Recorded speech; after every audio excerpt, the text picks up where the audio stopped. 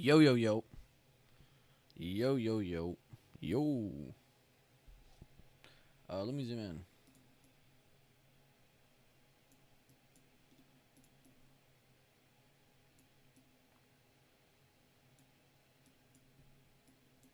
I guess I don't need to. I kind of need to look at that previous day a little bit. It's wild how far we are from our previous day halfway point. This might be one of those days. Holy crap, can I not click right? There we go. Good morning, good morning. What's up, Justin? Good morning. What's up, Susan? Good morning. What's up, Optioneer? What's up, bro? Oh, I need to share the stream link around. Dude, I do this every time I start the stream now. This is my new thing. I'm so bad at sharing the stream link around. Not even joking. I just start streaming. I'm like, everybody will know.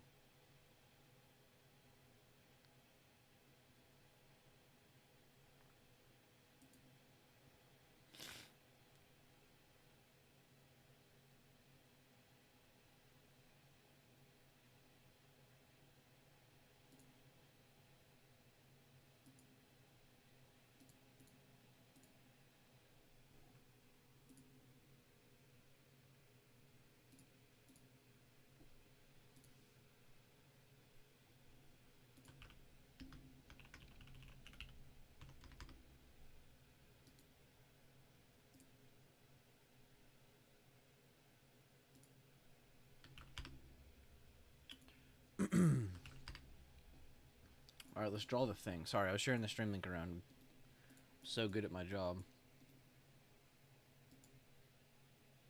So we got this one, and we got this one. God, that is insanely hard to look at. Let's not add that one. All right, so this is the gap fib for. We don't even need pre-market, dude. I'm deleting all this crap. Yeah, we don't need that. Turn this off. And then I need this.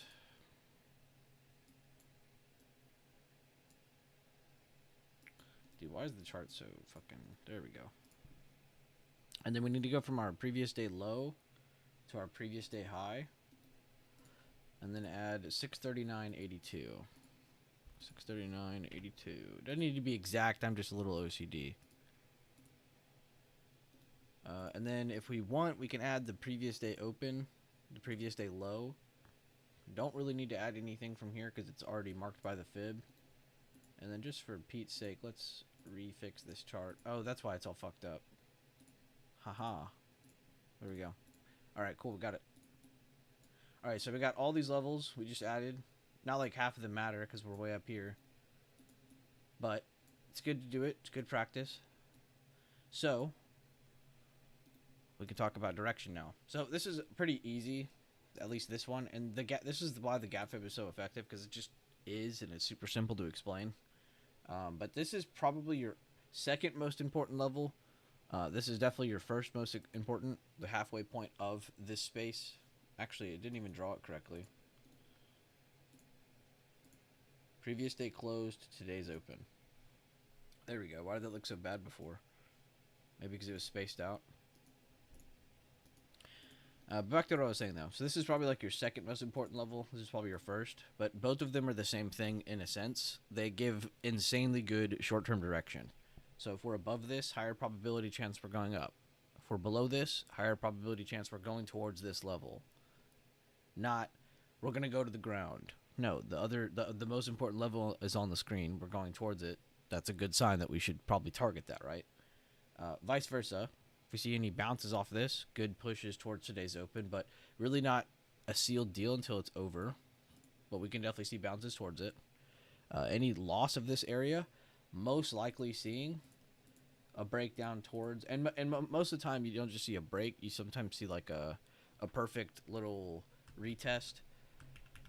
Sometimes you have to draw your fib, like let's say we get a move from here to here, and then it starts consolidating, and maybe it doesn't give you the perfect retest, because again, we know that it's not always going to give you a perfect retest. We're not in a perfect world, sadly. So you go from the low of the level that breaks to the low of the move. So the level to the low. And then you're basically just wanting to bet on if it goes over this level, you're probably not as bearish as you think. If you're still under this level rejecting this, you're probably a lot more bearish than you think, which gives you good risk reward. So now you could almost set up a trade where you're like, all right, well, I'm going to short from here, but if I'm wrong, I'm going to give myself a little bit of room without fucking myself, you know? Because who wants to have a stop loss where you're losing like 60%? That would literally not even be a stop loss. That's that's a stop and a loss. A very big one. So we don't want that. If we're going to lose, we want to lose small. If we're going to be wrong, we want to be wrong small. We want to make it make sense. That's what good risk reward is. Does anybody have any questions on the game plan? And of course, these dotted lines, these are obviously just targets. You wouldn't really use these for... I mean, you can, but I wouldn't use price action around them. I would mainly just be using for, oh, it's above both of my good bullish levels. Let me target this first. And then if it goes any higher than this, maybe we're just extremely bullish that day. We'll target the next one and the next one. And then we can understand, okay, well, we've hit 3 targets after a gap up. I think it's time for me to chill out on trading for a bit, because if we go any further, this day is almost an anomaly, you know? So you don't want to put yourself in that position where you're trading a day that's kind of kicking ass. But you want to be able to get the most out of it without making up shit. You know what I mean? Buyers are still active or intact. They were yesterday. They are today. Until we see something else prove that. But yeah, market's eating this stuff up. It looks like the data from the CPI and all that stuff is holding up. It's not just, oh, we had good data one day, let's go up and then fall the next. No, it looks like the good data was enough to enforce a second gap up, which is pretty good. So us being at almost 650. So I'd say your big levels, and I had this on the other chart as well, for anybody who has been following my levels every day. Whoops, that's not the right chart. 645 is pretty important. 647.50 is pretty important, but these are also just psychological numbers. But it's also kind of funny because if you go to the gap fib chart, which I need to delete these other two before I confuse myself again. We'll just add them when we need it. There we go. But on the gap fib chart, you'll see the 645s there as well, because that's where we open. But 645 is important. Yeah, so you can have it either way. You can have it with just these levels, and then you have your other levels that we added from the previous day, which we'll see if we even get down there or not. And then you have the levels that we've been updating like crazy. So you can really follow what you want, but I would definitely add this fib, now that we have the open, to that chart as well, if you're someone who is following this chart. Don't ignore something important just because you want less levels. And you don't even have to remove that fib, actually. So this is what everything should look like. But if you want just one or the other, you can. But I would at least add that halfway point of the gap up if you are using the other chart.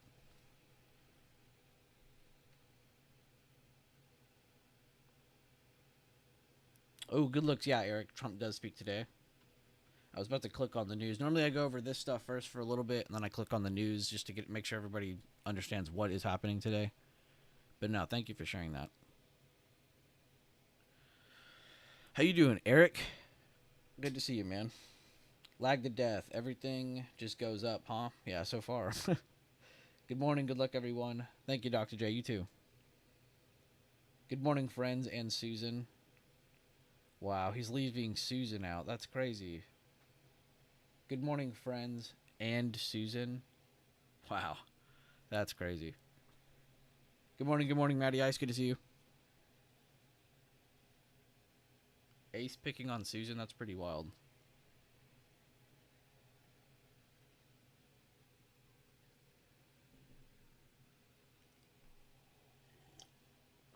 Oh. All right, let's look at the news now. Oh, wait. Oh, let's pull up SPX and then fix this chart. I've been meaning to do this for a while. Oh, that felt so good. Now I can just draw the gap fib. We've actually already hit the first target of the gap fib on SPX. I didn't realize that. Not really there on the SPY. Yeah, Susan, I'm wondering the same thing. Like, what the hell? It's Ace. He's probably just making fun. And then the other chart I posted last night and this morning was AMD, but it doesn't really seem like it matters. I guess you could add the previous day close on that one. Haha. It's already through the first target going to the second. That's fucking insane. Excuse my language, but that is actually fucking insane. AMD is kind of a beast right now. More so than the rest of the market. Oh my god, coin as well. So you can really tell what's a beast and what isn't based on the gap fib. I mean, look at that. This thing is already through all three.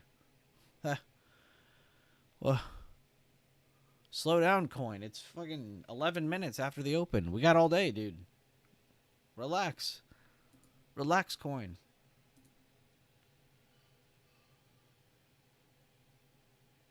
Everyone on AMD finally breaking even overall. Oh my god, lag. Chill, dude. There are innocent lives a part of this chart. I know for a fact. That's why I was talking about this the other day in the stream. Talking about how many people in our chat own this and how long they had to hold through. I mean, most of them had it like between here. And then a lot of the smart ones kept averaging down. So most of the people in our chat's profiting from shares, but I know for a fact if they didn't hold, they're definitely a bit. No, I'm kidding, but they definitely are probably feeling it now. But yeah, no, just again speaking to how strong that is. I mean, it's making it to the second gap fib target. Coins through all three and some. I mean, what even is this chart? I did say the other day I was surprised this was even down, but I would never have guessed it having a fucking 5.25% day in 12 minutes. And you can't say, well, it gapped up. It didn't gap up that crazy. That's just a normal gap up. That's a crazy amount of movement from the open. Whoever's hitting the bid on Coinbase was ready. ExxonMobil is in a crazy spot. And can we all agree that that's squeezing its ass off? Below that low. Holy crap, that's a horrible line. Here we go. This is an insane looking chart. I feel like I'm going to say that a lot today just because of the movement. All right, we'll go back to SPY. I know some people are probably like, what the hell, dude? Get off this chart. IWM might be a good watch again, for all we know. Triple Q, not a bad one.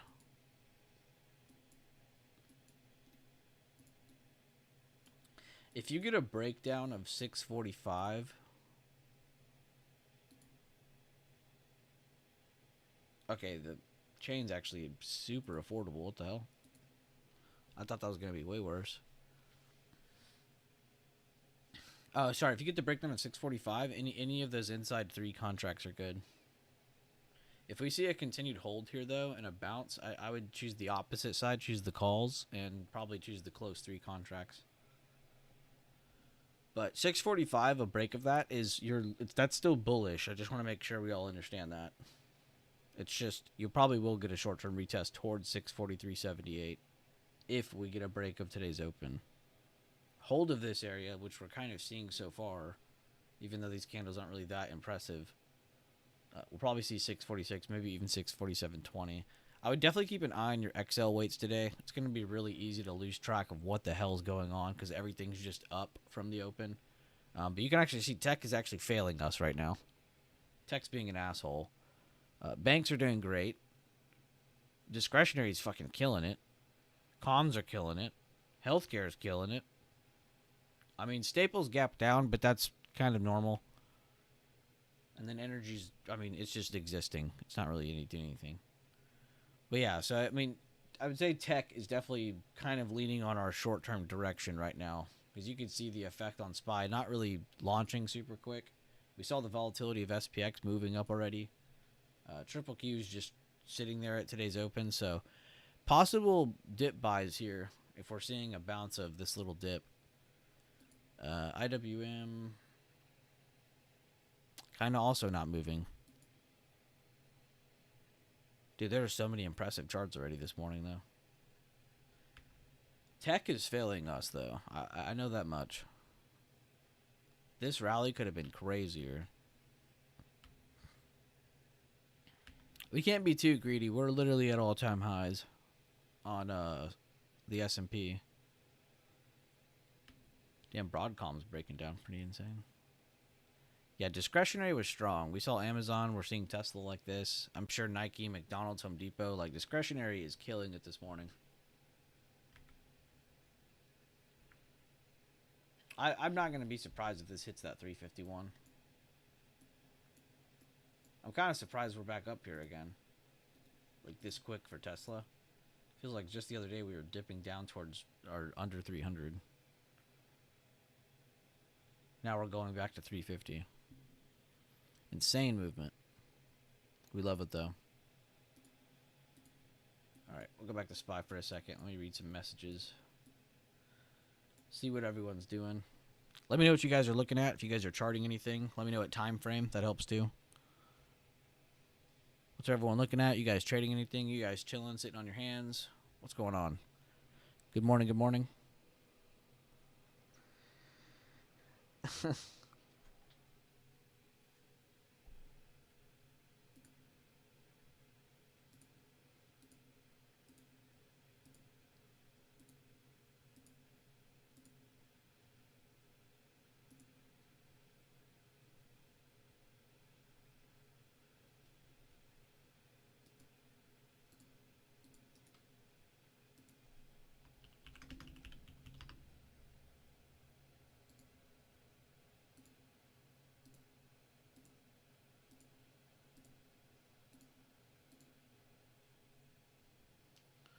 Oh, God.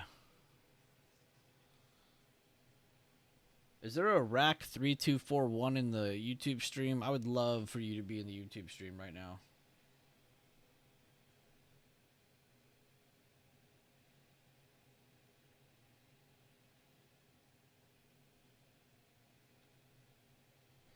Andrew stayed on AMD, right? I was feeling... Yeah, no, I'm pretty sure he's still in AMD. I don't think he sold it. He's been pretty busy, so I haven't talked to him as much recently.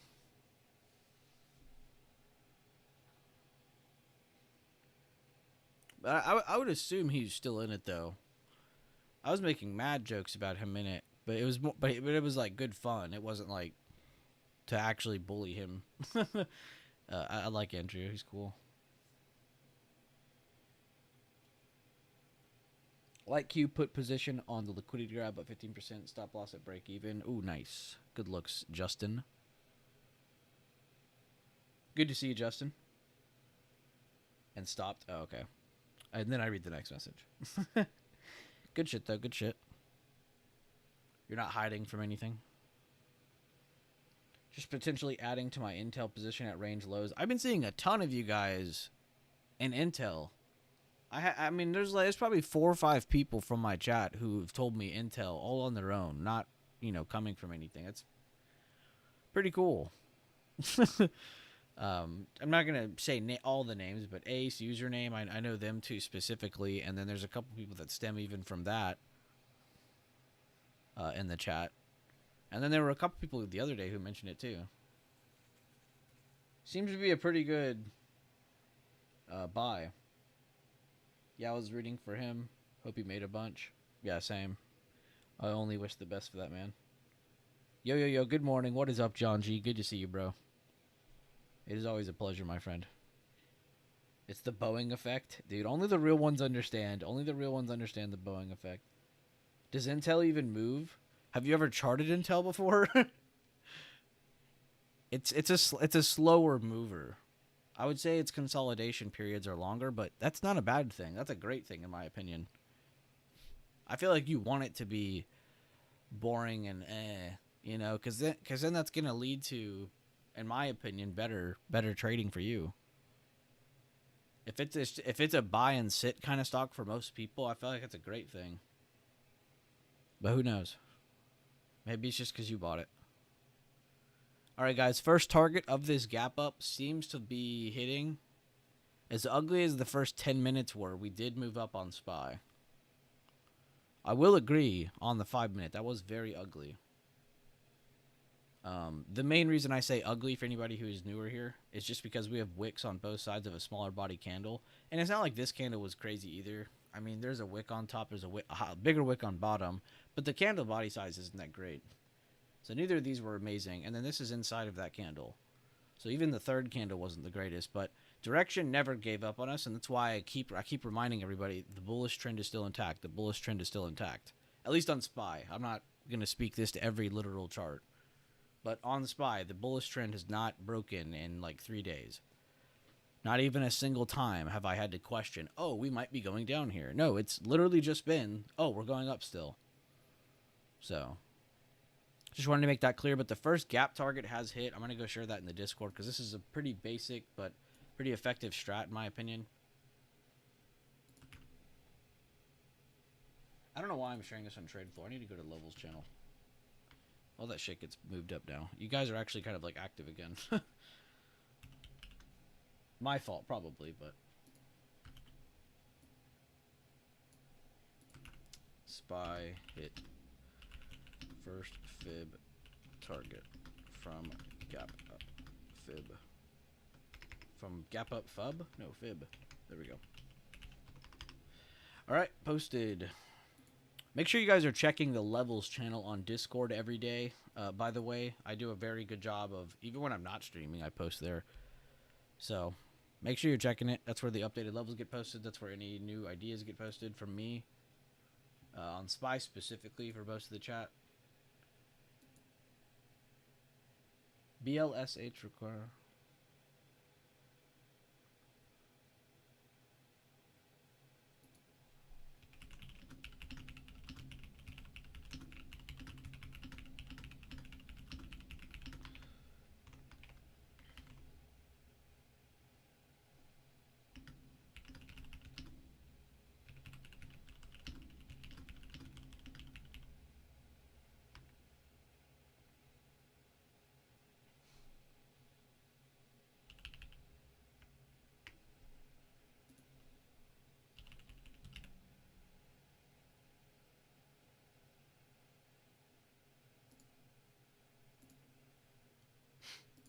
There's some crazy plotting going on in my trade floor right now.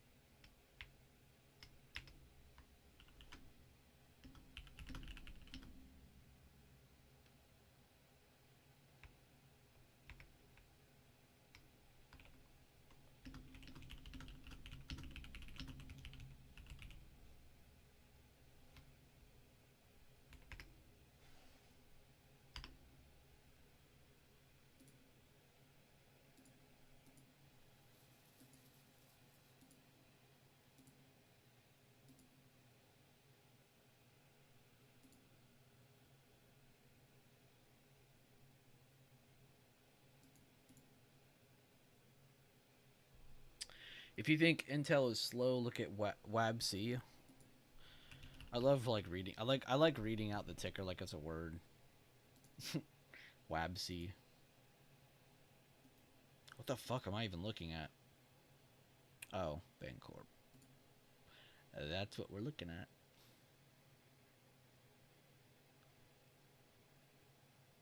Loans is one of their big things.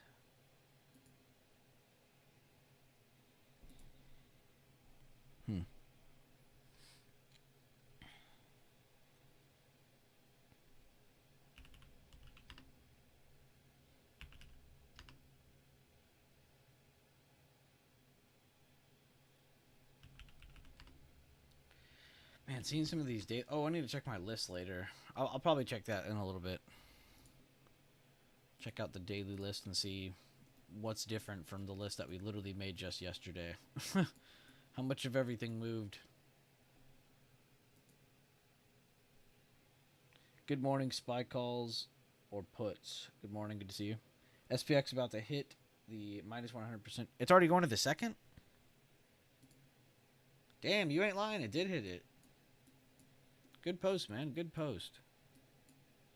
Yeah, I mean, I said it earlier, but it was just impressive how this went up and hit it in the first candle. And now, and then only a few candles later, we're hitting the second. That's already an insanely impressive day from SPX. Moving from your open up to a second fib extension of your gap up is pretty impressive.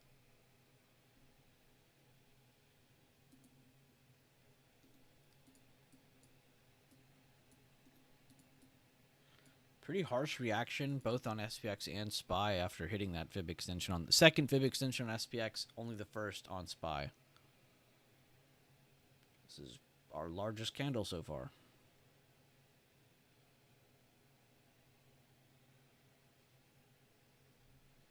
See if it wicks or if it actually does close the solid body.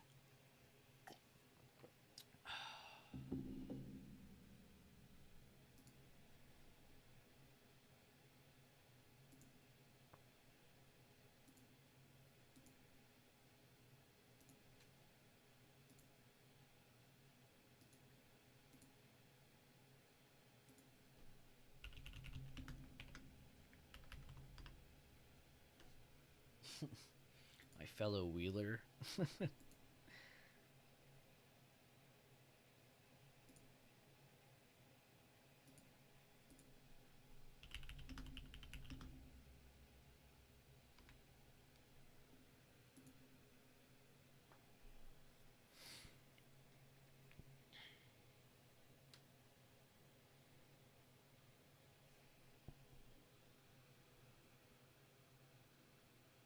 Oh, I didn't even see that message. Good to be here. Been on that solo journey.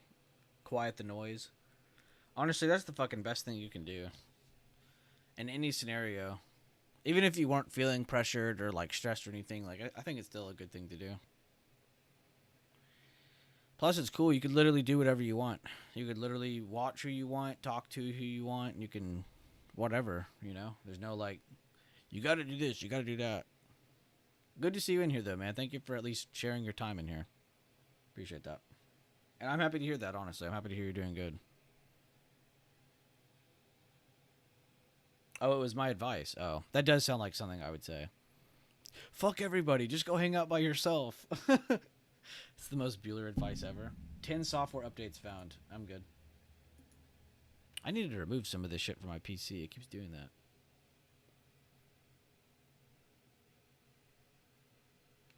Some really cool conversations in my trade flow right now between Woots and Username right now. Dad, I just saw your allocated investor message. That's funny. I know you're being serious, but just like, it's funny that you know the number. What's even better is when you have money in his full fund.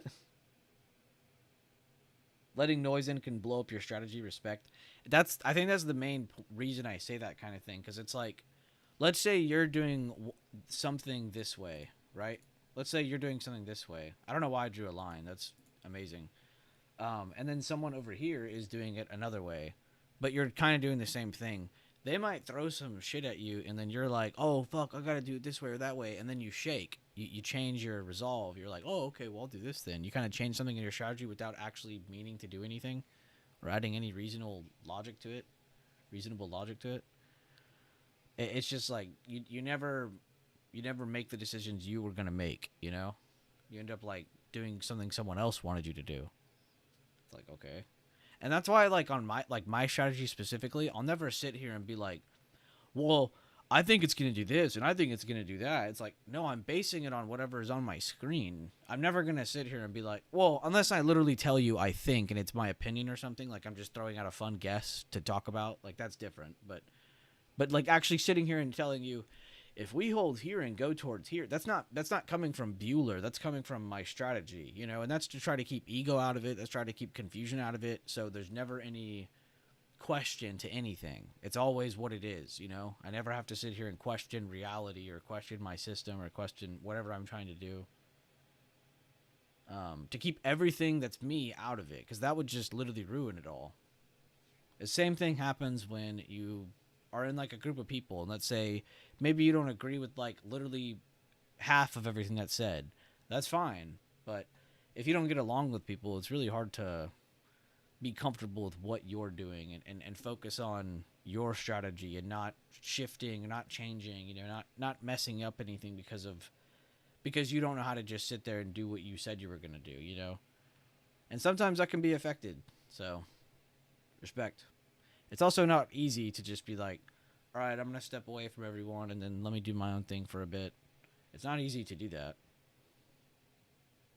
And I really only recommend that to people who have been in like multiple groups, and maybe you're just like, you're flustered, you don't really have like a good like sense of direction because you've just been told so many different things and you've learned so many different things. Like, it's really, the advice is really for those kind of people, or people who have learned like 50 different strategies and are just like bouncing between them. It's like, you really need to just find your groove and then just stay in it for a while.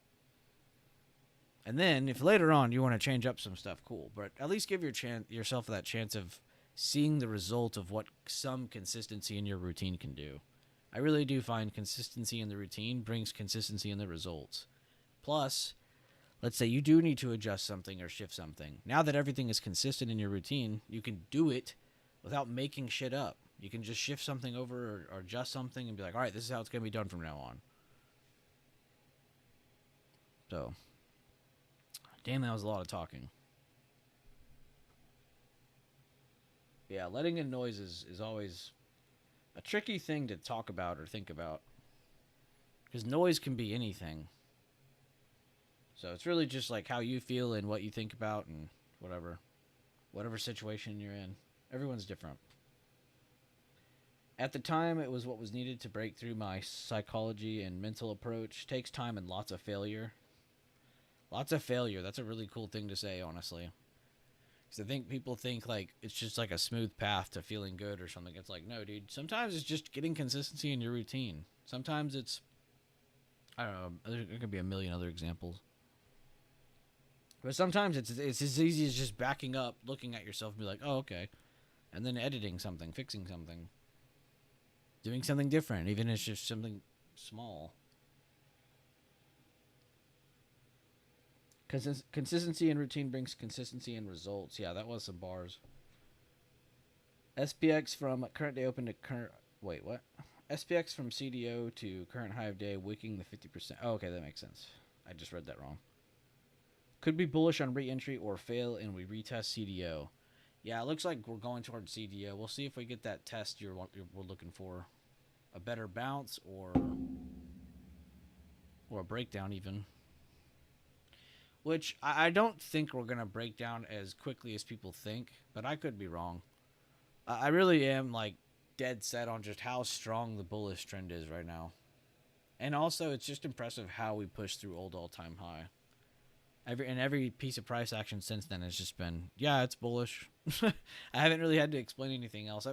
I've had to sit here and actually go over like, well, guys, if it does this and this and this, then we can look for bearish setups. It's like I've had to literally like remind what a bearish setup looks like because it hasn't really been happening. And I don't do that to like fear monger. I do that to just honestly highlight, look, this is what this is. I'm not trying to be like, hey guys, get ready for... I'm not foreshadowing. I'm not doing that crap. Foreshadowing callouts, that would be crazy. Yeah, guys, we'll see if some red candles appear or not. 2 hours later. Do the SpongeBob thing.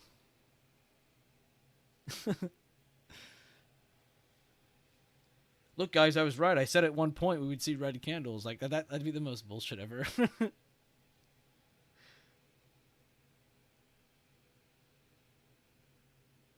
Practice one kick 10,000 times and not try to learn... Exact. Dude, that's a really cool way of saying that, yes. I like how you put a spin on that one. I'm waiting to see if we retest CDO and how PA reacts. I agree. I think waiting for reactions around CDO and getting like a lower high of something or a higher low of something, I think that is the best thing you can do right now. 100% Eric. That is a really, really good message right there.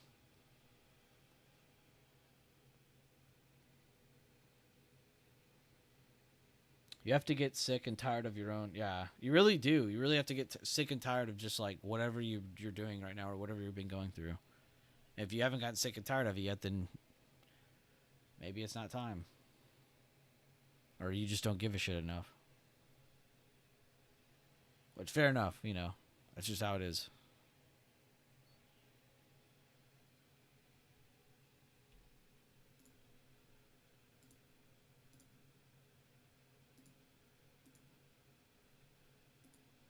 I like this Woots guy in the trade floor. He's really just like comfortable in his own skin. He doesn't give a fuck who's reading his messages. I love that. He's like, I don't give it. Like, he hasn't once been like, sorry for spamming. I hate when you guys say that. Sorry for spamming chat. Shut the fuck up. It's literally about trading. You're not spamming anything. But I like Woots, man. He's really just comfortable. He posts whatever he wants. He's just doing whatever he wants on the trade floor. It's really cool. It's like another Kevo is in here. Cause that's what Kevo is like. He doesn't give a shit. He's just here to have fun and trade, and he likes talking to some of the people in chat. Very cool.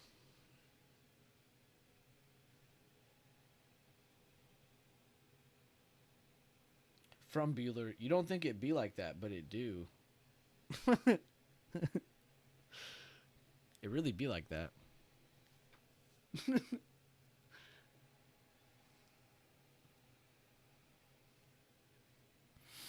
Man, I'm tired.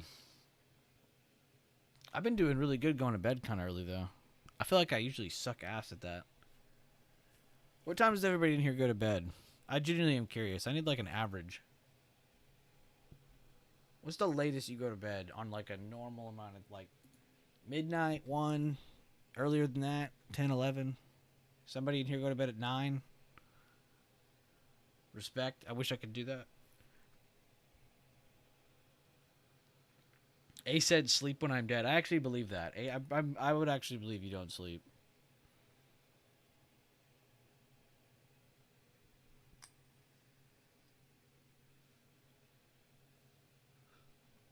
Ace, how are you doing, by the way? I always like seeing Ace's name pop up, too. Make sure to follow Ace on Twitter. It's probably the only person on Twitter I promote anymore. There's a couple cool guys left on there, but Ace is definitely the coolest. 11 p.m.? That's not bad. I feel like that's a fair time. It's not too late. It's not too early. It's just right. And it gives you time to wake up early.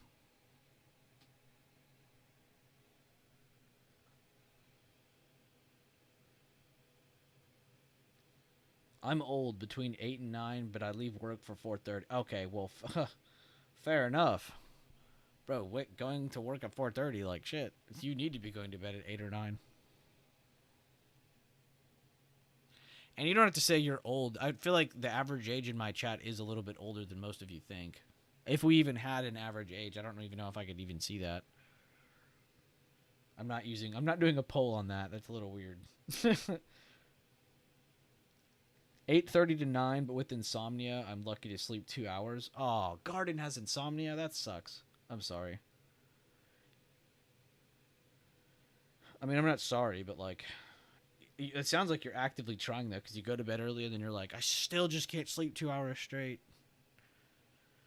I don't know if I have anything or not like that, but I've been taking this medicine that's been severely helping me go to sleep. It doesn't help you go to sleep. It's more or less like you need to be a little bit tired, and then it kind of helps you. If I go, like, drink a Monster, it's going to fuck it all up. But that would be weird. I know you're not just sitting there downing a Monster. Or are you?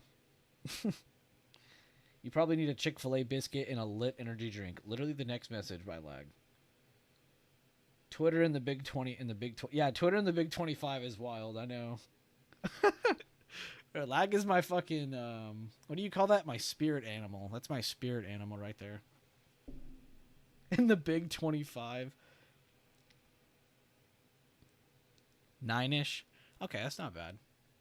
I'm a little jealous of the people going to bed at between 8 and 9. But it seems like you all have your reasons, though. One of you has insomnia. The other one goes to work at 4:30. Susan probably runs the government, and we don't know it. Most people trading don't get this far, so usually we are a little aged. No, I think it's the people that we attracted in here a while ago, and then it's just kind of like slowly built up, which I think I'm honestly proud of. I think I'd rather have a smaller group of people who are like a little bit more mature, because it's not age. Like, I don't even mean it like that. Like, we have older people in here. Well, I think when I'm saying that, I really mean like we just have more mature people in here, because if you go talk to anyone in chat, you won't get the impression that you're talking to a child or someone that's younger. You'll get the impression that you're speaking to someone who's a little wise. Somewhat wise. I'm not trying to glaze my chat too hard. But there's a lot of people in there who are just like, on average, pretty wise. Don't let them get cocky, and don't let them know I said that. There's a lot of more mature people in my group. There's a lot of people in my group too, and I love this about them. I think this is probably my favorite thing about my own group, my own people, is not everything needs a reaction, you know? Like, if I go in there and I say this and that, and then someone says this, and like, if everyone says what is always on their mind, no one will ever get a grip on anything, you know? And I think that's when you truly grow up, is when you understand that. When you understand not everything needs a reaction. And it really does help, like, transition over to trading as well, because it's like the same level of thinking. Not everything needs a reaction. You don't need to be actively doing something every 5 seconds just because you can't sit still. And that's kind of what I mean. By the way, guys, thank you for the likes. I didn't even sell my soul out that much today. Thank you guys again. Definitely leave a like if you haven't already, but you guys already did a good job. And we are touching what might be the second most important level on your screen today, the current day open. We are at the current day open. A break of this can lead to more significant pullbacks towards that 50% level we see on the screen. A little under 644. You've got enough leaders in here that any BS doesn't last. Exactly. That's a very good way of putting that. See, you guys are always better at summarizing than me. I'll sit here and yap 10 minutes about one thing, and then somebody says it all in a sentence. That's perfect. Ace, you asshole. I was honestly looking at my YouTube chat. I was like, I'm going to look back at this, and I'm going to see a message that says, "You're welcome." I knew it was you without even looking at your name. You're welcome. That's insane work. Only Ace could type that. Ace is that kind of guy that like pretends he has an ego, but he has zero. He has none.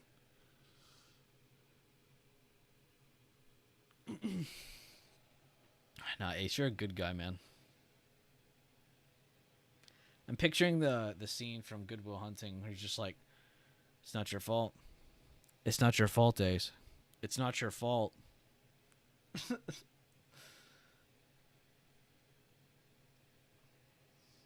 Again, this is probably the other most important level on your screen. A break of this can lead to a bigger pullback toward the 50% level we see, a little under 644. A hold of this, if we see a little bit more price action, I'll let you guys know in a few minutes if it's looking good or not, based on what we like to look at. If we see a BTD method pop up here at the 644.91 level, then this is still looking good for longs. And we have to take that argument too, because we did literally gap up and we are up. Trend is up still. We haven't broken any short-term trend yet. First step could be today's open, is why I say that. But we're still above. I don't care what they say about you, B. You were okay too. I don't care what everyone says about you when the stream ends. 11 p.m. standard, sometime midnight. Damn, okay. Yeah, I don't have like a set time. I thought I was asking all of you. There's nights where it's like a little earlier. There's nights where it's way later. It's whatever. But happy to be here. I didn't even see this message either. Why am I overreading these? It's a more mature group because you don't promote crypto scams or fake call out. Yeah, that's true too. I don't like to sit here because if someone gets in the chat, that's why I was kind of mentioning that guy on the trade floor this morning. Because he came in here instantly and was reading all these messages between Woots and username, and he goes, I want to take callouts. Like, that was one of his first messages. It's like, are you fucking serious? Like, when I see that, I genuinely want to be like, can you please think for yourself? Try it just once. Just once. Like, at any point, he could have just gone into read what they were talking about, you know, read the conversation, gather context. No, let me just skip to the front of the line. Hey, I want callouts. Like, that's how I pictured it in my head. It's like, okay, well, you're not going to last long in here. Plus, I don't like that energy around my group. Like, if I have, let's say Susan, I'm using Susan as an example again. Lag and Dr. J. Let's say they're all in a circle in the group, right? They're just kind of covering a couple things they were going over today. Something they saw, anything like that. They're just super focused. You can see they're totally locked in, right? And then someone comes in there and smacks a hammer on the table. Yeah, it's gonna be fucking annoying. Like, I don't want my group to be annoyed while they're locked in like that. You know, it's like they're focused. They're trying to get something out of it. Let's not ruin that. Some people just can't read the room, and that's genuinely why I read that stat out where it's like how many people have an inside voice, that voice that's in your head where you're like thinking for yourself. Not everyone has that, and it's genuinely like scary. And I'm not hating on these people. I don't think they're dumb or anything like that. It's not about IQ or being smart or anything. It's just like, dude, read the room. I wouldn't walk into a room of people all reading books in a library and then start fucking yelling. Like, what? Doesn't make any sense. You're in crypto? No, he said crypto scams. We don't hate on crypto. I'll glaze Coinbase and Bitcoin all day. At least right now. But no, like crypto scams, because there's a pretty good number of them around still.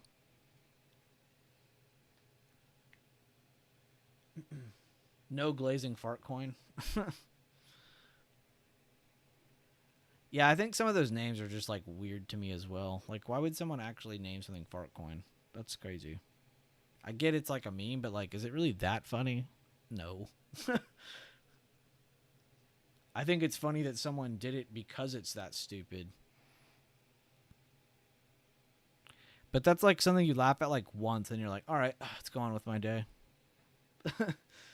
Someone really did that for like a single laugh from each person. If even. We're seeing a decent reaction here. We have a lower wick on the last candle. We have a candle within the previous candle here on the 5-minute, which is a great sign. I would be constantly flickering between the 5 and the 1 minute right now as we are bouncing off of today's open, which this is going to be your best risk reward for a buying play if we continue to hold it. So, of course, if we lose it, you shouldn't be sitting in that play still, based on the system, of course. Today's open is a very important pivot point. Might even be the most important. I'm only calling it second place level today because this level. Just because this gap is significant and this is probably end up going to getting used. Sorry, I'm stuttering like crazy. This level is going to get used a lot. Even if it doesn't get used today, it's going to get used at some point this week or maybe even next week. So this level is very, very, very important. Keep it marked. At least for the remainder of this week. And if it still is in a spot where we can use it next week, we will. And I'll let you know if we don't. You'll see it in the updates. I'm not going to leave you hanging.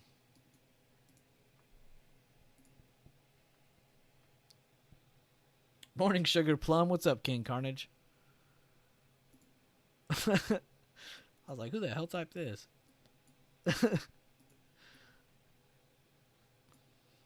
Some people are in my chat, yo, good morning, Bueller. Other people, good morning, Sugar Plum.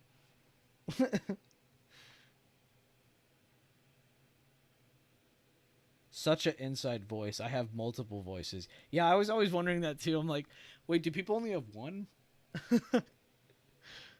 What are these other 8 voices in my head? Super locked in.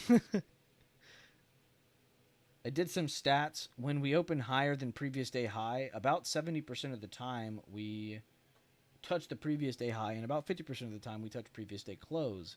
If we successfully touch previous day high, then times we hit previous day close increase to... Okay, that actually does make sense. Wait, I'm going to read that again. When opening higher than the previous day high, so we're positioned above the previous day, about 70% time we do go down and touch it, and about 50% of those times we go down to the previous day close if we touch that PDH. That does make sense. I bet it drops like that a little bit because the distancing between the high and the close a lot of the time. Like sometimes your high of day is pretty close to your close, or it's relatively close. So that does make sense. But that's not the case every day. So, of course, it's 50%. That makes sense, actually. 70%, though, is pretty impressive. That's actually something you could act on. So any breakdown of today's open, and we do get that touch of today's high, you know, it's like, damn, it's another to that 70% stat. Not saying you should short every time you're above your previous day, but it does kind of make you wonder. I really am pretty hell-bent on the small gapped-up body candle strat. If anybody in here has ever heard me cover overbought and oversold price action, a lot of the time, all you have to do is just look at that. And it leads to an easier short or sometimes an easier long, based on whatever direction you're in. Small gapped up or gapped down in some cases, I guess. Small body candles.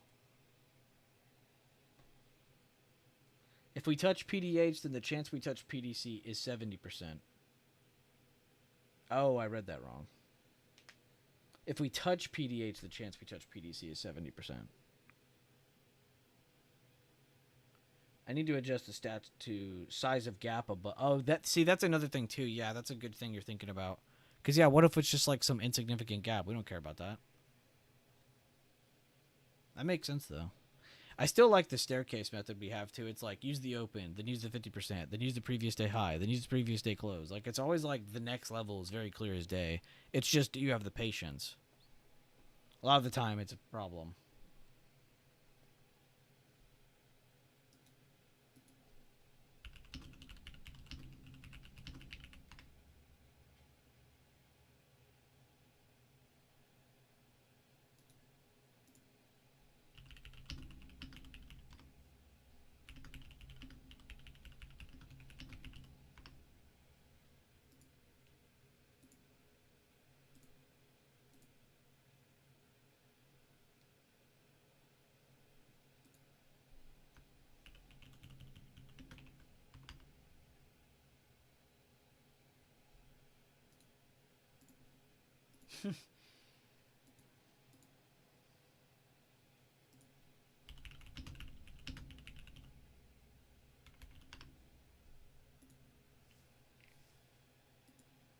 Sorry, I was reading Discord. Good morning, John. Good to see you, John Moss.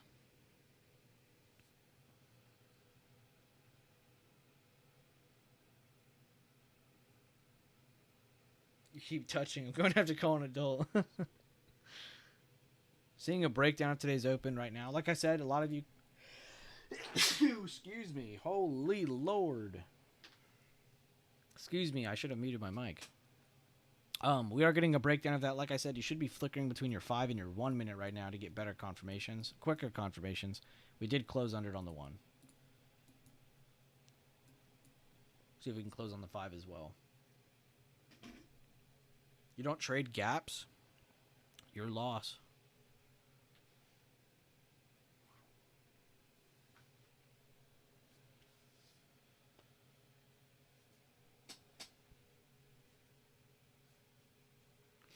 Man, that sneeze came out of literally nowhere.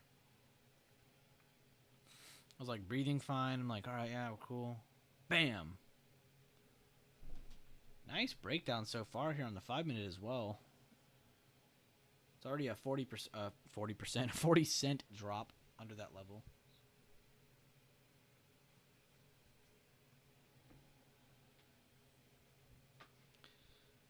See if we get that retest the 50%. Anybody looking for downside movement, your risk is still that 644.91. Today's open.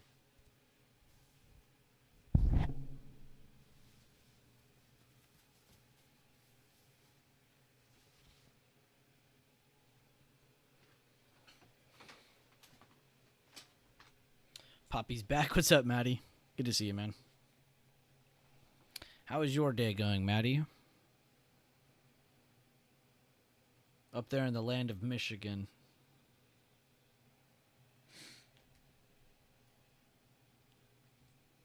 Yo, almost 30 people in here, guys. Thank you. Be sure to let us know what you're looking at. I'm about to switch through the charts a little bit. I'm finally glad we saw something happen at today's open, so I'm just, chilling, staring at SPY. We're back to today's open on SPX. Anybody watching that? We did hit 2 targets on the gap up of that, which is crazy. And then AMD was my extra watch today for people in chat, but you can see how that worked out. My arrows are like, yeah, man, if it breaks above this, we're looking good. Starts not just above it, but above the next level too. So I'm not going to sit here and go back and be like, yeah, guys, you could have bought calls right here and sold right here. It's not really it's not realistic, so I'm just not going to cover it. I like to do that a lot too. If I have something I set beforehand and then it doesn't work out, like it didn't give us an opportunity, not that it didn't work, didn't give us an opportunity, I'll definitely just be like, all right, well, no need to sit here and spam everybody with that. They know it didn't work out. I know it didn't work out. Because you got losing plays, you got winning plays, and then you got plays that just didn't even validate an entry. Which I think those are still worth going over because it shows you what you should be dodging.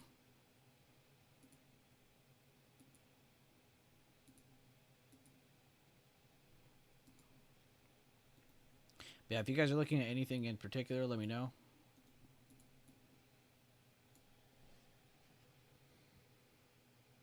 Sweating your ass off, ripping Ivy out. Oh. Well, I'm glad you're here now. That sucks, though. Triple Q filled that overnight gap. Did it really? Bro, Tech really failed us today. I know I said it early, but, they really failed us today. You guys could have seen a legit another, 1-2% day at all-time highs again, but they failed us so far.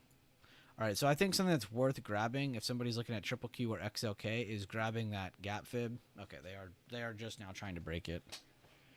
On XLK, he said Triple Q. It's different. I like to look at this just because it is it's so pure. I say pure blood, like it means anything, but it really is pure. It's literally just tech stocks in here. The most pure tech. So I think when you see this, it's like a true sign of okay, it is trying to dump. But yeah, good call out. Triple Q is pretty much hitting that gap fill now.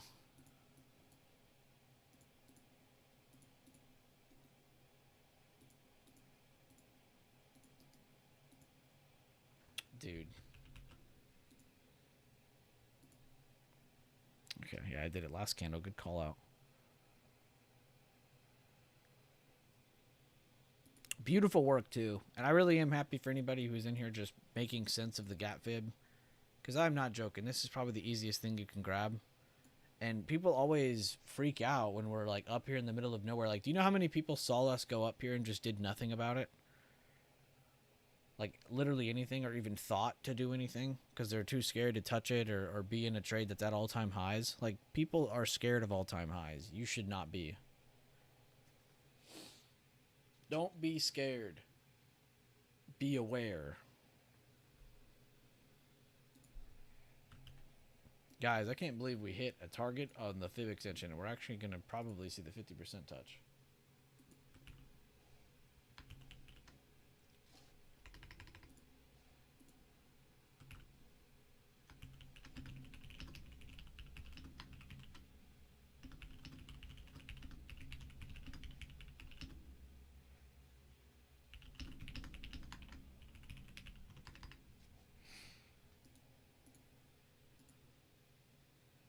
Baba.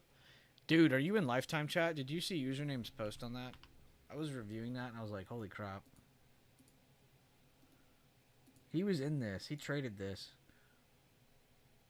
Actually, I should just show you all the last couple wins he has. This is his last win. This is his other last win. Fucking insane. I won't go through all of them because I'm not trying to share everything he's doing, but I mean his last three were those two, and then this is his other one. Before the launches. He was in them before they launched. Username is on some sort of like future seeing drug. I respect it too. He's working his ass off. It's not easy doing that. He's got to be going through like tons of setups and like actually has really good parameters. I've been reading a lot of his posts in there. But yeah, no, Baba's on actual fire right now. They killed it today.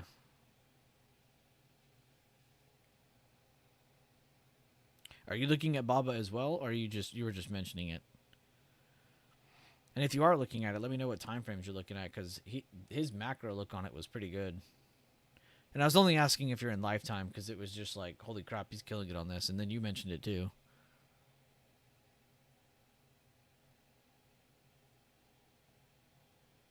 And good to see you too, Alexis. I already said good morning to you, but good to see you.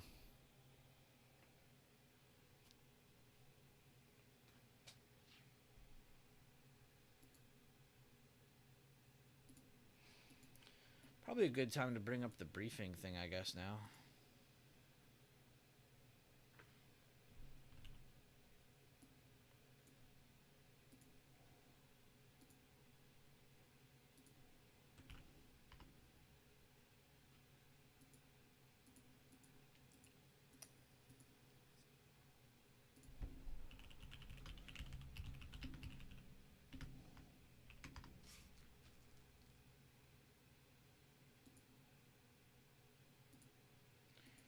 SPY after breaking CDO is close to the halfway point of the gap up, guys. We are right there. You see a couple underwicks happening right above it.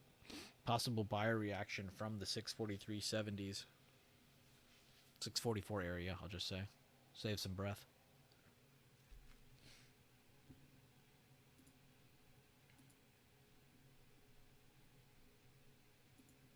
I literally go to the news feed channel. The first thing I read is Trump wins a court fight. And I read it wrong. I was like, wait, what? Trump got in a fight? And it was on camera? To withhold billions in foreign aid.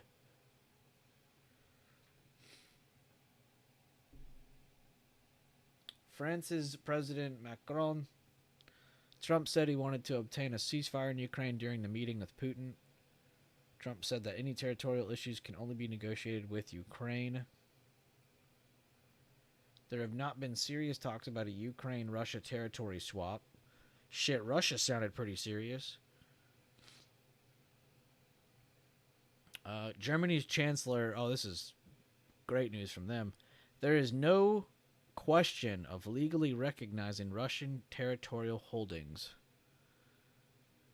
President Zelensky said there are no talks without Ukraine. There should be a meeting of 3 leaders. That is a little weird. Why isn't he there? I mean, it's literally involving his country, is it not? Why is it just the French dude, Trump, and Putin? Where's the actual... Where's the Ukrainian guy in all this? That is weird. I'm not even, like, trying to back him up because he's been a little asshole, but... I mean, come on. He's kind of right in that sense. Why isn't he in that room? The whole Russia thing is just so shitty.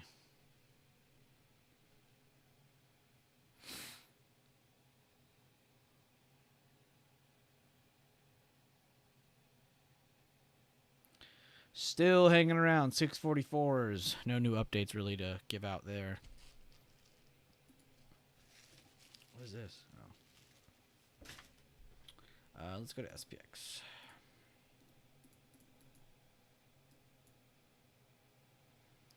SPX stopping kind of in the middle of everything. See if they make it down to the 50%, or if they do go tap their head against that today's open. We already talked about triple Q. Probably should have drawn this in IWM, but I didn't even bother. Looks like it didn't matter. They hit the first target and just kind of chilled since then. Didn't really move up or down. This is your small caps chart, by the way, guys. If you ever see me bring up IWM, it's your small caps, your smaller companies. Still an important sector to look at, and the options chain isn't too bad for same-day scalps. The swings aren't bad either. I like to look at it for swings, too. Which, it's funny. I'll look at trying to swing this more than I do SPY. I don't like to swing SPY too much. If we're being honest, it's a win rate thing. I have a really high win rate on swinging SPY, and there's, like, always a part of me that doesn't want to fuck it up. And it, like, makes me nervous when I go to trade it. So then I just avoid it entirely. So it's like this weird, like, silent barrier I put between myself and swinging SPY more times than not. So it's a good and a bad thing. And I'm not, like, glazing myself. It's just, like, it really does put you in a position where you're like, shit, I don't really want to do that. I don't want to put myself at risk. We don't need to be swinging SPY all the time anyway. I don't like to swing around all-time highs, but scalping, day trading, that's all fine around all-time highs.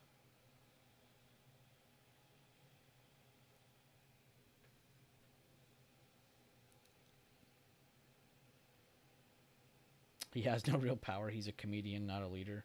It does involve his country, though. But yeah, I get that. I get he's not on their level. Love NQ. Good shit, Lag. I'm assuming you killed it. Let us know what you did. Caught 80% on Q. 581 put off the bear flag of the 2-minute. Holding a runner. Good shit, Justin. Yeah, direction's been on your side for a good minute now. Good shit. I guess I could peep the 2-minute. Why not?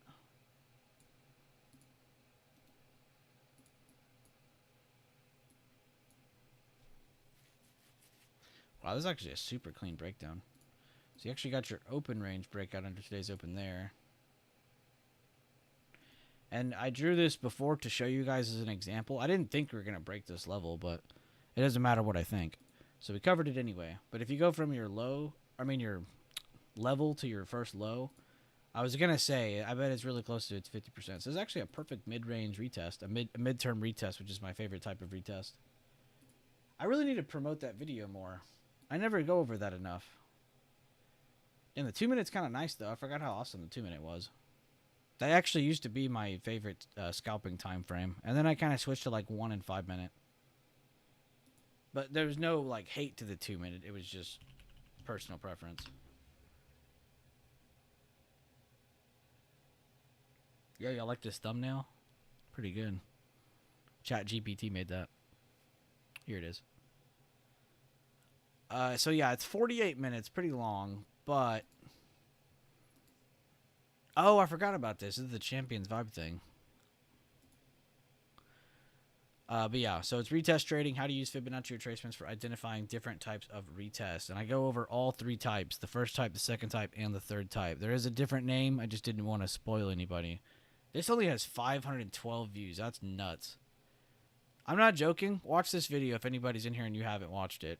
If you don't know how to take retests, and it doesn't matter what time frame. You could use this on any time frame. Genuinely, like, I really hope more of you use this or not. That's what I was explaining on my chart just now. Justin helped remind me. But yeah, check that out if y'all haven't. It's genuinely one of the most powerful videos on my channel. I guess it's a good thing it doesn't have a shit ton of views. Keep it to ourselves kind of thing. It's really easy though. I'm not joking. Like, it's really not that hard. To draw it, to identify it, those are all different. Now, once you get that down, then you can start to go to the experience and the comfort and the strength to actually take risk. But that's a whole different conversation. Q's here have been very weak against SPY today. Yeah, 100% it has. And good mention on that. Good awareness. I think I saw 2 or 3 of you mention it today, actually. Because you guys know that I don't look at Qs as much. I do click over to them, but I love when you guys give me the updates because then it kind of lets me focus on what I'm doing. And I can get some proper updates from you guys, which is also good practice for you.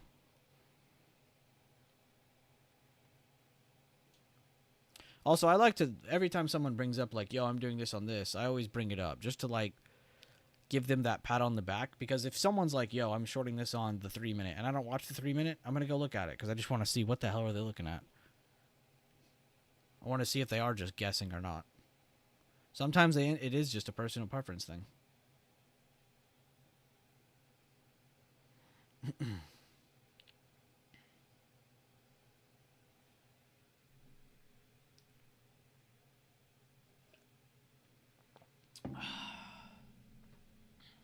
God, I love water.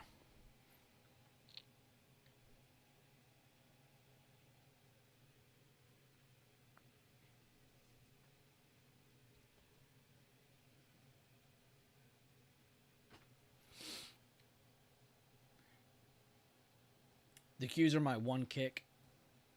You love its volatility for trading while watching SPY for Confluence. Dude, that is amazing. Yeah, there's nothing wrong against that. I feel like that's as good as it can get. No need to think any deeper. And that's like good spatial awareness too, because you'll be like, okay, the S&P that's a little bit more mixed than triple Q is a little bit more indecisive, right? Meaning there are going to be days where tech is completely killing it and SPY is just kind of, it's kind of like meh, you know, even if it is following general direction. Today is actually a great example of that, like you said. You already stated that. Good stuff, though. And thanks for being here, Justin. I really like this conversation, man. Thank you. First real trade in over a year. What's up, Nam Lee? Always good to see Nam Lee in here. Took that SPY put 42 minutes in. Spotted the short I was waiting on. Execution was dog water, but I was stoked I was able to visualize it. 42 minutes in, into the open. So somewhere in that candle. So you're saying somewhere in this candle your execution was dog. Hot dog water. But you were able to visualize it. What time frame were you watching this on? Just so I can get this a good, you know, visual from how you were looking at it. The 2 minute. Awesome. Damn, maybe I need to add the 2 minute back. All right, so 42 minutes in. It's going to be what? 9:12. So this candle? The 7 minute is goated. Possible liquidity grab? Are you talking about right here? On SPY? We need to break and retake first if you want that liquidity grab. This would honestly, I guess you could call it that as well. But yeah, they're still holding it perfectly. This should get a bounce if you see a low and a higher low hold lag on any time frame on this 643.78. If you see any two things hold this, that should go back up towards this area. Of course, you have a little bit of a median to watch out for now.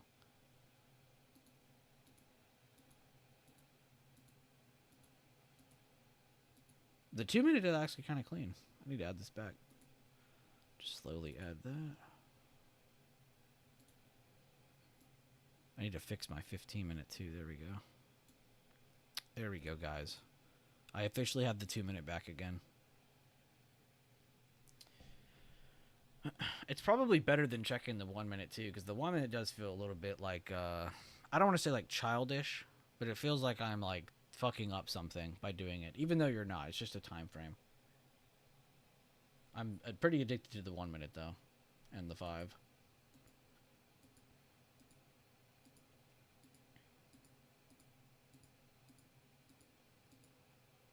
Is it an inside bar if it has the same low as the previous candle? I like to consider it just because it didn't break it, but it touching it is still significant though, because then you could see that as a stronger level, if anything.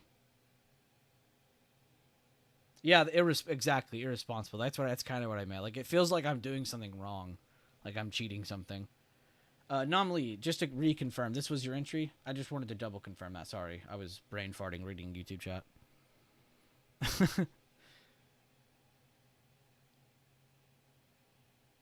67% return on SPX. Couldn't wait till the 50% gap for the gap fib hit. Price action was slowing down too much for me. Entered at 10:10 Eastern Standard Poot. All right, I'm gonna check yours out in a second as well, Eric. First entry, yeah. Another 6 minutes later. Nomley, you can tell me to stop if I'm putting you on the spot. I'm not trying to pressure you here. But did you enter this and then exit and then entered here? Or did you enter and then enter another trade and then you just held both? I'm trying to get a visual here. First entry, yeah. It took another 6 minutes later, so 2 contracts total. Did you cut this one or were you just like getting another one because you thought one wasn't enough? Or did you genuinely cut this first trade and then you entered again? I'm just trying to make sure. And again, if I'm pressuring you, just be like, shut the fuck up, Bueller, and I'll move on. I just want to see it how you saw it.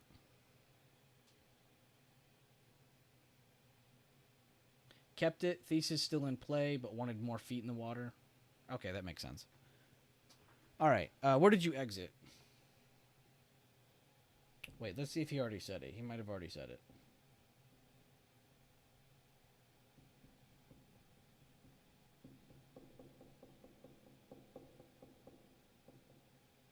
First real trade in over a year. I have something to say about this. Is why I'm kind of excited you're sharing this with us.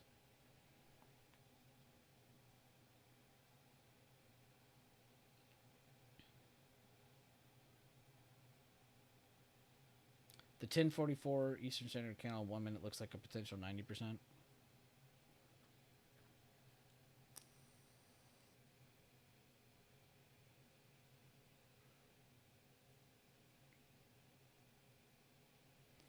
You use the CDO. Wait, hold up.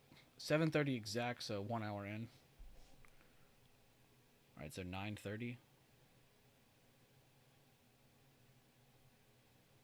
Wait, you sold on this candle?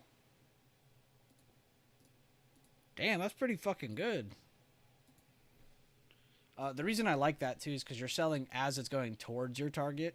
I cannot stand when people sit here and are like, regardless of your entry, whatever, like, fuck that. You held it. You at least held it, okay? So we'll get past that part. I'll get back to that, though, in a second. One thing that always gets to me when people are like selling at their target, and I'll even go through the mindset of this because we've all done this. We've all thought these thoughts. Like I'm not the first person to explain this out loud. Or maybe I am, who knows? But we've all had these thoughts. Okay, so it's breaking down. Oh my God, we're doing so good. Oh, should I take some? And then it keeps going, and you're like, you decided to be greedy and hold it.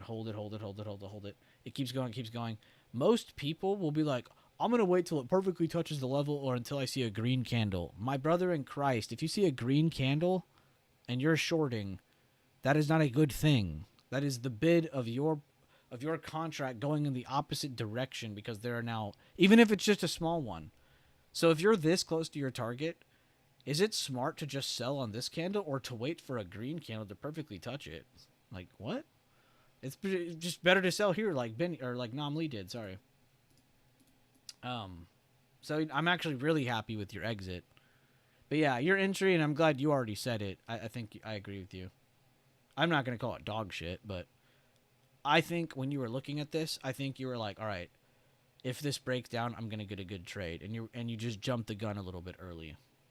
Because you could have waited for an actual break. I also showed you guys a method to get you a retest that makes sense. Again, going from, in this case, it's the today's open. And in this case, this is where that first low is made. I'm on your 2-minute time frame still. So you go from level to the first low that's made. If you get any kind of rejection of this, this could be not just a re-entry or an entry. Let's say you're somebody who entered the trade here, or maybe you're like Nam Lee and you entered a little bit early before the level actually broke, which, whatever, not the end of the world. That you're going to want something to tell you, yes, you're still right? So if it's breaking this and then you get this fib here, and here, I'll just draw this so we don't have a million things on the screen. So seeing this level here, it also helps you gauge it. Oh, okay, I'm still under this. I'm still bearish. I'm good. I can continue holding. If it goes back above this, then it's like, oh, okay, maybe I trim one of my contracts. I don't want to completely risk all my profits that are on the table. It could also just be a gauge. So it doesn't always need to be for entry or re-entry. It can also be for, oh, I entered on this open range break, or oh, I entered early before the level broke for my own various reasons. But yeah, so hopefully you can use those tips to help you out. But I think that was the mindset. I think you're just like, I don't want to miss this, and it looks like it is going to drop. One other question. Were you going through any other charts or other weights or anything at all? Because that definitely could have helped see, oh, okay, I think this is about to fall kind of thinking. But either way, Nam Lee. Round of applause for Nam Lee, everybody. He put himself in the spotlight. Put himself up for criticism. And he handled it very well. Good shit on your trade. Very, very nice. And good stuff like being a little bit, you know, patient somewhat on your exit. Not as much on your entry, but you applied some patience towards the end of your trade, and it's your first trade in over a year. Like, that's fucking crazy, dude. Good shit. Keep easing into it. Be slow.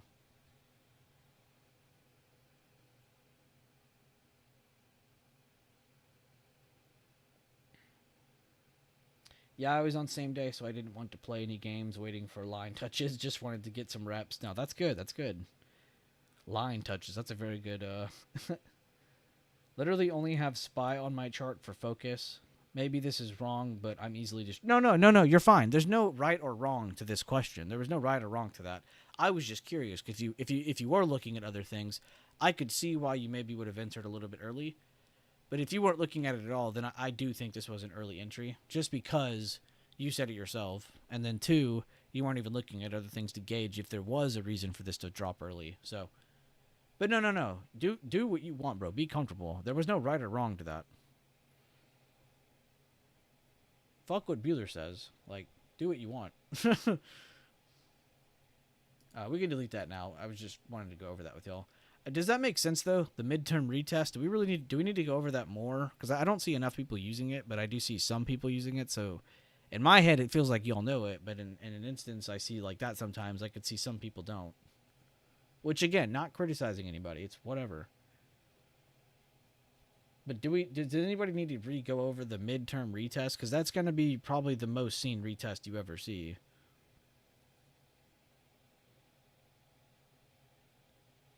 And if it did make sense, let me know. Because I think it's something that you can consistently do no matter what happens on the chart. And it's a good sense of like direction. Oh, okay, it is trying to go more. Oh no, it's trying to hold. Without it going back up to the level you were more focused on, or without it touching every little thing you're looking at, you know? It gives you a little bit of a sense of direction beforehand.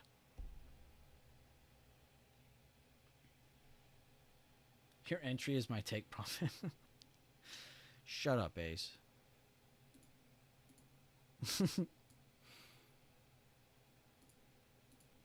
On the 1 minute though, there were good lower highs. So that's why I can't completely bash his entry. It's just because he's entering right above what might be the second most important level on the screen, the big barrier of today's open. All right, let's get on to Eric's now. He might have already posted it for me. Nope. All right, I'm just going to read what you put then. Let's see what you got here.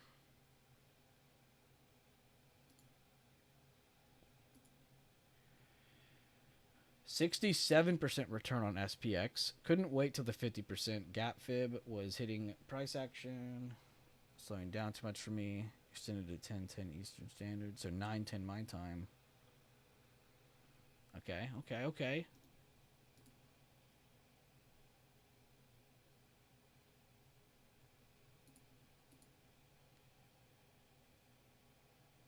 10:42. 9:42 my time. Wait, you just got out? That's this candle. Damn, that's pretty good.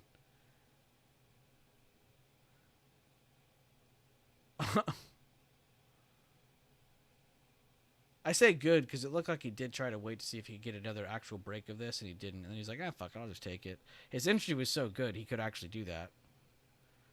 Right above that last lower high, too, so give you a little bit of room. Let's see what it looks like on the 5 minute, just so I can get a good rep.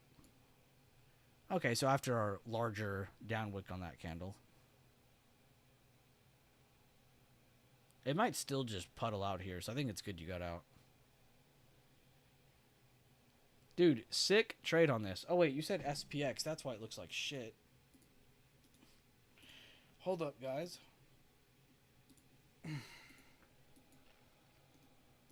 I was like, why is this trade so, like, it looks good, but I was like, what's off? Like, there's something wrong. All right, 910 to 942.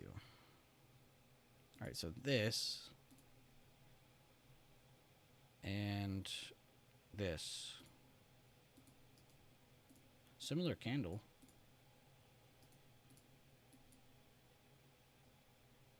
All right, so it already broke it once. Made a lower high. Came back down, broke it again. He got in. Okay, that is something more I could agree with. This is a lot more agreeable as an entry. Losing a target after lower highs, and it's not the first time it broke. This is something I can completely work with.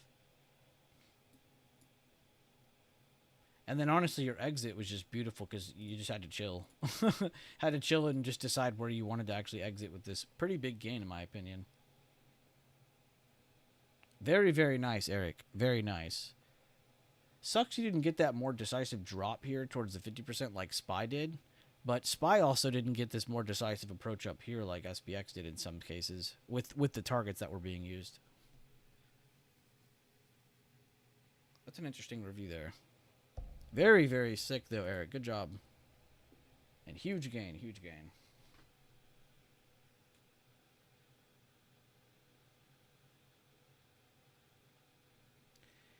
I used the CDO to current day high and saw price action was rejecting. My stop was above the golden pocket of that fib. Saw that we broke current day open, was holding till 50% gap fill, but happy with my gains. Okay, no, I think you did as best as you could there because it was like it broke the next level, no problem, and you're completely correct in your trade, and then it kind of just like puddled out in the middle of two levels, so it's like, eh. No, I think you did as best as you could with what you were given. Because you definitely could have made it down to 6453.99, whatever the 50% is. You were concerned for a possible double bottom. That is why I got out. Yeah, no, I think that's smart. Because that's kind of what we're seeing on SPY a little bit more. And it's happening on SPX now too. So even though it's a little bit after, it's doing the same thing. So no, I agree. I think you took the lesser evil path, which is great. Plus, you were in a winning play. You're basically dealing with, do I want to make this much or do I want to try and make more? And it's like, might as well just take what you got. It's a pretty big gain, 67%. And also the timely manner of your trade. That wasn't that long of a trade. Reviewing it, it felt a lot longer, though. Not going to lie. It probably felt long in the trade, too, but it wasn't. Yeah, I have learned if I hold when PA is slowing down, I end up holding or hoping for a continuation. Yeah, it goes from like logical thinking to hoping. More like you said, it just goes to like it goes to like dreaming and hoping and wishing, and it's like, it's not really part of the strategy. But no, you did the mature thing. And thanks for sharing that. Thanks for putting yourself in the spotlight. I always try to give people credit for that because that's not easy. But this is a safe place for most of you.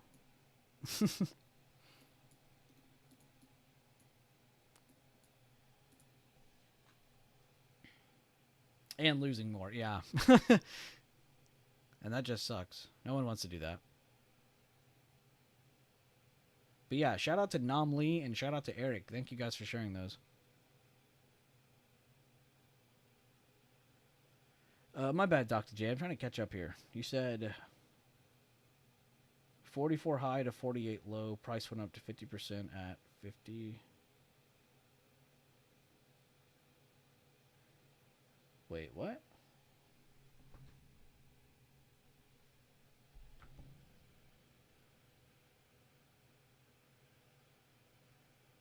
$44 to 48 low. Oh wait, maybe he's meaning. I really hope he typed that in CST.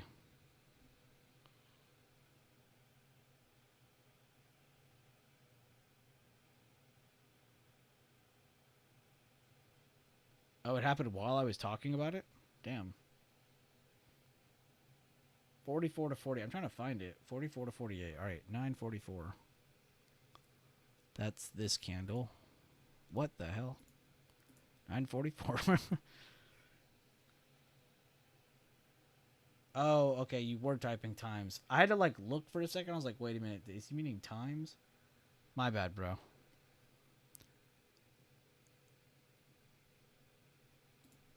Here.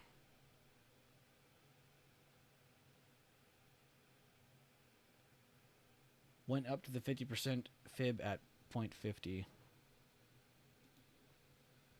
Are you doing like we already did this one? And then now you have one more. And then you go from...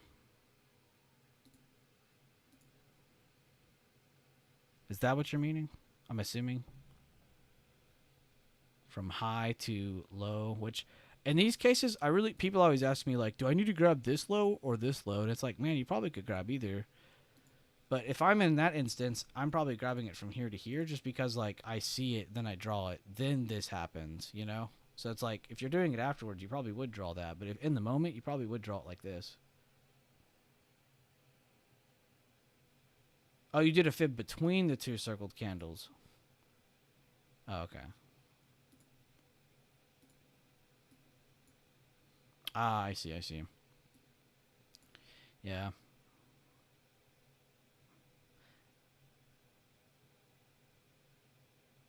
Dude, imagine it holds there. Damn, I kind of want to sit on the 1 minute for a minute. On the 1 minute for a minute. Jesus.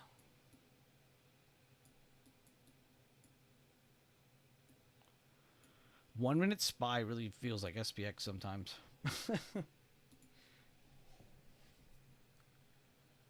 My bad, Dr. J. That took like a lot out of me to like get. I don't know why.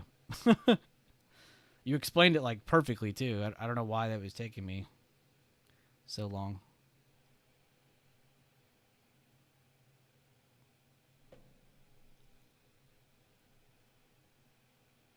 No, you aren't. It's me. Trust me, because I read it back again. I'm like, wait, that all makes sense. Why did that take me so long? You even took the time to like type out the times and all that.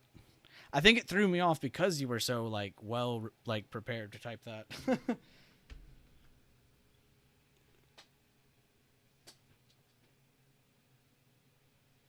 If I'm being super critical though of what you posted, just to like be your friend, I would say that like yes, that is like all correct, but like you're like you're kind of like picking it out of the chart, right? You really want to focus on grabbing those midterm retests from a level that we already have set, right? So you were correct in everything you said. There wasn't a single thing you said that was wrong. But it's being picked off of the chart. I know you were just finding an example while I was covering something in real time, but in reality though, you really do want to go from like an actual level that's set. Just because it'll provide a more proper approach to okay, this is 50% of this. If I said this is 50% of these two random candles, it's not going to be an as consistent result as this is the 50% of the breakdown of current day open. Meaning I went from current day open to the low of the breakdown and then we went back up to the 50% of that. Right? That would be something that's set in stone because my CDO is set in stone. There's other parts it's a little bit more in real time, but you weren't wrong in anything you said. Like literally not a single thing.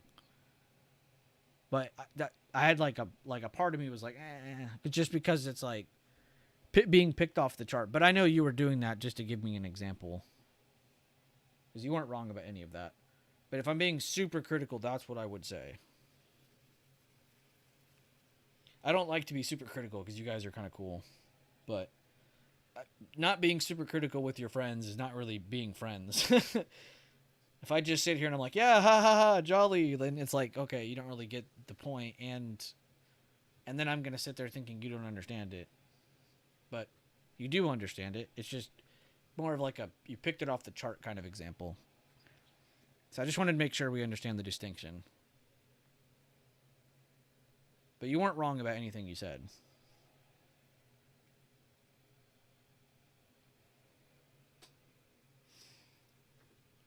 Oh, man. Dude, stretching is the fucking best. It's always around 10 o'clock my time, 11 EST, where you just gotta stand up for like a few minutes and stretch. It's the best. It wakes you up even more. Don't be like lag and dying early because you had nothing but energy drinks. You know, don't do that. Stretch a little bit. Let the blood flow. Random shots fired at lag to death.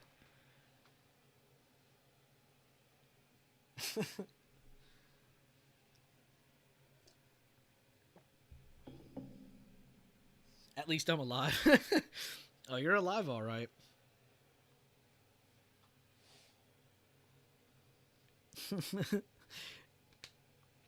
Siri, what is lag to death's average heart rate?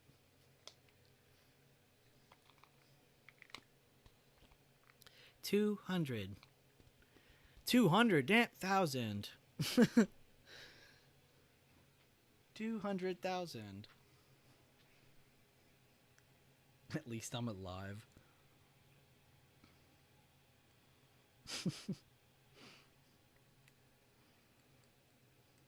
Lag's like, wait, you all can't just like super sprint across the world in like 5 seconds? That's something only I can do? Huh. Weird.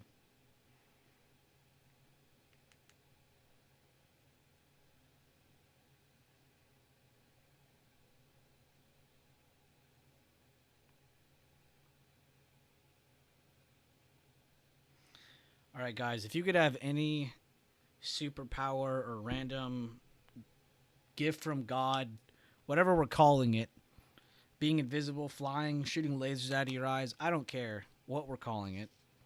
What would you have? And you can only have one. I feel like we should blacklist some too. I don't know which ones we should blacklist, but I feel like you shouldn't be able to be like, I can't die to anything. Like, you can't be immortal. Okay, that's like the only one that's off the table. Everything else, free game.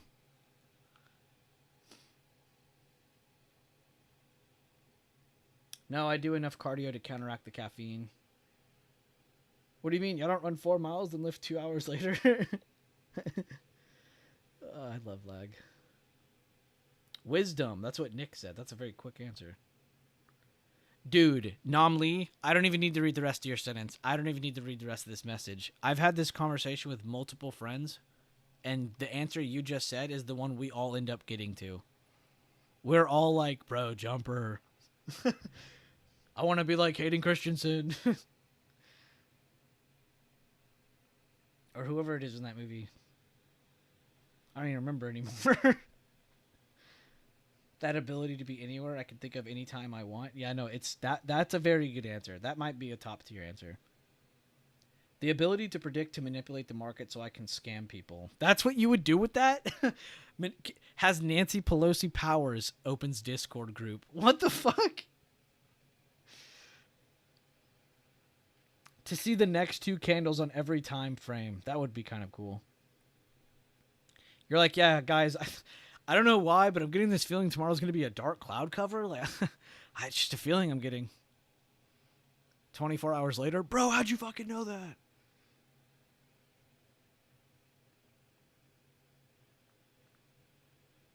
Teleport, super useful. Go back 1 minute in time, make you super rich.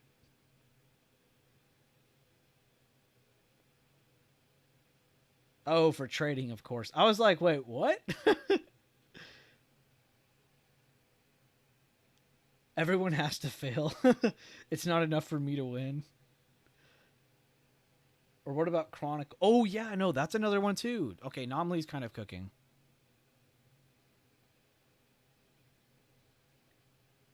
I remember I saw Chronicle like very, very early when it like came out. And that movie was insanely fascinating.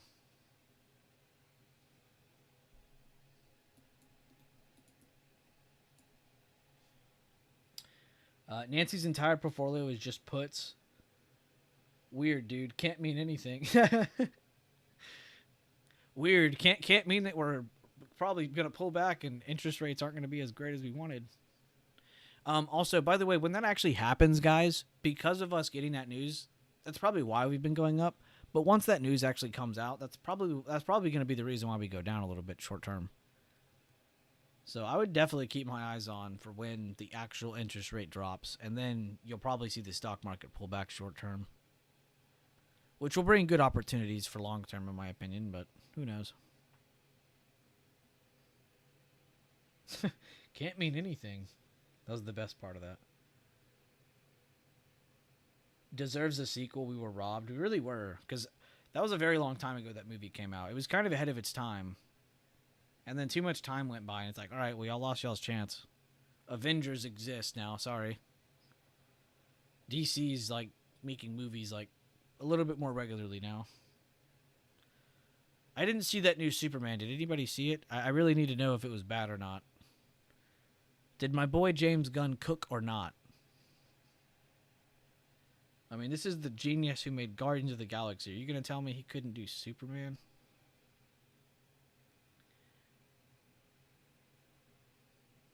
Stock market pullback would be welcome. Been screaming since May. Honestly, Jim, I hope you get it. I hope you get it, Jim. And I hope I'm there with you for it. That's good for me, and tired of all the fibs at all-time high. I need to use them key levels. I knew some of you were getting annoyed of it because you're like, I'd rather have set levels, not these fibs that I'm having to adjust every other day. If anything, just remind yourself that you can use the gap fib and the previous day fib every single day. When you get the gap, you can use it. But you can use the halfway point of your previous day every single day, and that could be at least somewhat a good rule of thumb outside of your previous day, levels like your highs, your opens, your closes, stuff like that.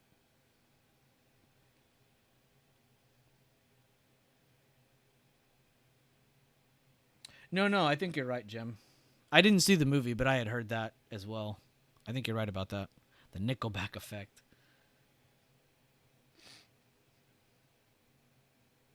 It is. Because, yeah, it's not like you're not going to get the same. You shouldn't get the same energy from Guardians of the Galaxy to Superman. But I heard that too. Yes, I've seen Brightburn.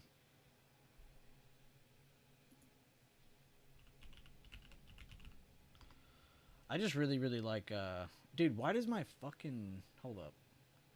Does y'all's computers ever like reset and then your default browser is changed? Even though you've changed the settings yourself? I mean, I can't tell you how many times this has happened. It even says Google Chrome is your default browser. I go to search engine. It says secure search Yahoo. Huh? My brother in Christ. Who uses Yahoo?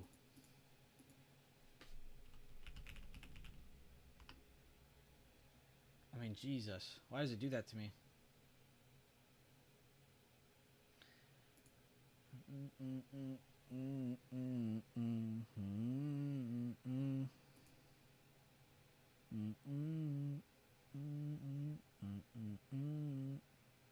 Oh, wait. Did I see Brightburn? I might need to watch the trailer.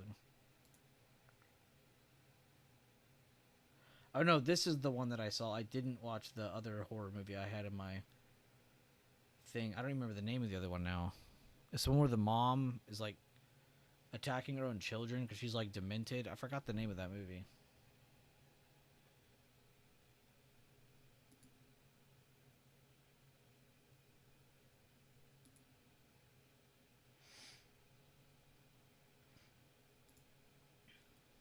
But yeah, that the one you're saying though, I was looking to double confirm because I was like, wait a minute, I think it has that guy. But the one you said, John G, it has the guy from Breaking Bad in it. One of what's his name's friends.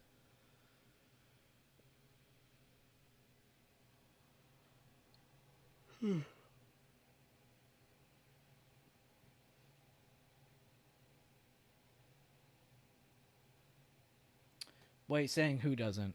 Saw a million sub YouTubers say he has no idea what a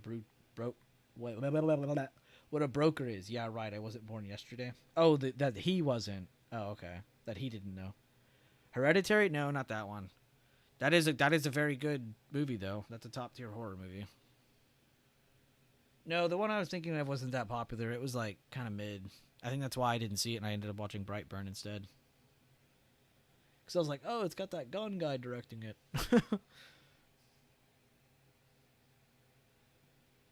It's also a memorable name.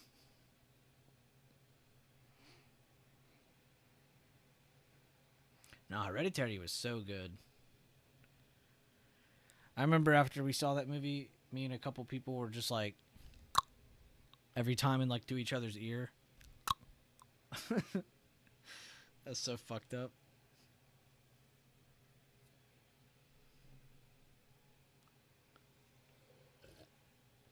I hope that actually picked up in the mic because that was like a perfect example from that movie. It was a perfect recreate. Still seeing a pullback here, which makes sense. If we're under a 50% level, we should be seeing downside. Higher probability chances that we're seeing that. And now that we're seeing some price action actually align with that as well, maybe we see some larger candles soon.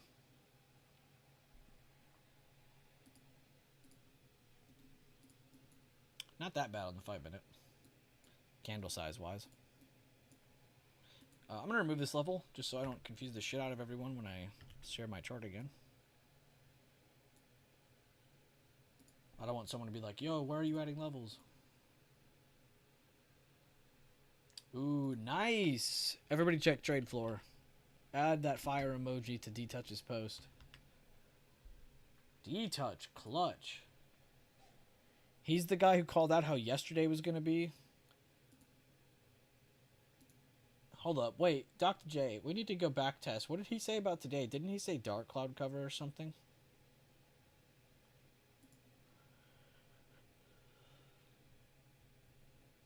Wait, now I actually need to go find D-Touch's message. How accurate was this man today?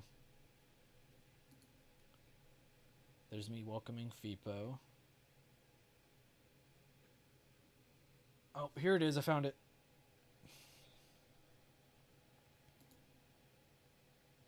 So he said Green Day tomorrow. And then he replies to it right here. Wait, I thought I found it. Oh. No fucking way. He said gap up and red close, slightly above previous day. He said GP, but maybe he meant CP. But maybe he did mean GP. Golden Pocket, I assume. I missed out on the huge rally. Glad everyone ate good, though. Noodles for me tonight. This motherfucker, dude. He could see the future.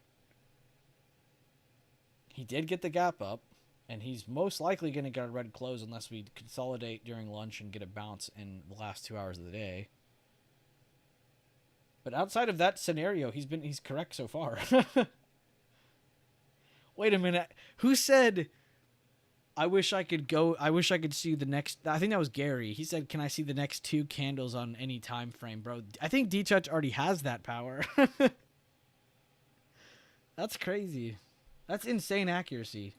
For him to just throw that out there as quick as he can think it, like that's kind of insane.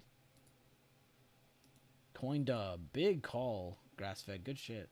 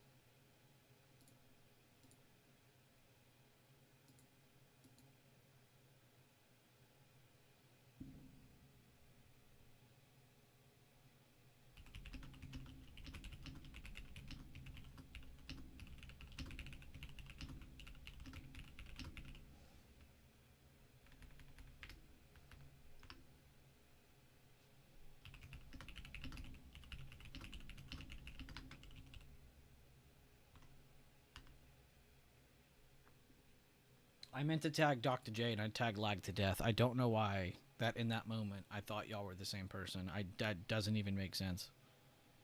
All right, well, we'll just leave it.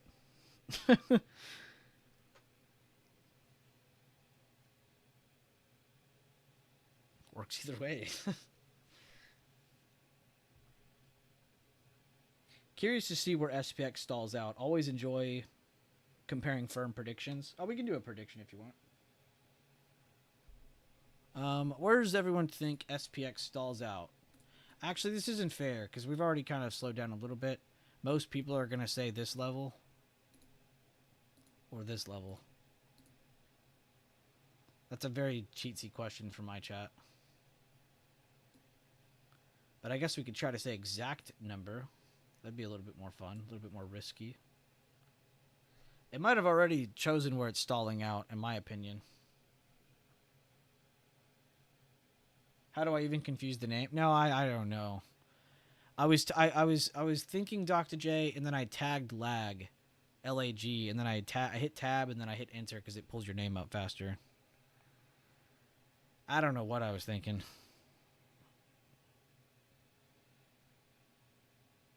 Sol Firm suggests 66, 66, and 6800. Do you mean like on a bigger time frame, like where we're going to tap out and where we're done moving up? My bad. I think I misunderstood your question then. Where do I think we're going to tap out? My bad. That's yeah, no, that's on me. I think I read your question wrong. For the year, for the entirety of this year, what's the highest we'll go? I have seen some insane predictions too from a lot of firms. It's been a while since I saw some of those predictions, but I remember a few months ago, a lot of them were saying some pretty crazy numbers that were closer to like 7,000, which I don't think we'll go to that, but you definitely won't see me complaining if we do.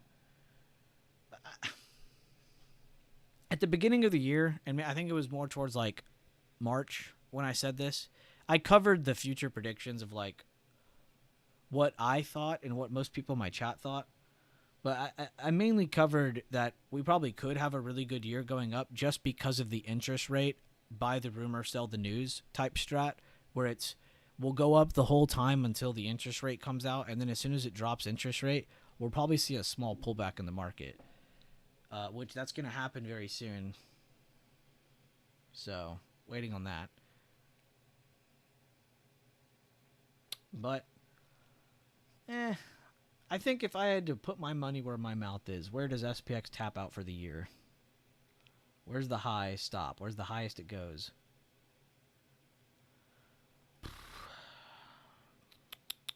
I think we're closer to it than most people think.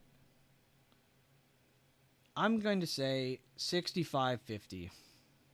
I don't know why, but I think we're already really close to the highest we're going to go this year. I could be wrong, but I'm only backing it up with the whole logic of we're only really going up because we're seeing data finally be used to actually bring the interest rates down, which it wasn't used before because the data wasn't the greatest, whether it was the jobs market or whatever. So I think we're really close to where we're going to tap out.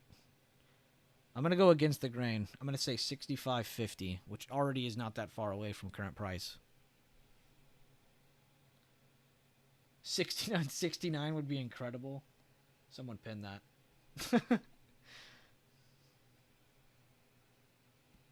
You need that lit energy drink to focus this guy here. Are you mixing names up? You probably need an energy drink. I love lag. If we got 69.69, you will not see me complain. Not only for the memes, but because that is a lot higher than current price. Definitely won't see me complain.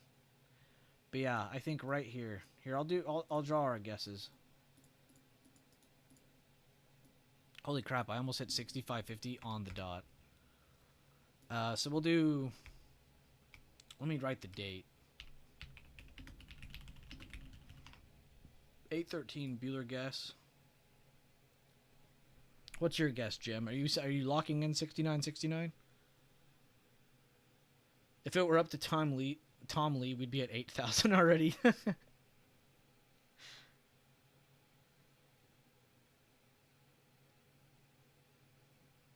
Bro, this stupid color in y'all's name is so annoying now. Seeing y'all's name switch from number 1 to number 2 to number 3 back and forth over and over again is just insane. There's no way YouTube thought this was a good update. The video editing update, round of applause. 10 out of 10, chef's kiss. The little leaderboard update, I don't know who told them that was a good idea. I don't know who tested it out. It doesn't seem like it was tested out. Seems like a horrible idea.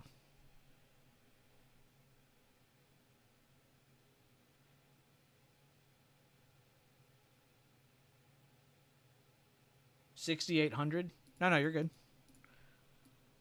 It's all fun guesses at the end of the day anyway. 68. Oh, wait, I need to edit it. What the hell am I doing?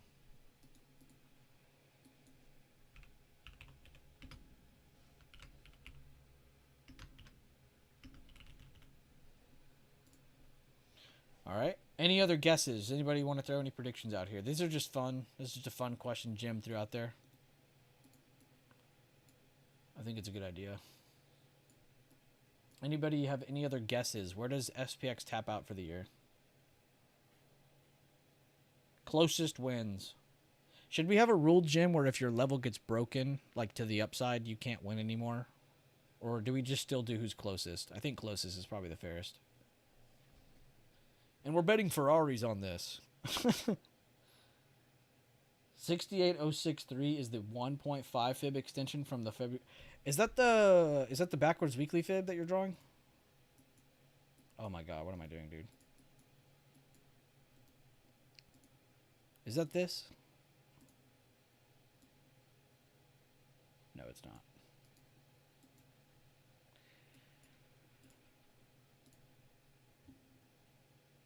Extension from Feb high to April low. And the last extension's at 6818? No, 6808. 6803. I can't read. Great, now my chart's all messed up. Alright, no more guesses? Nobody has any fun guesses they want to throw in the chart? Last chances for fun guesses? Whatever Jim Cramer says, he clearly knows when to buy. Oh, he knows. He knows all right. 6789. See, that's a good guess. See, that's something I can get down with. 6789.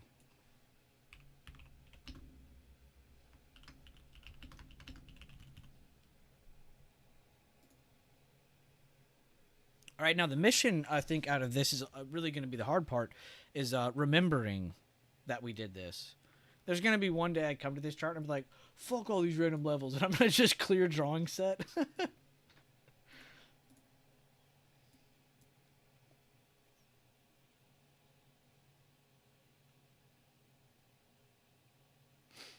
Kramer is like a haystack. He will occasionally not feed his audience BS on a pick. What's the lowest SPX going to get this year starting today? Ooh, that's a good one too. What's the lowest SPX you get this year? Starting from today. I like that you said that, because, yeah, that would have... I feel like the lowest we can do is if you mark this big barrier here. I think the lowest we go is like a short break of this. I could see us pulling back at some point this year and seeing a break of this. And even if it retakes it or not, I could see us breaking this. So somewhere right here, I would say. Whatever this last little eve is, I would say this is the lowest. Which now this is kind of fucking up my other guess, because now I'm saying between here and here is the rest of the year. Which I guess isn't a horrible guess. I would definitely say somewhere around here, though. If I had to like have some logic to my guess, I'd say that it's somewhere like there. 59.69. Done. But now that I'm seeing this range I'm putting on the chart, I'm like, wait a minute. There's no way I'm going to be right on either of these. 60-20 in your opinion? Oh, okay, so pretty close to where I was actually looking. Yeah, I would say a liquidity grab to some extent we could see here if we ever get a pullback at any point in the future. I would definitely say this is where it wants to break and retake. Or maybe not retake, but at least break. Create that urgency in the market, you know what I mean? But yeah, I think that'd be my fun guess if I had to put one out there.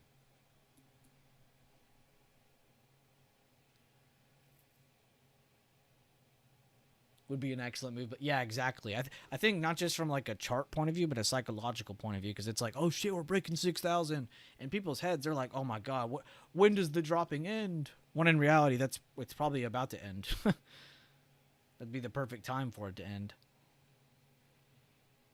Very good extra point on that gem. 65, 43, 21. Oh, 65, 4, 3, 2, 1. How is he coming up with these? Or even is 65, 4, 3, 2, 1. Wait, that's above current price.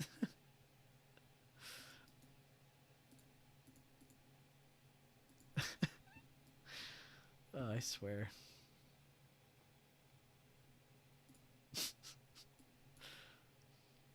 Damn, I knew I should have highlighted that area, but I didn't. Whoops. When we went over IW, why isn't it letting me? Oh. I knew I should have just highlighted this and be like, that'll decide direction. I said this level does, but I should have kept that on there and highlighted both, because that's a beautiful bounce. Beautiful bounce from a beautiful area. I did not do that, though.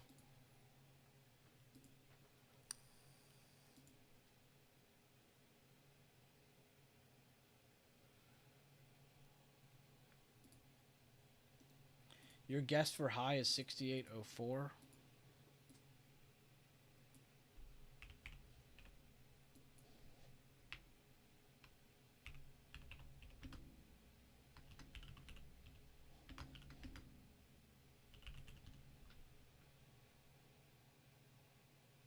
And then we get a 15% pullback to 57. Oh, this motherfucker.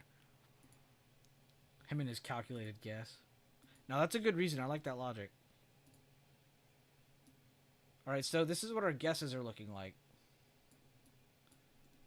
Holy crap, what am I doing? We got 3 of you up here guessing, and then there's little old me.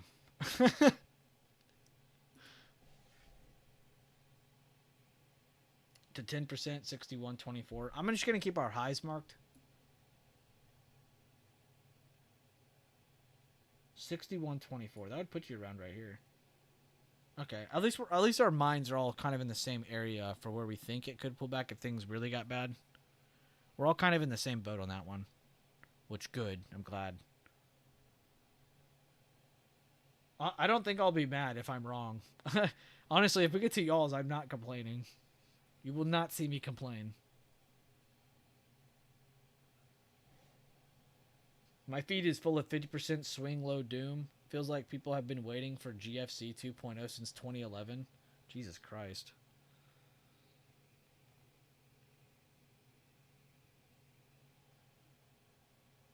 Since 2011. Yeah, that's why I genuinely stopped reading social media. I don't read social media anymore. I haven't for some time. Because you're going to go through periods on the internet where it's like, dude, everybody's talking about this big drop that's supposed to happen soon. Oh my god, a red candle was produced for the first time in weeks. I guess it's time to start talking about 15% pullbacks in the market. Like, what? Where's this coming from? The only thing that it's going to pull us back, in my opinion, unless some random war breaks out, and I don't even think tariff news could do it anymore, would be interest rate. Once the interest rate does drop, yes, you will probably see a pullback in the market, because that's the whole point. Think about the stock market for a second, okay? Today, right now, right here. And I actually want to see y'all answer this question to see where are we all on this. Because I'm just talking about facts. I'm not going over opinions here. I wish I was. But today is August 13th. Sorry, I didn't read my computer. Is the 13th, right? Are we trading for 8/13/2025 right now? Is that what this day is showing us? Or are we trading for 3, 4, 5, 6 months in advance? Think about that for a second. Because we're not trading for 8/13/2025. We're not trading for today's date. The stock market is a forward-looking indicator, is a forward-looking gauge. So if we're hyping up something, then the market's going to go up. Once that hyped up event comes out, the market's going to pull back because the anticipation is now gone. The potential is now just blown into the wind. So you really got to be focused on what are the big news that's coming out. What's the anticipation? Market loves interest rate coming down, so of course it goes up when we talk about it coming down soon. What happens when the interest rate actually comes out? After the initial reaction, we probably will see a short-term pullback. I don't know if it'll be a big one or not. Because right after that, a month later, they're going to have another FOMC meeting. And if the data is still strong, they'll probably talk about dropping it again. And maybe we get another rise in the market because of that anticipation. But you see how we're always looking forward? We're looking 2-3 months in advance most of the time. It's never for that day. So if you're ever caught in the mindset of like, oh my God, dude, Trump just did this thing today and this thing with tariffs and this and that. It's like, dude, none of that matters because none of it's happening and none of it has anticipation for the short-term future. Tariffs do. Interest rates do. Wars. Any of the wars coming to an end. That's why it's so chaotic. We have so many different things going on all at the same time. So many important events happening at the same time. Whereas before, it was just, oh, it's COVID. We got COVID. COVID this, COVID that. Then it was this. Then it was inflation. Then it was the jobs market. Then it was inflation. Then it was the jobs market again. Now we're talking about interest rates every other day. Mixed in with all the little wars that keep popping up. I say little, they're big. It's just a lot.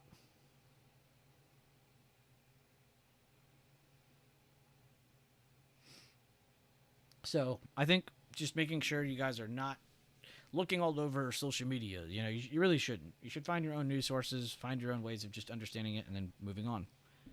We've shared our resources. You can use them. They're free. But I would definitely try to think for yourself and not sit there and stare at X all day or Twitter or Instagram and see the fear mongering that is going to be had. And it's just natural. You're going to see a lot of fear mongering. And it'll make you fuck up. It'll make you make bad decisions. It'll make you make decisions you wouldn't otherwise make. So it's just good to be on your own page. Just further adding on to your point. I like that. Yo, it's Fipo. Looking forward to the drop of SPX. Now it's the president. Wait, you guys get news on X? I only see hot women on there with OnlyFans links. No, I'm on X, but it's to share my links, my YouTube links. But I do not go to X and actually look at it or read it anymore because it is pretty bad.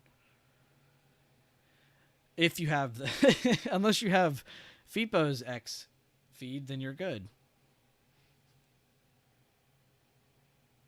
Watch OnlyFans get replaced by AI. I wouldn't even be surprised if if that was already happening right now. If there's something in development. Or maybe there is something already out and we don't even know it because we're not weird enough to be looking for that kind of thing. Bro, if you need AI OnlyFans, you need God.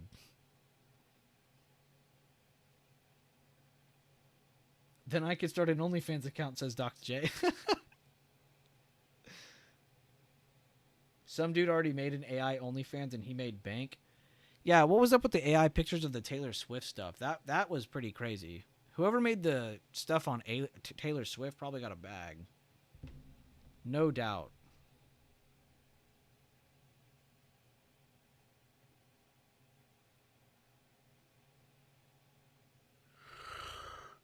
That was very shitty, but that was pretty big. That's the reason I said that one, because that was probably the biggest example. She's so freaking famous. Yeah, that's the scary part, what Jim just said. Like, this is still technically early for AI. Like, imagine when they get good. It really is the Wild West. The androids on there are cool. Just kidding. Hey, don't talk about my android friend. You see AI when they have 4 fingers or 4 toes because they can't do 5 or...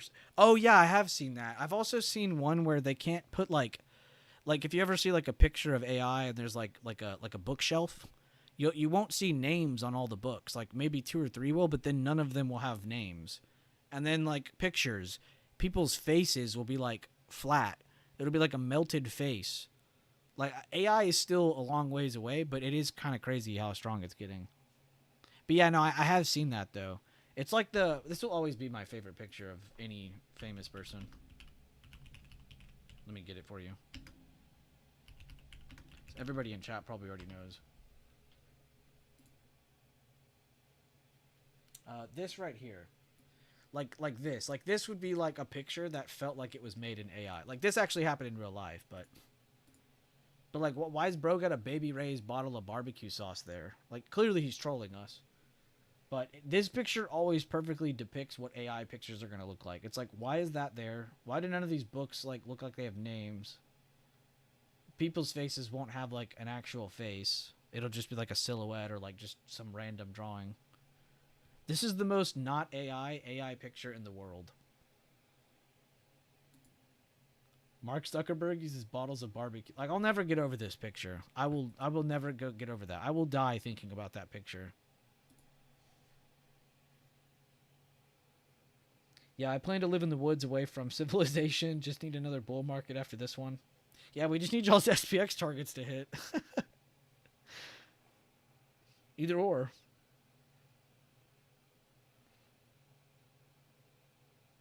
There's AI Bible videos. I'm not the most religious person, but there's Bible AI videos. Moses talking in Gen Z accent splitting the Red Sea. Oh my god, I do not need to know that. How to piss off the largest community on the planet, or one of the largest communities on the planet. Moses throwing it down with Zoomers, immaculate. That's actually insane. I can't even believe I'm reading this. I should have known better, you know? I should have known better. I should have known that this was possible. I had no idea there was AI Bible videos. That's next level. See, I grew up watching those little vegetables, the religious vegetables. That was what most kids grew up on. Now they have AI videos. My mind is actually blown at that. It is one of those things, like you said. Like, of course there is. Like, of course there is. Just still mind blowing. This AI thing is going to make you a U-turn, or it stops being funny. You're not wrong. There's gonna be a day where something happens, and we're all gonna be like, "Wait a minute! I suddenly am in fear." Every human fearing for their life. That day will come. Hopefully none of us are alive for it.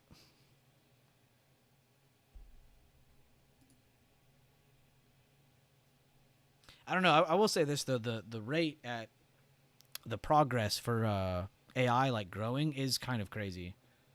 It feels like every week or every other month there's something new coming out, or, like, some new development is made and they're another step up. AI is doing numbers.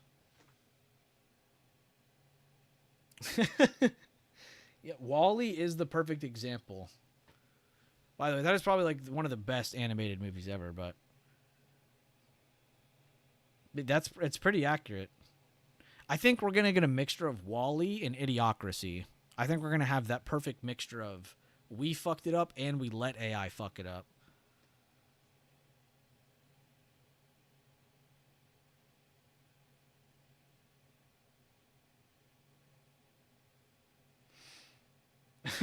Jim.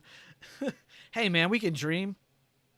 Some of us want SPX at 6,800. Some of us want the future to be like WALL-E, okay?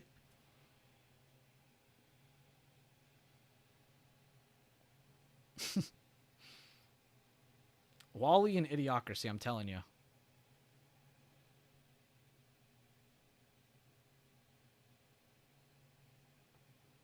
A new feudalism?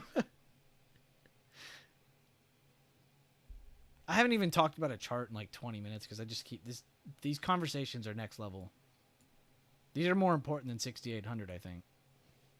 By the way, guys, we did get that potential liquidity move over the 50%, which is anticipated. It's not the fact that you always break this, you just instantly keep dumping. I like when we break this, when we have consolidation first, then it has a higher chance of getting down to here, in my opinion, in my experience. When we've already been making a move down to this, and then we break it, it's like it kind of leaves that door open for the liquidity grab to happen, because you have this whole crowd of, oh, it's just going to keep dumping, and then you finally get to that other most important level, and it's like, oh, okay, now it's not, because it's a pivot point. So even if the day is still bearish or not, based on from break of open, I think the tone in which you get to that level is why you get those certain like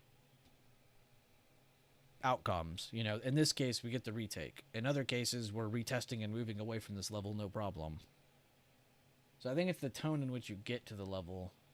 When speaking about the halfway point of previous day or halfway point of the gap, I think that tone really matters.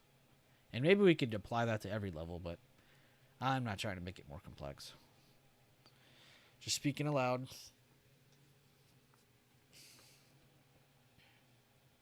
Have I seen the perplexity that offered Alphabet 39 billion? What?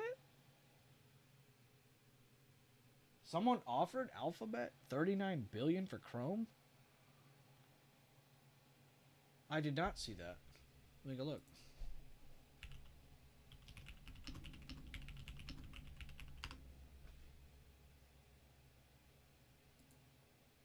Perplexity AI, an AI startup, has made a $34.5 billion all-cash offer to acquire Google's Chrome browser. This unsolicited bid is part of Perplexity's strategy to gain a stronger foothold in the AI-powered search in the browser market, particularly in light of ongoing antitrust actions against Google.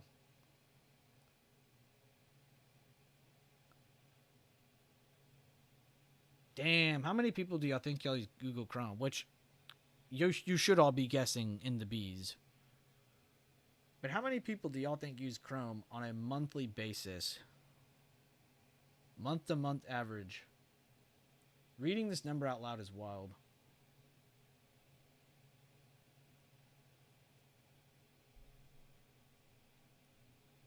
Not surprised by the number. It's just fun to read that big number out loud.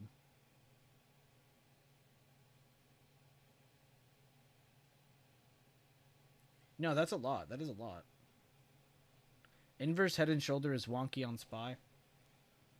I am curious to see if bullish performs similar to Palantir, Boom Snap, long accumulation. I wouldn't be surprised. The slower accumulation phases and just the slower pace to it, probably causing bigger moves, like you said. I think even Safari has a lot of users to Chrome. Firefox even fell off last I looked.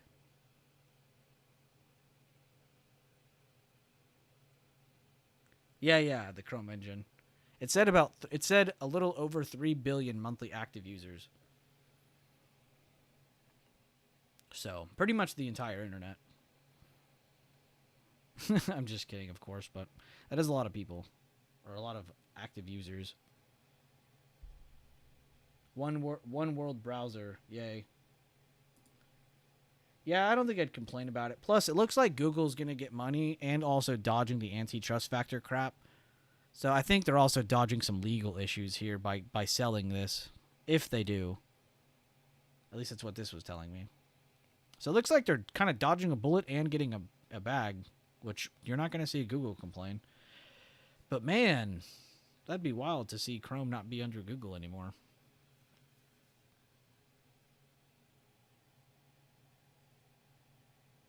No, yeah. If you aren't using Chrome, I think you're insane.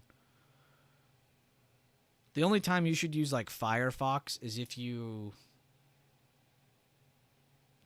shouldn't, actually. You should never have to use Firefox.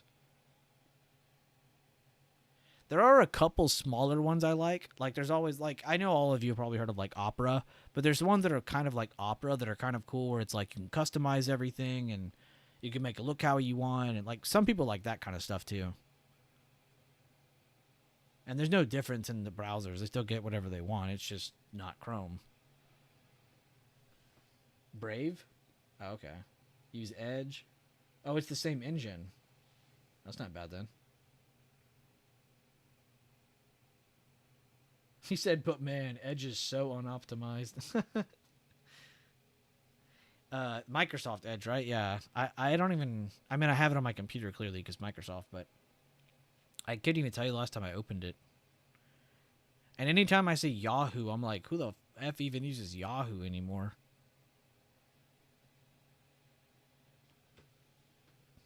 You use Edge for insecure sites because Chrome sucks. Yeah, that's kind of what I meant. Like, there's some sites or some browsers that are like way better with like some of that more like unprotected stuff.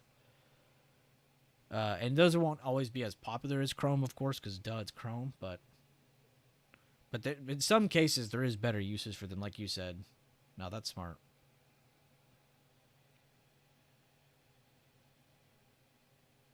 Oh, which one? The one that had the one, the Hellraiser at the front, in the best position. Damn, that's sick. For 615, damn. Isn't that low? Or maybe I'm tripping and I don't remember prices very well. I feel like you just scammed that guy.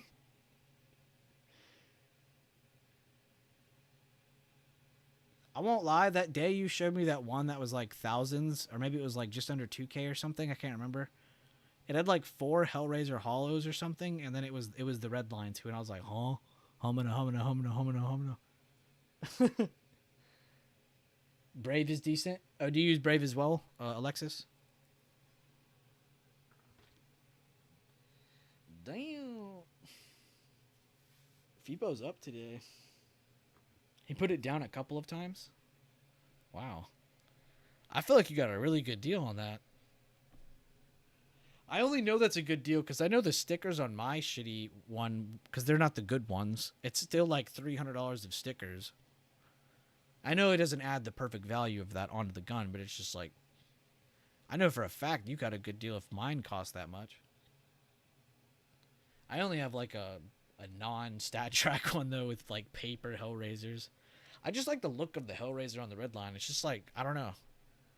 Maybe I'm too much of a Monacy glazer, but like his like iBuyPower red line kind of like gave the inspiration. It just looks so good. I don't know what else to say about it. It's just clean as shit. I literally sold my Be the Monster just to use the red line with the Hellraisers because it's just so much cleaner to me. I don't know what it is. I think I spent $1,000 the last few days for stocks and skins. Dude, that was funny how you mentioned all those stocks, because I'm not joking you. Like, I mean, you have access now so you can see it, but the Lifetime chat, like, they've been talking about that stuff. Some of the guys in Premium, some of my like closer friends like Ace, like they've been covering some of these stocks too. And then it was funny when you brought it up because it was like, okay, this is great. More money for the pile. It's just cool seeing everybody like find their own conclusion on different stocks and then like all arriving to the same page. It's kind of cool. Because there's a lot of Intel love in my chat right now. Intel, PayPal, Target, UPS. I'm the only LW glazer in the entire server. Nike was a banger. It's already moved up once though, so we're kind of chilling on that till we get a better average price on it. Yeah, so far not so bad. And there's still so many more I'm not even mentioning. There's just so many. And you're not even so much into it, just a bit. Yeah, see? That's good. But maybe it just means you know what you're looking for, though.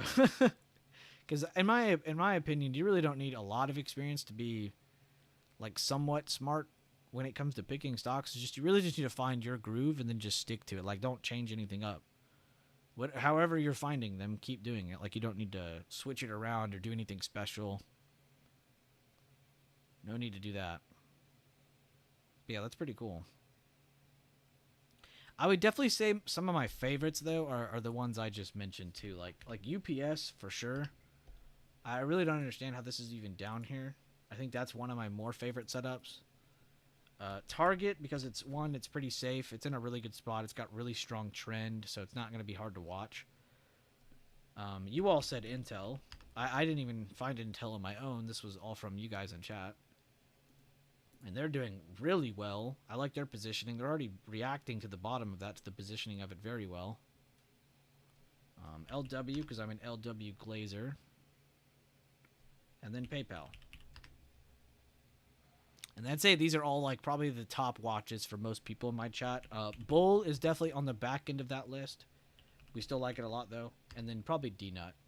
I'd say Krispy Kreme and Weeble are like the other two that are kind of on the back end of it. Yep, we're talking about Krispy Kreme in the Big 25.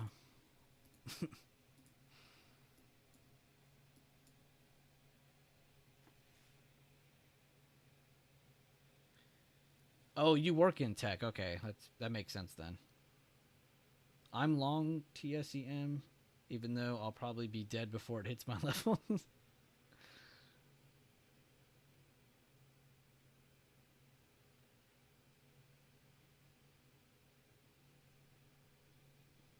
Is that the ticker? SE?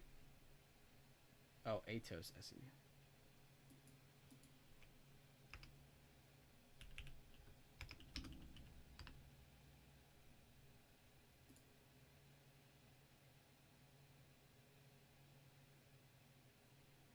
Oh, this is European. I see.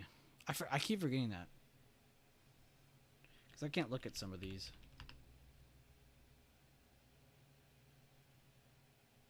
Like, I could see it on, like, Yahoo. Like, right here, Yahoo Finance. I can't pull up a lot of the European ones on my broker. I'm sure I could activate it somewhere.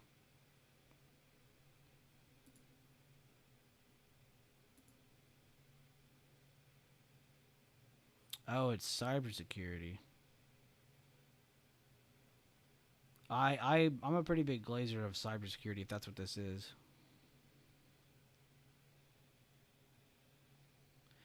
No, it's all good. I can still look up this stuff. I still like to, because I have a couple friends who are EU, and I still like to look up this stuff, because there's just sometimes they'll be looking at a company that I just can't. But I can still look at the financials. You can still find the chart. You can still find the information on it. Really interesting, though. Also, it's kind of cool. It's like, yeah, it's Paris, EU. It also tells me. Because sometimes it's hard to even see that. Sometimes, like my friend Jason used to do this. He'd send me a stock, and then I'd look it up. And I'd be like, dude, why can't I find this? And then he'd be like, oh, yeah, you're American. So, not my first time running into that, but yeah. I can still look at it, though. It's not the end of the world.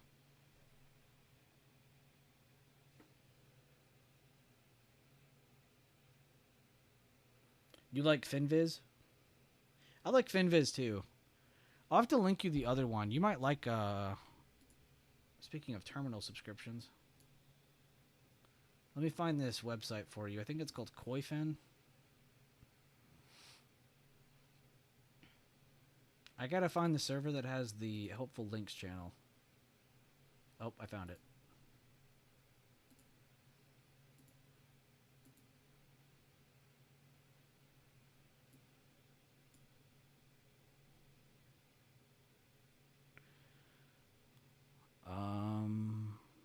Did I not? Oh, here it is. In short, it's basically a free Bloomberg terminal, but not entirely the same. Yeah, Koifen, that was the name. Koifen.com. Check that one out. Oh, you already know of them. Okay.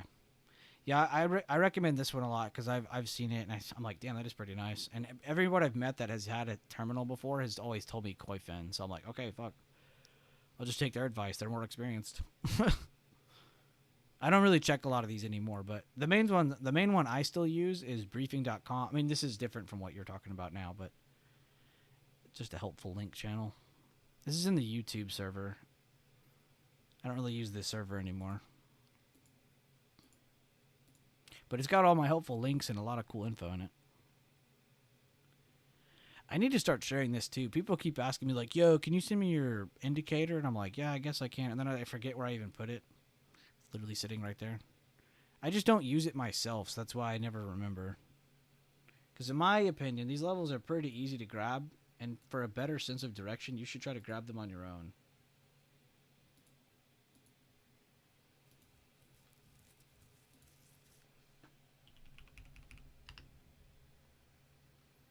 I said I don't even use this server. Somebody typed in it today. That's funny.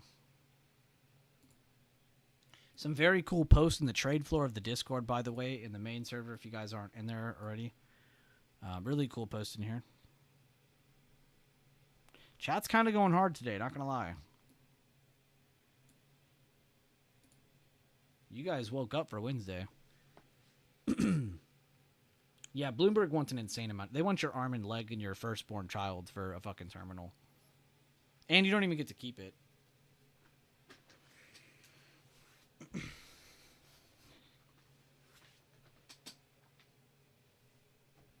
They quoted you at 32,000 annual. Yeah, that is like genuine crime. I'd say a different word if I could on YouTube, but I can't. But that's a genuine crime. Like,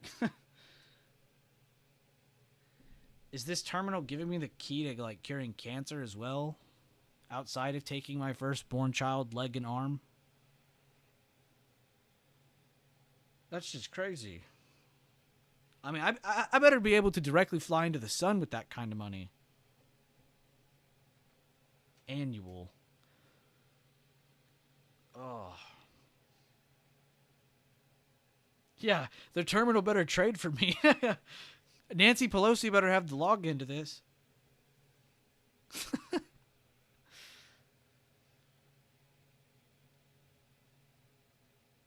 Yeah, it's still around 20 to 25K, you're right. It has not changed. It has barely budged, if at all.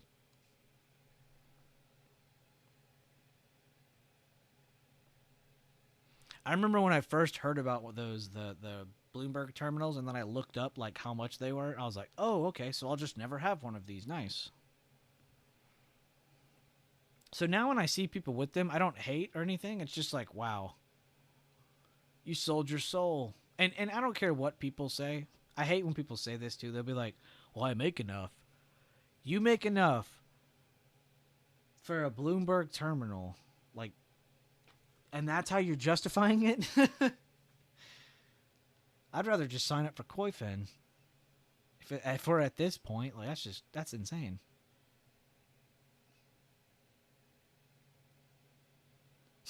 Will it be traded? Yeah, is it going to trade for me too? It's whatever, though. If people pay for dumber things, we can't sit here and act like terminal's the worst thing.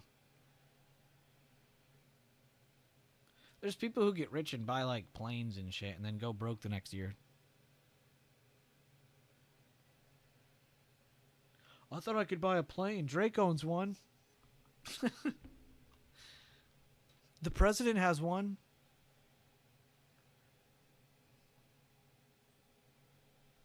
Yeah, exactly. Like for that money, you could literally just start your own ideas. It's crazy. Have a worker sit on X and feed you news. The historical data isn't even worth it anymore per their 100-year PE valuation. Also, it just doesn't, like, historical data is important, don't get me wrong. But, like, if all you're relying on is that, is it really helpful? He said, per their 100-year PE valuation, we should have been incinerated by 2021. And that's where a lot of the fear-mongering starts. Like, everyone, like, I mean, some people just like to gaslight. But a lot of fear-mongering comes from those kind of people who have that kind of news and think like, oh, I'm above everyone. Like, this news I'm getting is facts. We will drop to this price by 2021. We will, fall this percent in this amount of time. Like, it turns into oh, this is helping me be more aware to, oh, I'm for sure this is 100%. So I think that's another thing I don't like. They didn't budget for maintenance.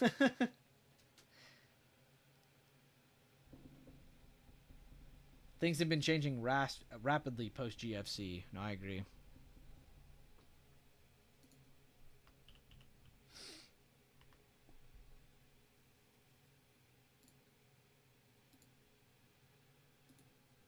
It's not this. We're not on the same spectrum anymore. We're not in the same, we're not in the same position we were years ago.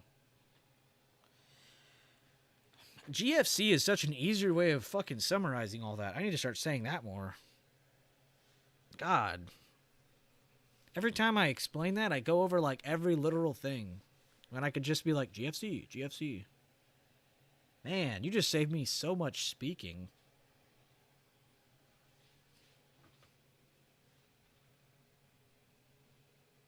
I didn't budget for maintenance.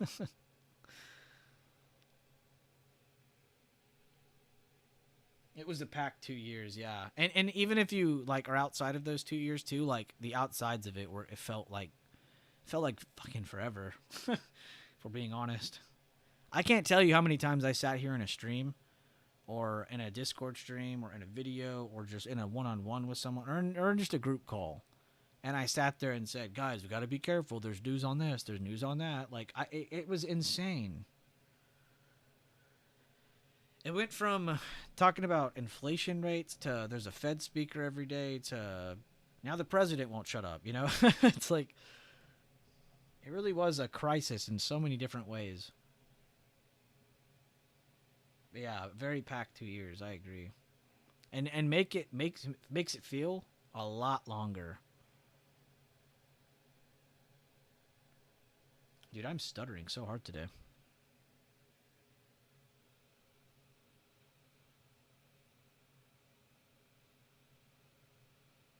St.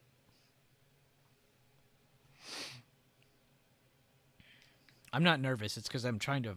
My head moves faster than my mouth. I'm like trying to say more than I can, and then it just turns into me fumbling. My mouth can't keep up with my brain. Trying to say too much at once. Not smart, just too hyperactive.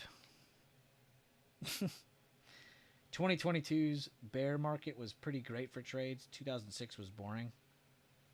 Or 2008, sorry. I thought that said 6.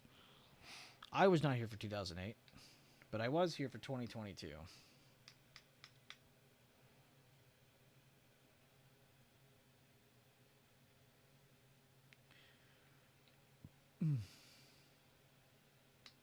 Man, it's crazy thinking it's 2025. We're at the end of no, we're not at the end. We're in the second half of 2025. We've been doing this in this group since like towards the end of 2018, going into 2019. Maybe even a year earlier than that. I really don't even remember anymore. It's so foggy. Ever since COVID, man. Ever since COVID, nothing's been the same. Man, pre-COVID market was kind of a vibe, too. If that isn't reminiscent, I don't know what is. 08 was just straight down and sideways, abysmal. 2022, yeah, 2022 is very volatile. It at least gave us like those whips, up and down. You at least when it went back up, you're like, all right, let's see if it makes a lower high. Back then, it was just straight drop and then very, very long amount of accumulation. Which, fair enough. I mean, I think it deserved it, needed it, but it doesn't mean it isn't boring. Both things can be true.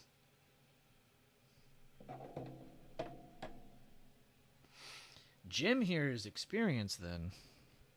Jim, how old are you? Or, I mean, actually, that's probably a horrible question to ask somebody over the internet. You're definitely older than me, though. Or you're just well-read. You've studied.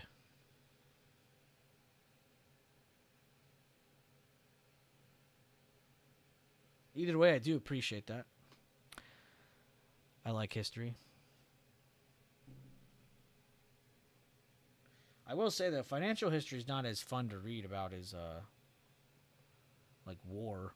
But it is interesting. 51, lost plenty of money along the way. Well, you're definitely more experienced than any of us then, man. Appreciate it. Appreciate you being here. And damn, shout out to you, bro.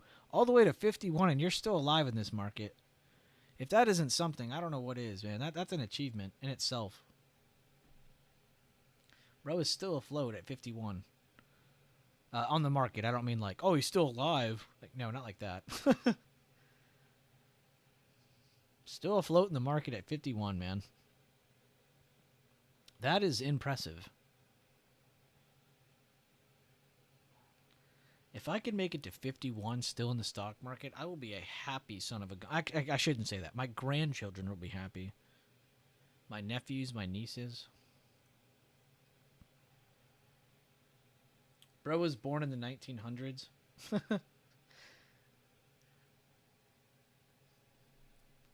Is anyone in the stream right here, right now, born after 2000?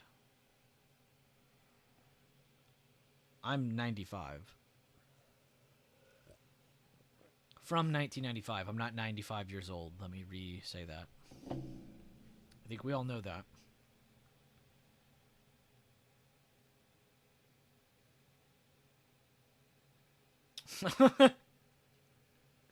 He said, I remember when J.P. Morgan sank the Titanic for the insurance. Damn. So that's what they did in your time. In my time, they sink boats that have cocaine that are about to get caught.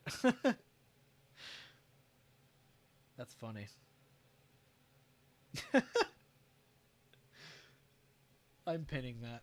That's pinned message of the day. That's pretty damn good. When JPM sank the Titanic for the insurance. Ooh. Oh, JPM. They're genuinely the devil. I don't care what anyone says.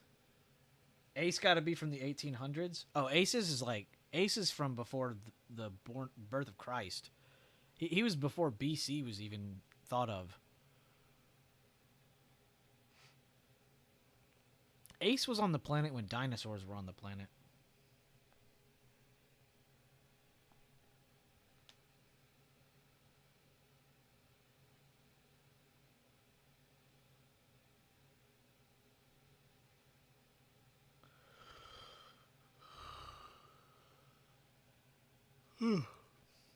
Dude, it's already past 11. I haven't even looked at the time. I didn't even pay attention to the phases of the day or anything. I guess I could have gone over that. Or is 10:30? It's that candle. So yeah, got down here, made our low, propped back up above, got into the next phase of the day. Should see some consolidation. I think we should see some consolidation between here and here. I mean, fair enough. This isn't like I'm going over anything super special. And then where is 1 o'clock on this stupid chart? Here it is. So after 1 o'clock, then you'll be in your third phase of the day. And this is where you should have a chance, or the beginning of a move should be happening. Whether it's going up or going down, I don't know. I can't see the future. But by splitting the day up into 3, it kind of gives you this better look. Yeah, pretty good movement in the first, meaning we probably should see some consolidation in the second, and then in the third we can get some movement. Is how I'm seeing it. For more info on that, definitely check out the 3 phases of the day videos across the channel. None of them are even that long. They're not that long of a topic.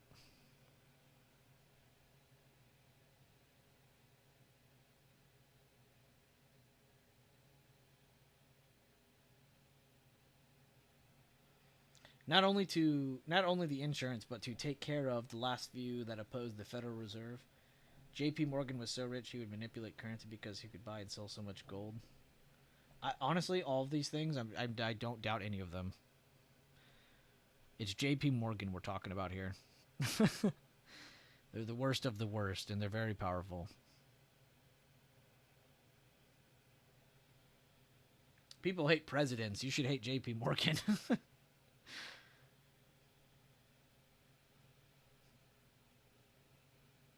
But yeah, I wouldn't put any of this past them. Oh, make sure to stand up real quick, guys. Stretch. Let the blood flow a little bit. If you got water, drink it. Don't be dehydrated while you're just sitting there. How many of you guys are at work? How many of you guys are just chilling? How many of you guys have the day off? How many of you don't? What's everyone up to?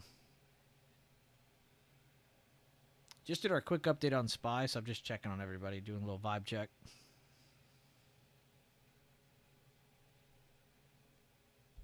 If we have any questions or comments, definitely feel free to throw them out. This is the best part of the stream to do it because we're just chilling here, having fun, doing absolutely nothing. So if you guys ever have any questions or anything you want to add to the stream or whatever, throw it out there. Oh my god, IWM. Why didn't I focus on you? She's so pretty. Ah, that hold of the open. The push into the fib extension. The push into the second fib extension. She's perfect. At work? Nice, nice. Respect to you, Garden. I always appreciate you. Garden was again the only person trying to revive the post charts channel. I did see that attempt. You just can't do it on your own, Garden. It's just not your fault. It's these other people. We gotta blame all these other people in here.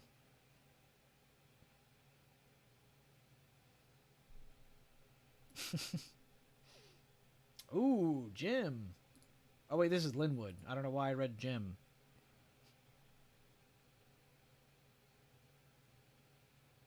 Are you up in the air or are you on the ground looking up at this? I'm assuming the second one. Is this at a gas station or a stadium? I can't tell what I'm looking at. Feels like my very own channel.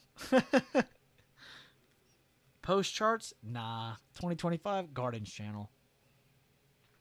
I probably could Garden and no one would even notice. They'd be like, oh, cool, Garden has her own channel. Like, no one would even notice post charts is gone. I'm not actually, like, talking shit to anybody who doesn't post in there. Everybody is busy or doing their own thing, or maybe they posted in Trade Floor and didn't feel like reposting in post charts. Like, that doesn't matter to me. I'm just having good fun. But yeah, keep it up, Garden. Thank you for always doing that. But only on your schedule, Garden. If like there's a day you're like, I don't feel like posting, just don't post. Fuck it. And you probably already do that. I just wanted to make sure. I would post charts, but it'll be like trying to decipher the ancient text in the pyramids. Your charts can't be that bad.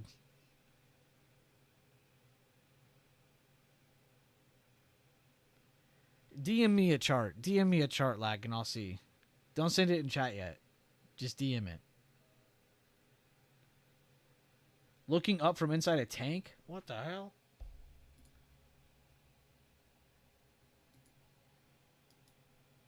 Bro, what? That's cool as hell. Linwood, you be safe, man. I don't know what you're doing, but be safe.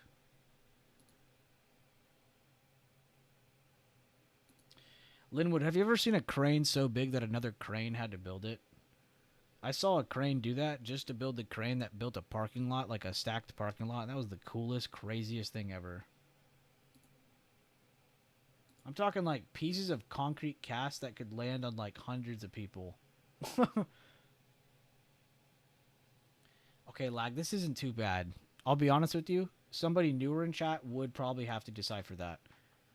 Somebody more experienced, mature in chat, most people in chat, would probably be able to read this. I'm going to be honest with you. Because you have, like, a lot of the levels, but it's easy to make sense of. Also, oh, he's got fair values, I see. I was like, what the fuck are these? Okay, makes sense, makes sense. Yeah, that wouldn't be a bad chart, Lag. I mean, do what you want. Don't start posting because I said it. I'm just joking with you all. If you want to start posting, please do. Put yourself on the line. It might even help someone else more than you. But if you don't want to, don't do it. I'm not going to ever pressure or force someone to do that. I was just having fun with Garden because she's done a very good job of doing that. Even though she didn't have to, she's never had that motivation of like someone else doing it too. Like, so I was just giving her props. Can you explain what this level means? Me, no. Well, see, that's the thing. You need to do what like Garden does or what I do. Like if you do post your chart and maybe type like a sentence or two of like some of the explanation. Like this is what I'm looking at. That's what this is. This is what this is. But if anyone asks anything else on top of that, you don't have to answer shit, bro. I'm just be straight up honest with you. And if that hurts someone's feelings, then they can just leave. We're not in a chat full of children. If you don't feel like explaining something, you don't have to.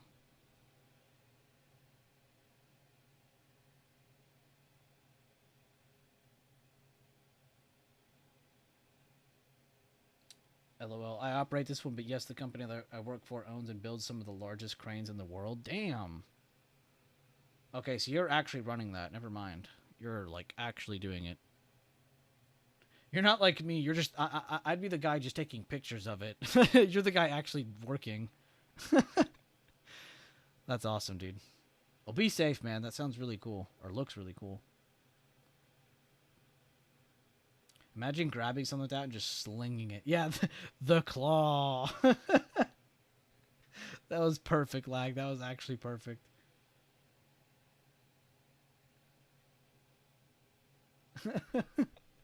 Literally, that audio is in my head. The claw.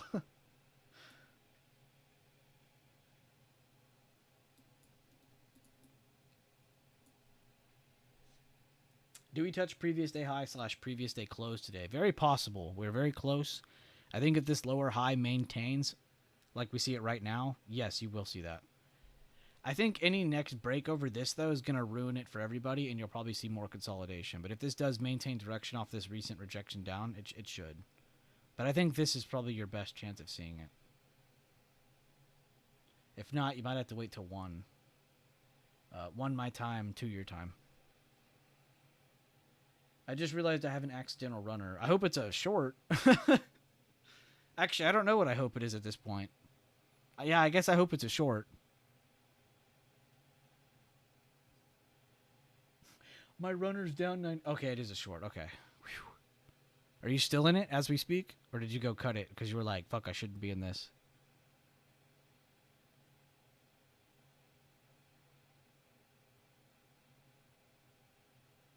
I thought I put a stop in, but I didn't. I hate when I do that. I hate when lag does that. When he goes into my login and does that to me. I hate when he does that. Like, bro, I set the stop loss there for a reason. Why'd you move it?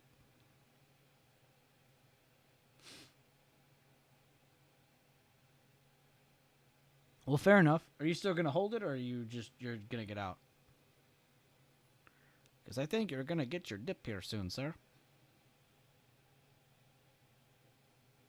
Can't be stopped out if I never have a stop loss. Preach. Preach.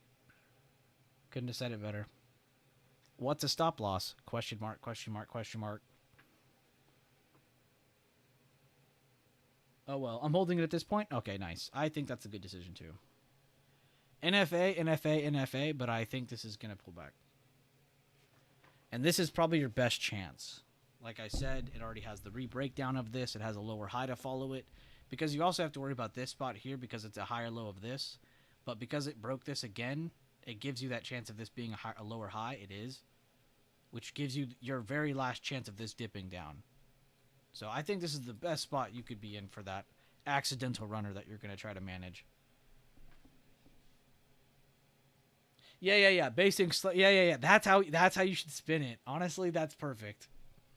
God, my chat's perfect.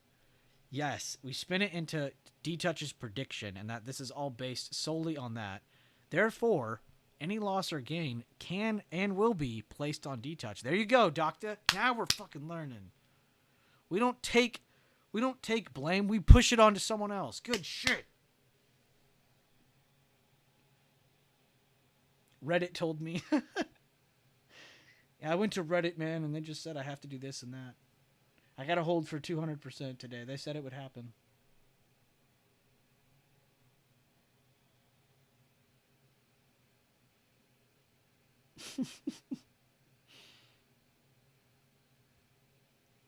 Oh, yeah. Exactly. If it ends up working, you're like, yep, I called that, guys. And then you do the famous words in quotations. Who got in with me?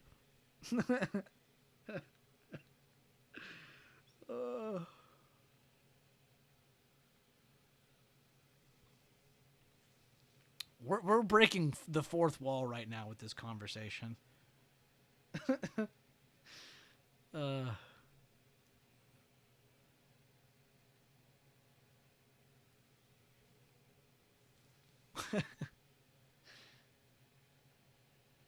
Yeah. Yeah, they make a course about every literal like step that we did to make that one trade and then sell it as a whole course. Oh my god.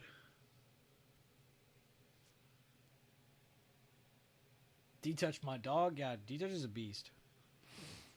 We're just joking, but we love D-Touch. He is a beast, dude. One day he'll be like, "Oh, I didn't trade anything today. I missed out. I didn't have time." Like, he doesn't force anything. And then the next day he's like, "But today I had time." And then he gets his gain. He's the "today I had time" meme. Nice base here on the triple Qs. Good update by Alexis. Let me check that out, brother. Brother man.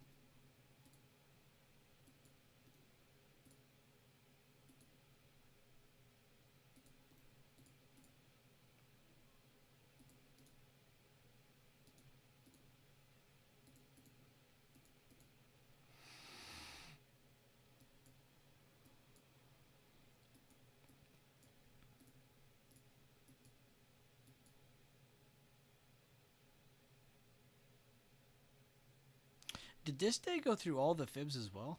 It did, okay. And this one didn't even try. Alright,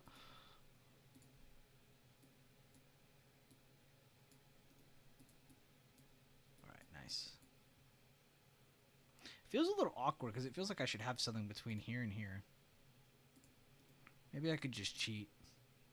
I think we'll do that. We'll just cheat. Sometimes just adding a 50% is the wave.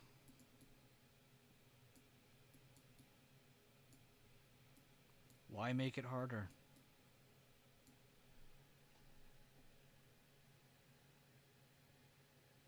Boo, I was expecting a close under PML on NQ. Boo. Bulls suck.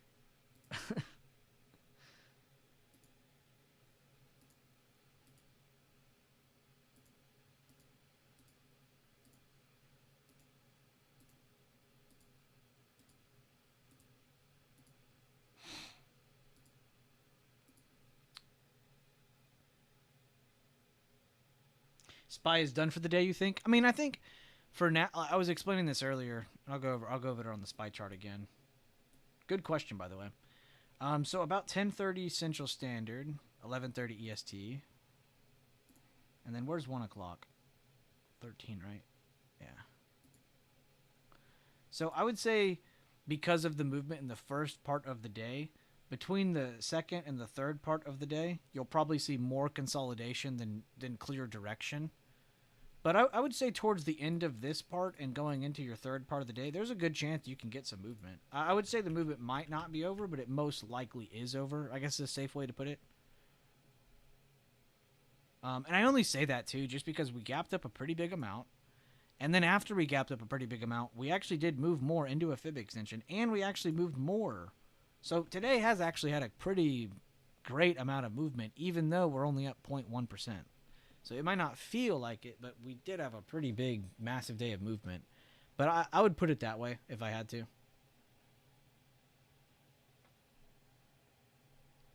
Been kind of stagnant. Probably an end-of-day ride. Yeah, I agree with you. I fully agree with that. By the way, very interesting name.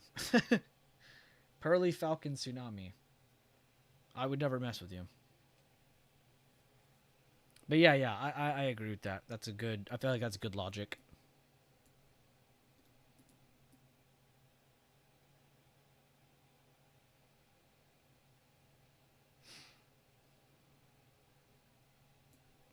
It's just I think some people see this and they think that's all it did, but it's like, dude, we gapped up. We opened a lot higher than we were. I say a lot higher. It's just a few bucks, but at all-time highs, that's significant. You think the news kind of killed its movement? I think it was the anticipation. It was like, all right, interest rates are coming down. We love all this stuff. And then it was like, oh, shit, there's more news today. Fuck. And then, like you said, killed the momentum. I agree. I think you're 100% on it. There's nothing wrong about that. But like I said, and you said as well, I think there is still a chance for some movement closer to like the end of lunch going into the last 2 hours of the day, last 2.5 hours of the day. I would say that is where you should get some movement if you get any at all, but you should more or less get more consolidation between now and then. And that's just my opinion. Yeah, exactly. That's up there, right? See, 646. That's what I'm saying. That's a huge amount of movement. For us being at all-time highs, too. We got to also remember that. Like, we're in the middle of nowhere. Just need him to try to fire Powell from... Dude, yeah, if he fires... which I don't even know if he can do all that. I haven't actually looked to see if he can even do that. But if anything happens to Powell, that will be super bearish.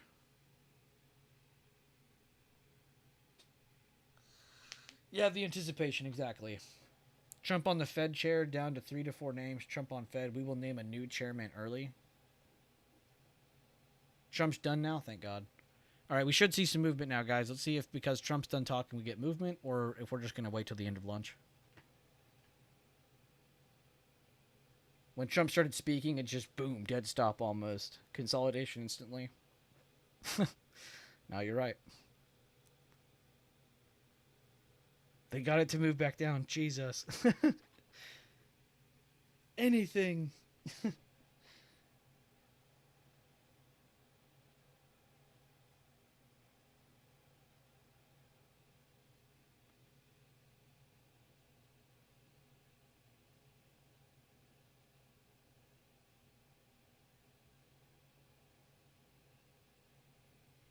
Tobias, what's up, bro?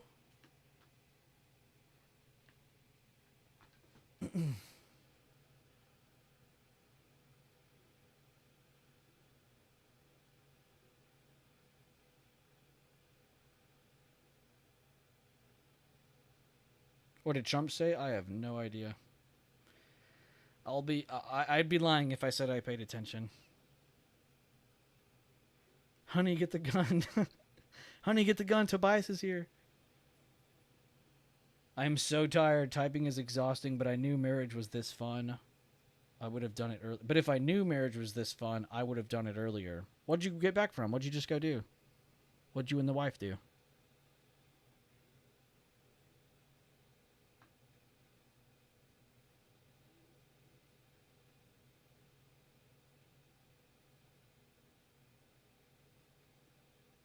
Check out the news feed. That's what I've been doing instead of watching. That's what I've been doing too. Anytime I feel like giving a shit, I go to the newsfeed channel and I just try to see if I see a summary of anything. Because he did say a lot, but I don't think any of it was super significant. And I already talked about this part of it at the beginning before it started. I talked about how they left Zelensky out of it, but I genuinely believe it's whoever said that earlier. I think I agree with them more. I think it's just because of the... How do I say this without sounding like insulting? I'm not trying to insult Zelensky or Ukraine, but I don't think he was important enough to be at this meeting, you know? Like, I think it genuinely needed to be between Trump, Putin, and then I think they had Macron there. Move, Lily, you're scratching my chair. Fucking scratching up my leather chair. Her claws are getting sharp. We're gonna have to cut these.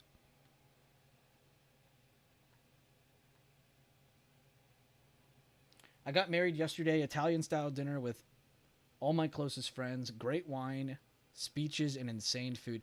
Honestly, Tobias, can I give you a thanks? I think it's incredible that you even took the time to be in this stream. I mean, you literally just got married. I could have not heard from you for a month, and I would have been totally fine with it, you know? You still took the time to come join the stream, say hi, even if it was just some random stuff and whatever. I seriously appreciate that, dude, seriously. And I know for a fact your marriage is going to be fine. Because you're in it, and she's never going to let you get out of line. That is very, very cool, dude. Thank you for being here. And seriously, love you, man. Hope you and your wife nothing but the best. And I'm glad to hear the food was really good. My fellow Italians know how to make food. What can I say?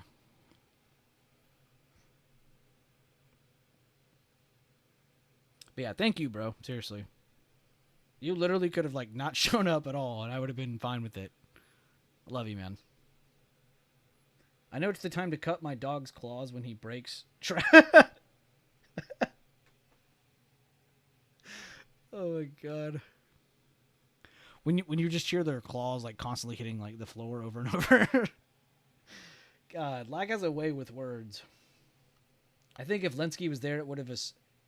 Yes, exactly. I think so too. I think because he is directly involved in this conflict, it would be a problem.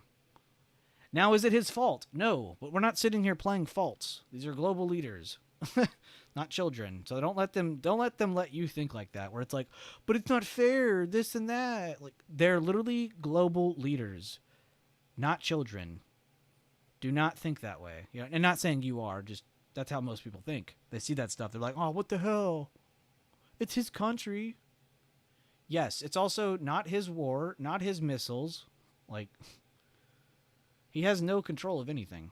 And it would only, like you said, it would escalate the meeting. And that's not good. Everyone as a whole should want this to end. Anyone outside of that circle should fuck off. Like, genuinely. We want this to end. Trump wants this to end. I don't really know what Putin actually wants. It sounds like he just wants good trade deals and he doesn't really care. But then again, what do you expect from a communist? You know? It's like you're expecting this guy to have great morals? That's not how that works.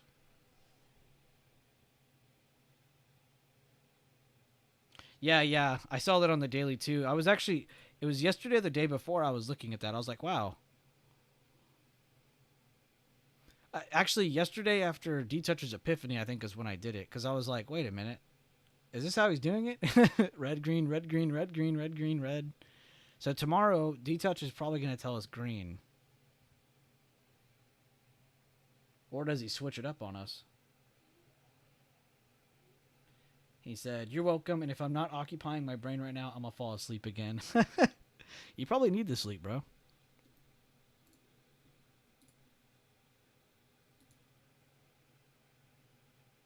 How did the wife like the wedding, though? How did that go? How did she like it? Did she get everything she wanted? Or at least most of what she wanted? I know Tobias is a provider.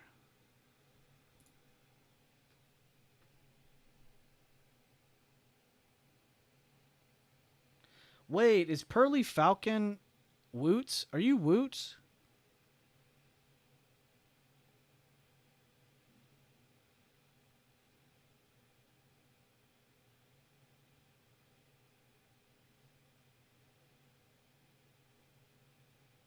You have to be Woots. As soon as I saw BLSH share 12 shares.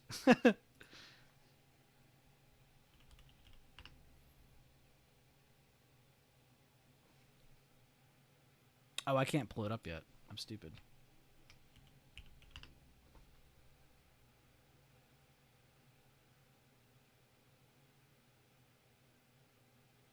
Time of her life, she absolutely loved it. That's great. Wait, you're not Woots? What? Hold up.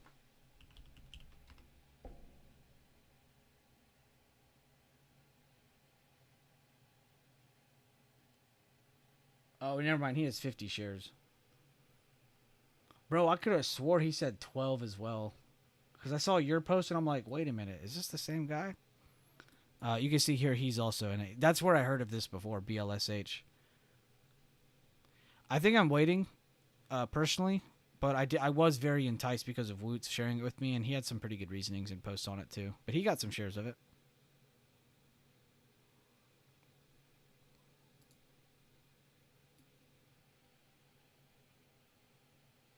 My bad. Yeah, you don't know who Woots is. It's just a person in my Discord.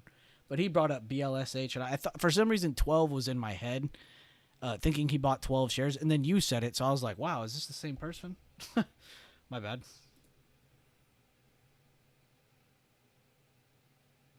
You requested 24 but only got half? I saw a few posts on that where people were like wanting more and didn't get them all. But maybe that's just how that works. You got one share only? They scammed my boy. Requested 15 and got 1.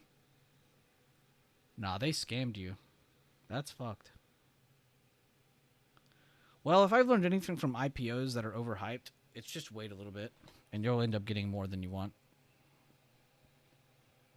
Now, it's not the case for all of them. Some of them you will miss out on, but most IPOs that they get really hyped really well, like BLSH, it's getting really good hype. Like he said, they're milking it. I agree. It'll probably have a pretty nasty pump in the very beginning, and it'll be hard to get new shares.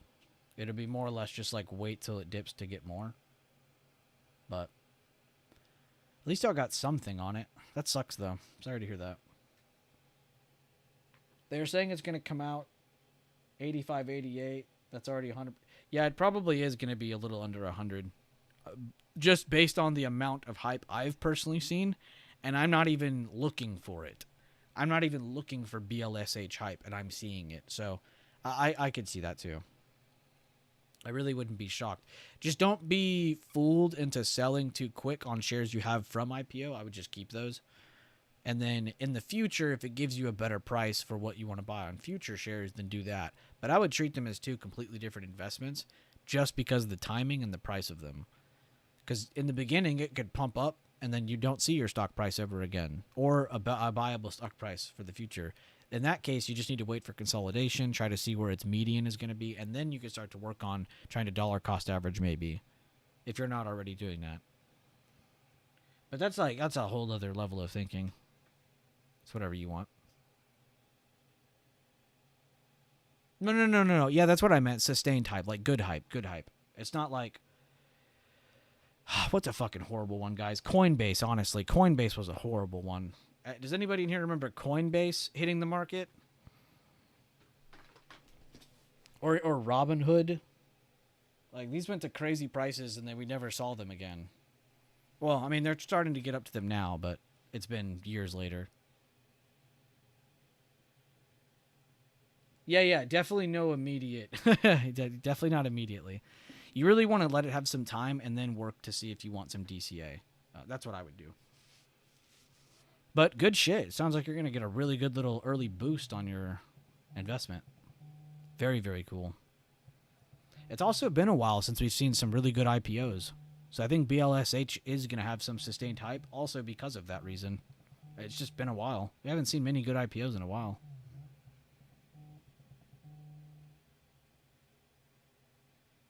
Yeah, I've seen a couple people hype this up in my chat, so I'm glad to see you're in it too. Good shit.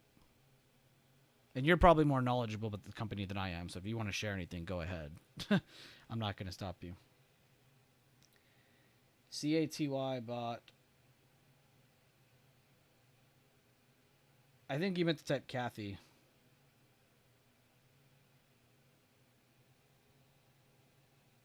They had some bad IPO in the past, but recently they've been so hyped. Nice. Okay. Well, I hope nothing but the best for you, man. Seriously. Any updates on it, let us know. If it goes to 85 to 88, I'm selling mine about 10 minutes after it goes live. you and 40% of people.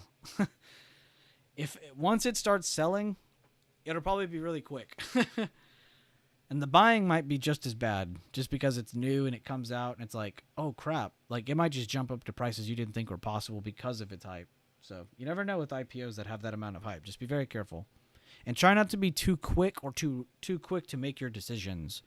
I would say try to actually just like watch it. You know, if you have an IPO, you shouldn't be worried about price.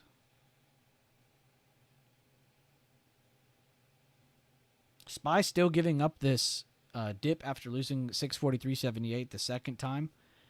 We saw them trying to build a higher low underneath it, failed it a second time, built a lower high. I almost said lower high, and they moved down lower. We're around our low of day still with that hammer on the left of the recent candle. Previous day close, previous day high, right at our feet.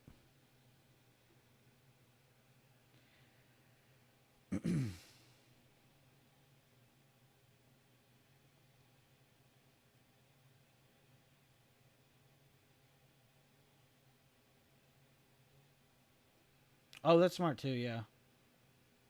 He said, I would definitely take a 60-day restriction to go if it rockets. Restriction? What's that?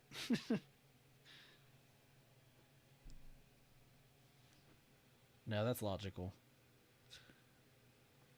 Well, guys, we're getting close to the end of the stream here. I've been going a little bit extra long today just because I was having a lot of fun. You guys are awesome. I'm not ending it just yet, but if I am going to end it soon. If you guys have any questions or comments, I like to leave the end of the stream for this, just because it's the most open-ended part of the stream. But if anybody has any questions or comments or anything to add into the stream or about the chart or about anything they're looking at, about the strategies we use in here, feel free to throw it up. Straight up. I just had the Travis Scott ad-lib play in my head. Is that Tasty Trades? On my screen right now? No, this is Thinkorswim. Here, I'll move the thumbnail so you can see it. or whatever you call that. Yeah, Thinkorswim. I almost said by TD Ameritrade. I'm so old. It's by Schwab. Schwab now. Schwab.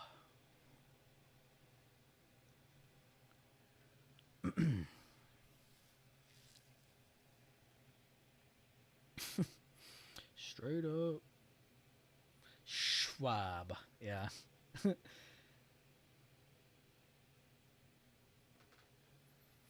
One second. I'm going to go grab some water. You guys ask your questions. I'll be right back.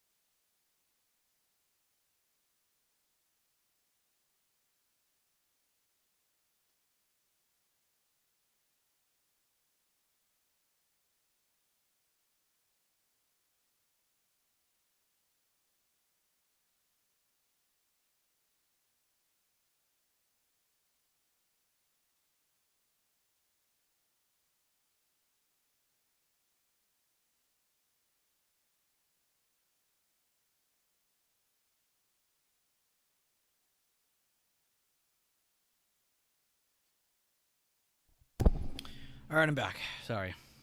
The puppy played too. Ugh.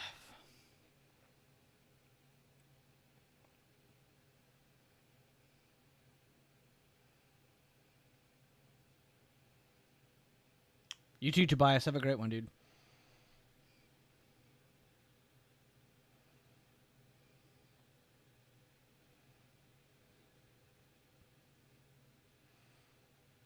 Buyers at a group meeting buffet right now. Alexis, that was good. I wasn't sure if I was the only.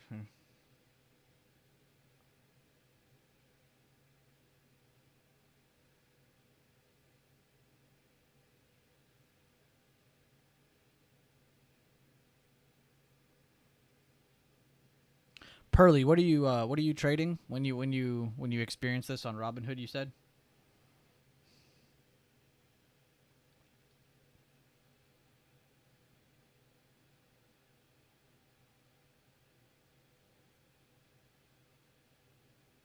Just any ticker or just like whatever?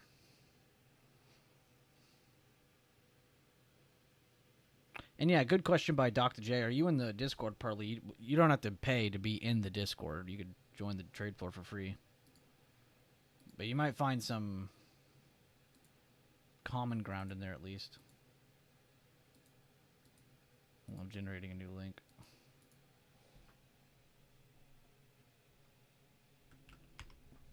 Damn, Dr. J. I just got back in time then, didn't I? He said previous day high hit. It did. Good shit. And previous day close.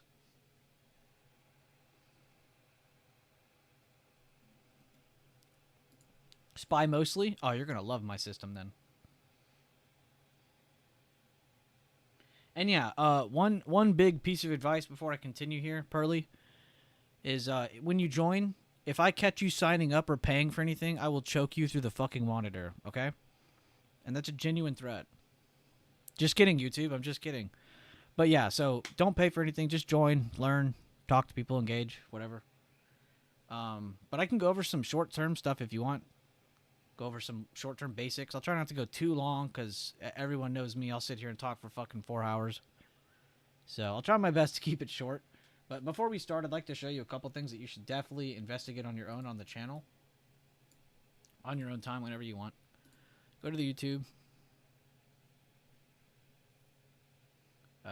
Search bar. I don't know why I was looking so long for that. A couple things that I want you to type in would be order of operation.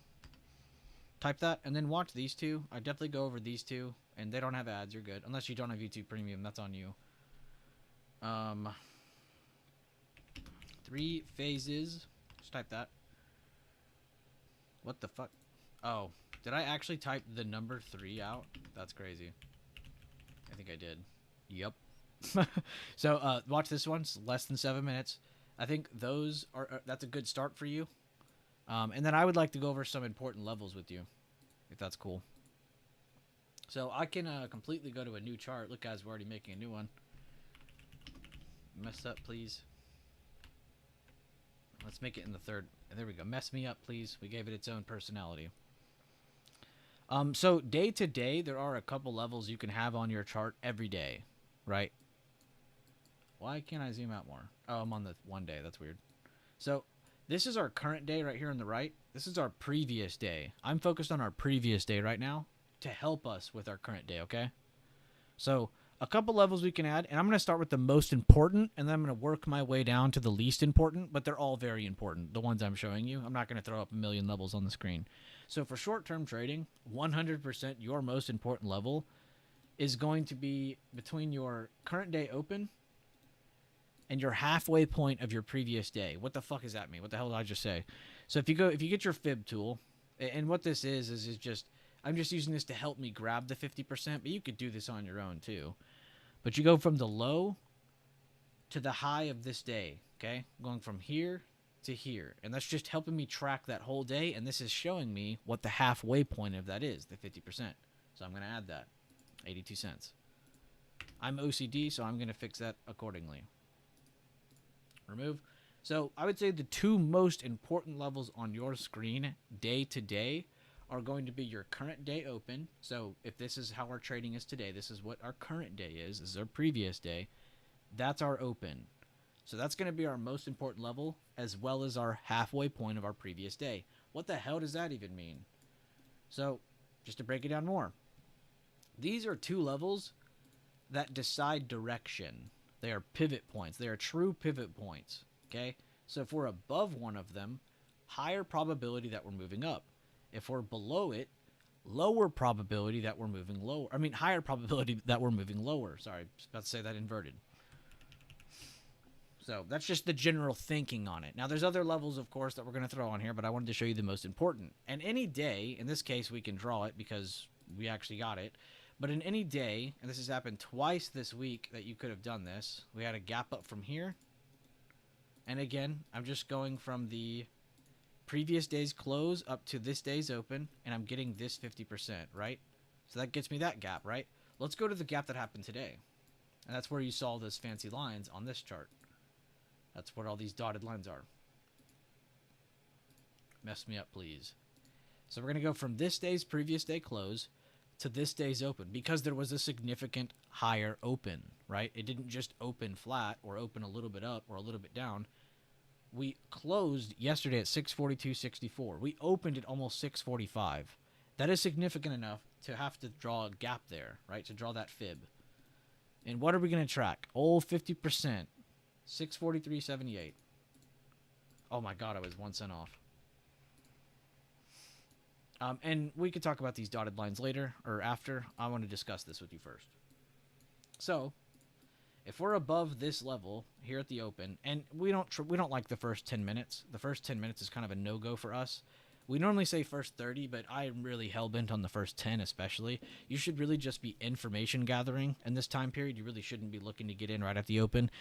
Many reasons for this. One, it's too volatile. Two, your contracts are too volatile. Implied volatility is going to completely fuck your entry. You're not going to have a great chance on that. So I don't really like the first 10 minutes. And anyone who does trade the first 10 minutes, I'm sure they're having a great time, but their heart rate is definitely a lot higher than mine. And with a lot less hard work. So, being above this, we're short-term bullish. And we already know this because of the context of yesterday. So being above this, good sign. Then we see the break of this. Uh-oh. Where is it going? Is it going down to previous day high? Is it going down to previous day close? Sure, it got there. But should that be our first target? Should this be our first target if we see probability shifting, breaking under current day open? No, we don't target this. We're targeting this. The halfway point of the gap up. It's the next thing in front of us, so we have to go towards that. So it not only gives you a probability in your head of where price should be going, but it also helps you with targets. In case price does break down, where is it most likely going? Oh, it's going here. Okay, cool. If it breaks this, it's going here. If it breaks this, it's going here. Yeah, so on and so on and so on. And you can get more context on this. Basically, any video on my channel. What the hell was that? Any video on my channel, go to the YouTube channel, then click videos. Any of them that say, like, context or anything like that, you definitely want to watch it. Like this one, trading with context, key levels that show direction. You're definitely going to want to watch that. And there's a bunch of others, but don't just trade levels. Trade levels using context. Be conditional. You're definitely going to want to check those two out as well. And that's it. So now you kind of have your own little game plan going. Now back to those dotted lines. I'd love to discuss that with you. But before we move on, I just want to make sense that you're good so far. And I understand not all this is going to click the first time hearing it. I don't expect it to. It's not that complex, but the general thinking behind it all is a little bit more complex, the theoretical behind it.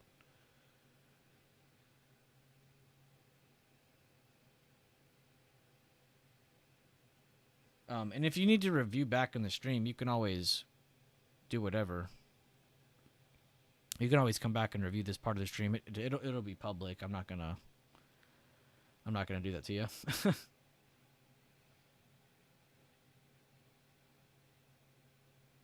You watched a short from me yesterday about fib retracements. Yeah. No, I mean we just heavily use them. But before I move on, does some of this make sense? Because I do want to go over a little bit more with you before I end the stream. I don't want to leave you out to dry. But does some of this make sense? Like how we're using the previous day's info, and every single day we're using these same levels. Now, yes, these numbers will be different going into next week because my previous day will be different. Like I'm not always going to have this as my previous day. It'll be different. I'll have to move off to adjust. So there's a little bit of maintenance in it as well.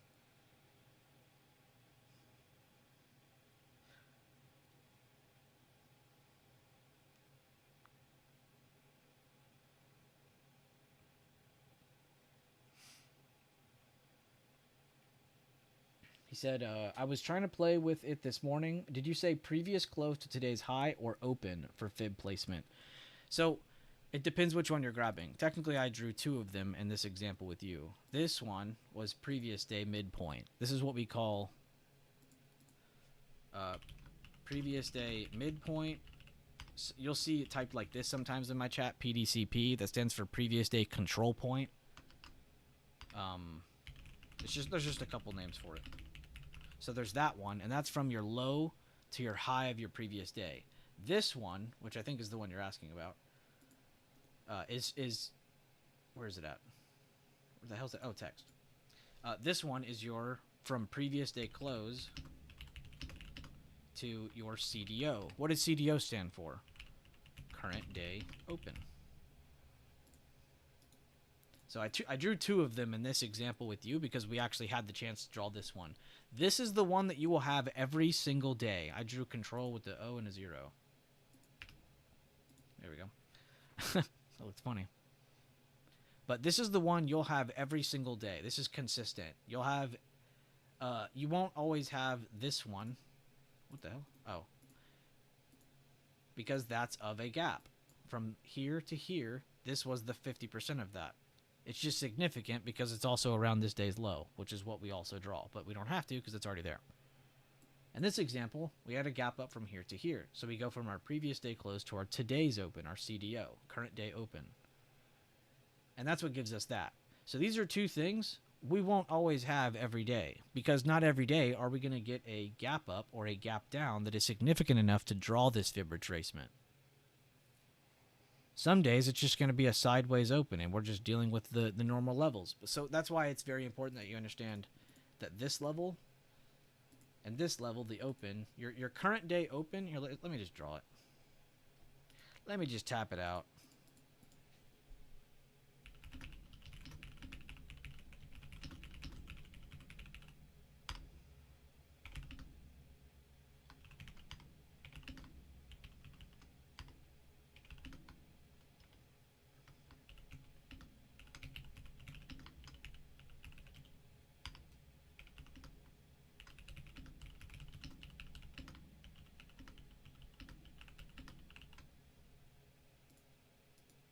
If I had to, that's how I would put it in order of importance. Current day open, previous day control point, which is a level you have every day, which same thing with this level. You have this level every day. It's two very they're consistencies. Gap halfway points, we don't have those every day, but they're just as important. And then any other level, like our previous day high, our previous day low, our pre-market high, our pre-market low, any larger time frame levels, those would all be tertiary to everything else.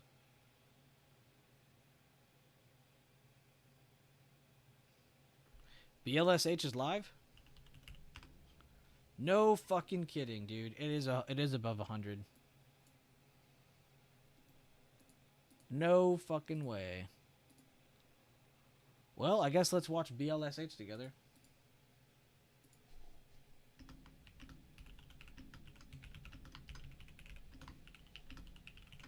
I'll even put it in the title.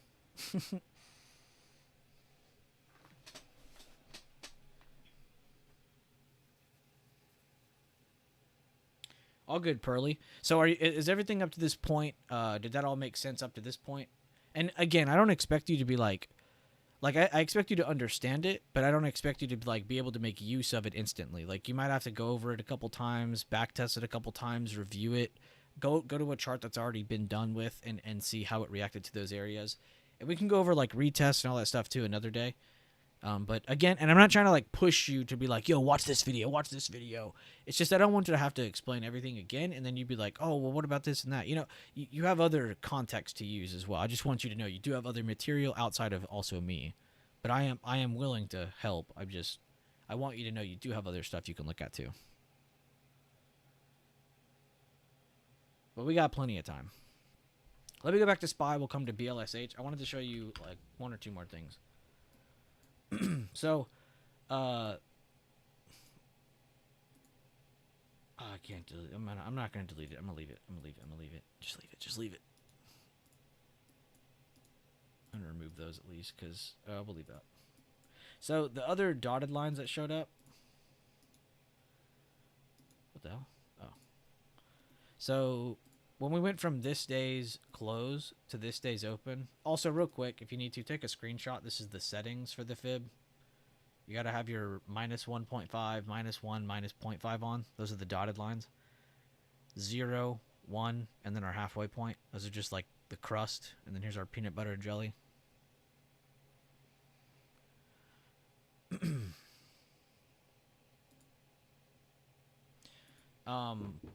But the dotted lines. 1 second.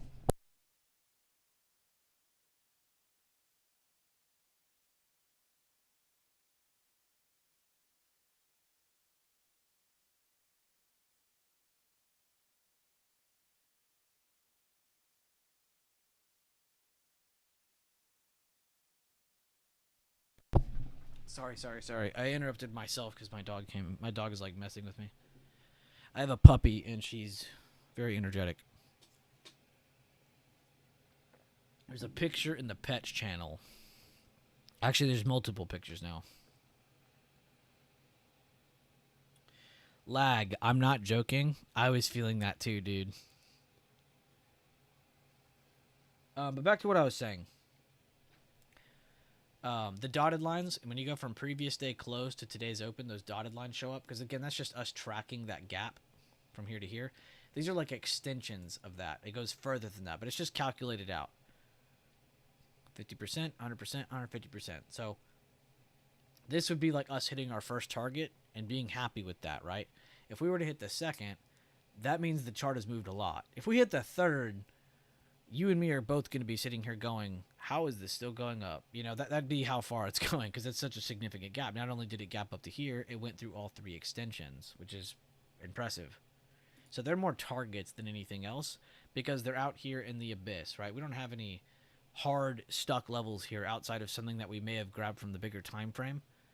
But being all-time high, it's blank up here. So we like to at least have something to go off of that is going to be consistent, because everything I've shown you up to this point is consistent, right? If I was to delete this chart, what I mean by that, if I was to delete this chart and re-show you everything, I would get the exact same levels to the exact same cent. And that's the whole point, is having consistency in your routine. If you don't have a consistent routine, you're not going to have any consistency anywhere else. It's got to start where it starts. It sounds weird saying it like that, but that's actually right. So, and you can see I'm not doing anything super complex. Like, yeah, I'm throwing up fibs. But if you think about it, fibs are just helping me do simple math quicker. All right, back to BLSH. We got a watch party, people.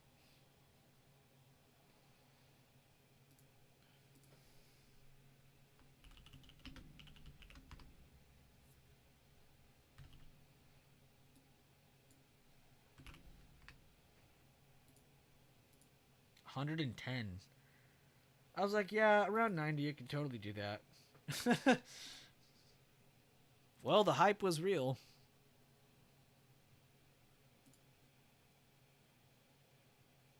But yeah, Pearly, sorry if I was going too quick or something. I'm glad you were here asking questions. You're asking really good questions.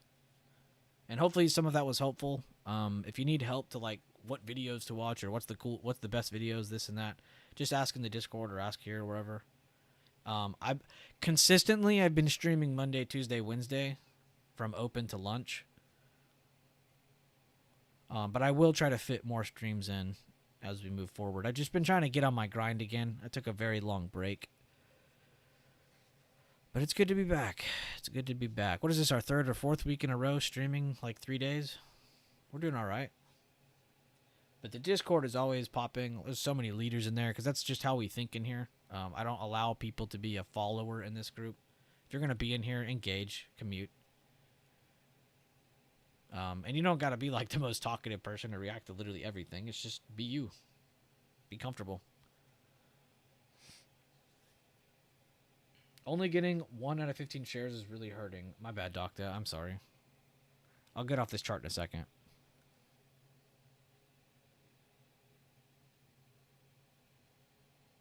You streaming tomorrow? We got news before open. I don't think I will.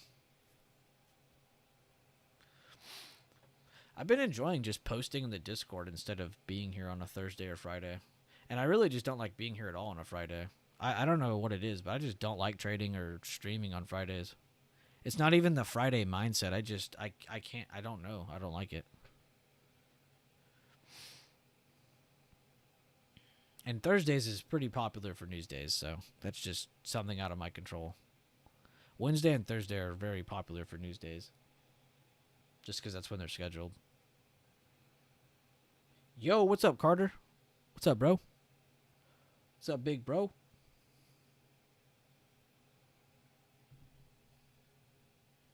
I'm surprised I'm still streaming, to be honest, but Pearly gave me like a second wind that I didn't know I had.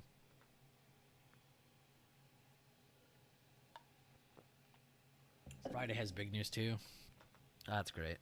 You're talking about this week, right? Let me look. I'm the one who posted the news for the week, and I already forgot. By the way, if anybody doesn't know, you just go to financialjuice.com.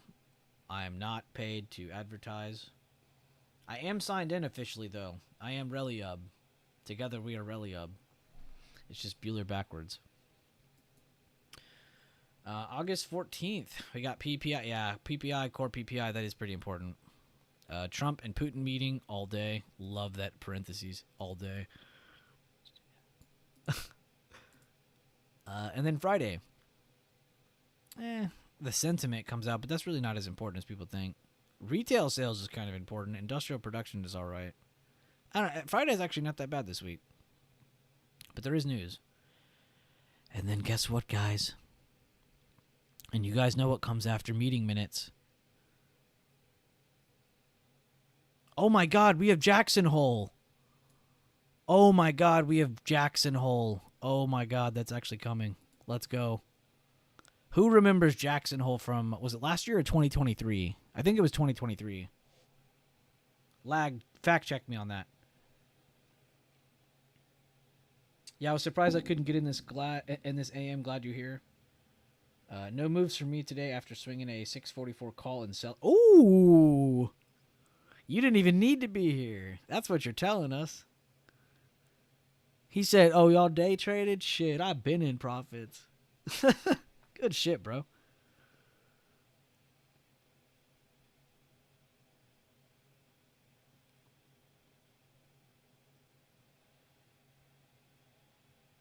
You didn't exist in 2023. I was rotting. I meant the thing I said. Fact check the thing I said. I didn't.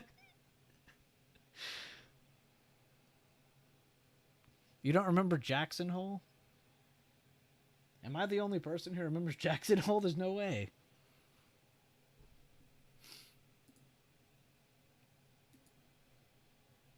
You wasn't a person, I swear. Merely an idea. I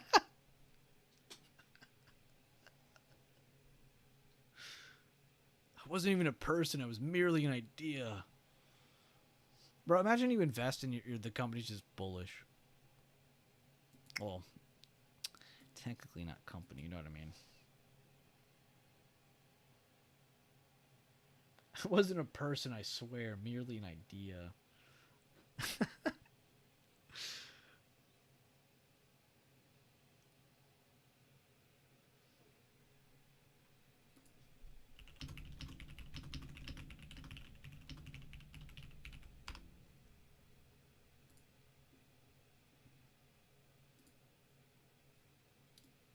Lag, every time you type, this is you.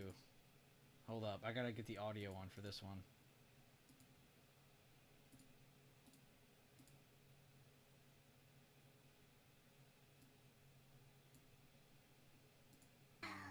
He has such a way with words.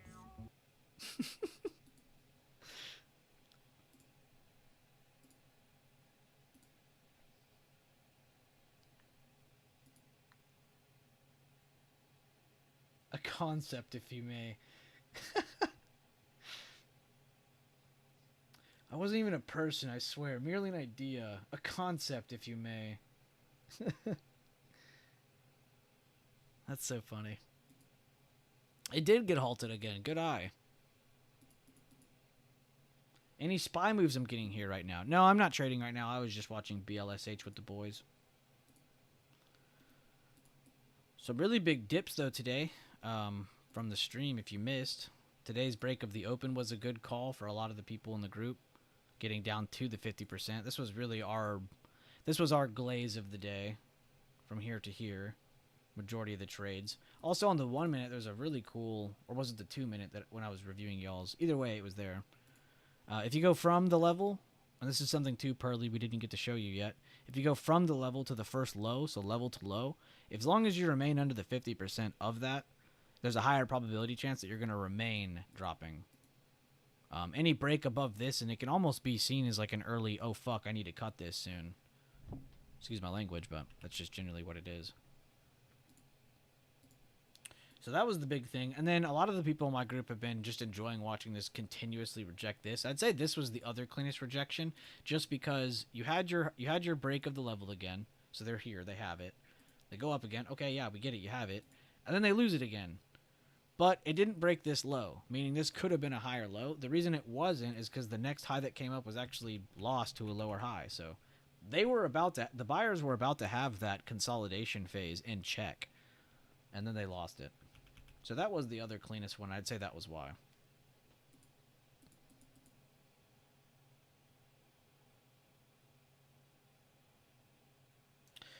What is this name? Get Fat with Shem?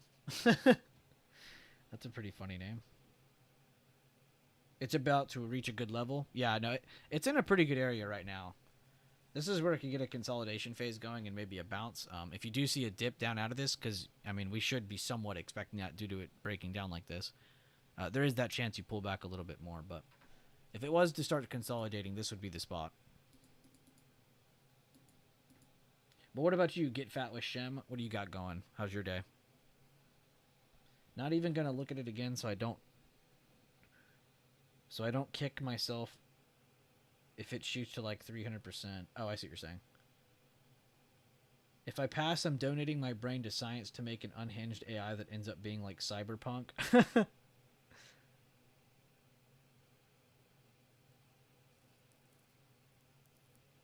But if y'all watch it, I ain't mad. No, you're good. We don't have to watch it. I just figured I'd pull it up since y'all seemed excited, and I did remember it from when Woots brought it up, and then you brought it up again, so it's just kind of funny. What are these names? I don't know. I can't really talk shit. I literally took my name from a movie.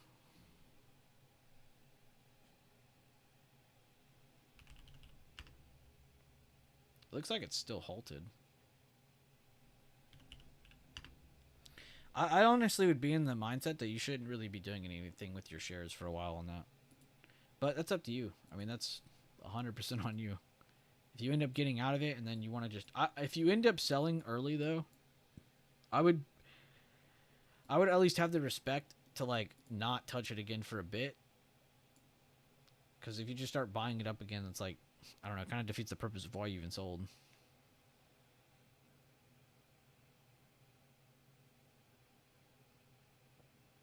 I got in night at the first almost consolidation and boom, got slammed. I just had a feeling they were... Oh, oops. My day's good. Just woke up late. Wanted to take some... Oh, trims. I don't know why I thought that said hymns, like the ticker hymns. Some trims off my long, but wasn't able to. But it's all good. Okay. Sorry, my screen's like turned right now. Let me fix this. That was kind of hard to read, wasn't it? Well, sounds like an alright day. Seems like you tried to make your best of it.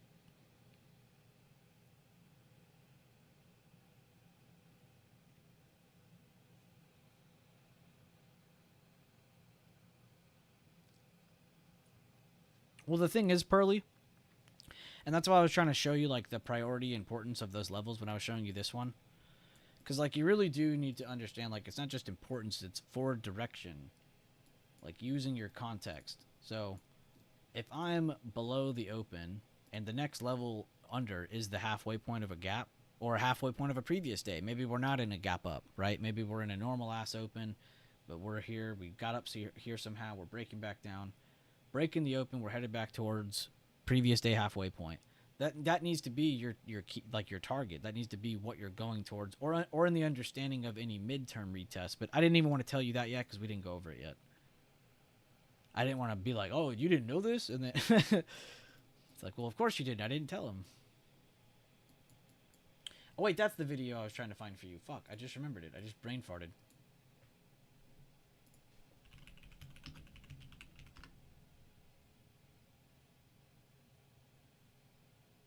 Wait, why did I type all that?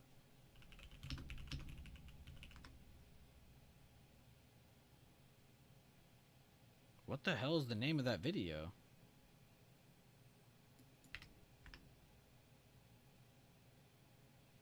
There. What? Did I not type types of retest? Did I not type that? All right, but this is the one you want to watch. It's 48 minutes. This is the longest one I'm showing you. The other ones were like 7 minutes, 4 minutes, 8 minutes. Like, they were all nothing. But this is like a more advanced video compared to the ones I was showing you. So once you get done with all that other stuff and you draw a couple of these on your own, like seriously, open up your chart, do like a 5-day, 5-minute thing.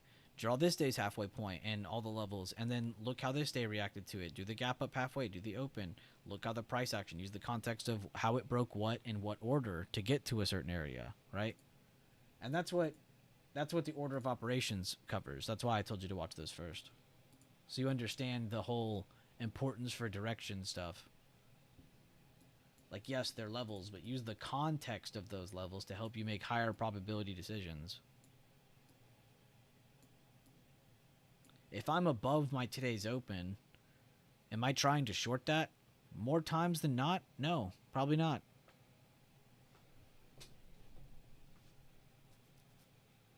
Now when we break it, now that's when my greedy hands come out.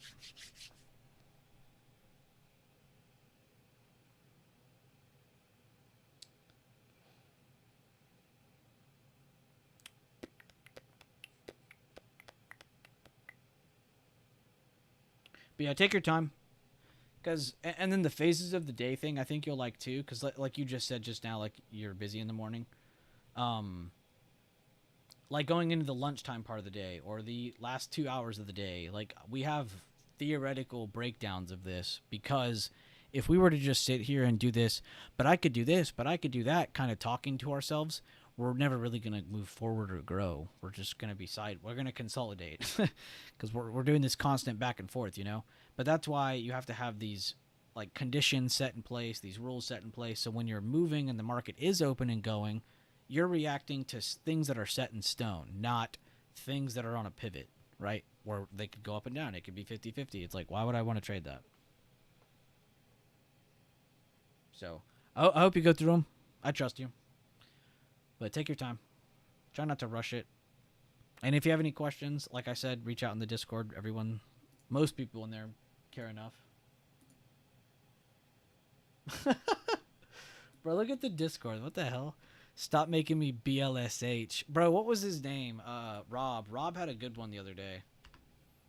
He was like, bullish engulfing on Tem. It's Tem time, baby.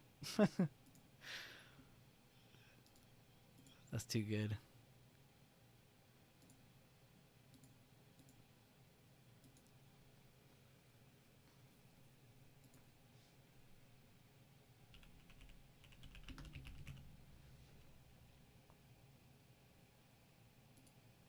Birdman.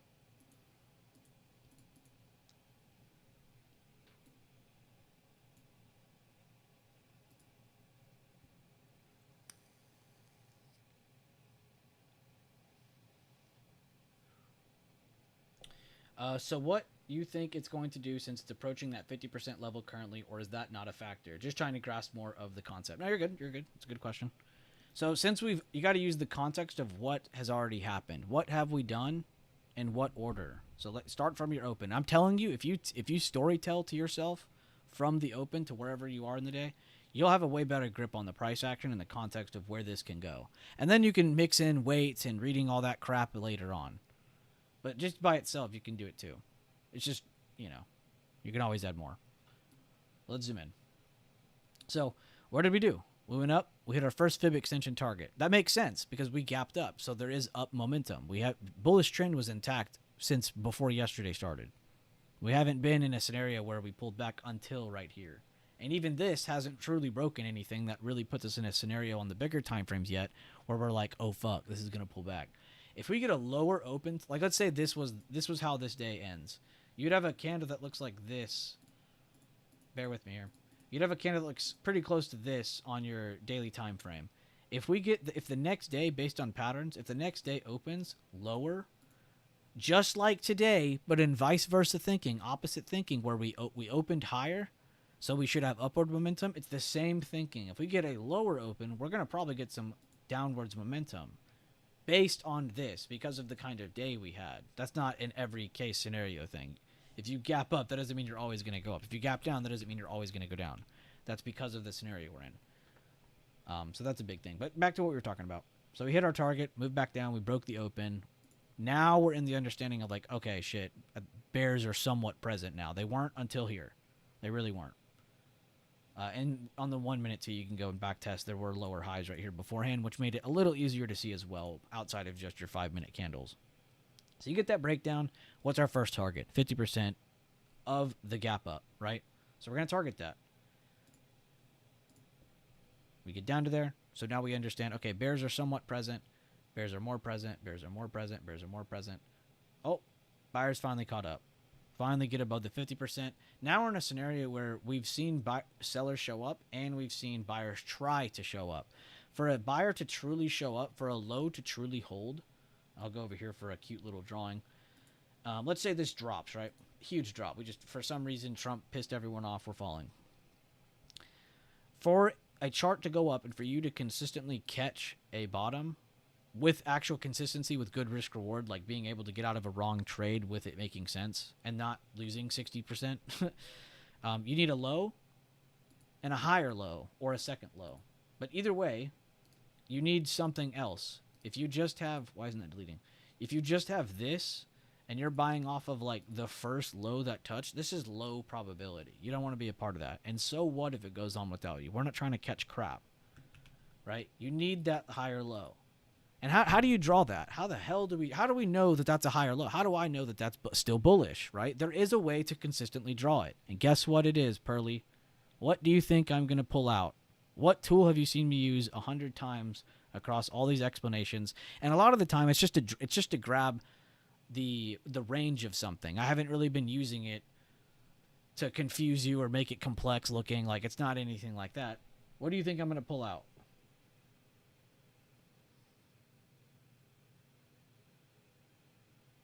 I will give you a second to respond. I want you to be somewhat caught up.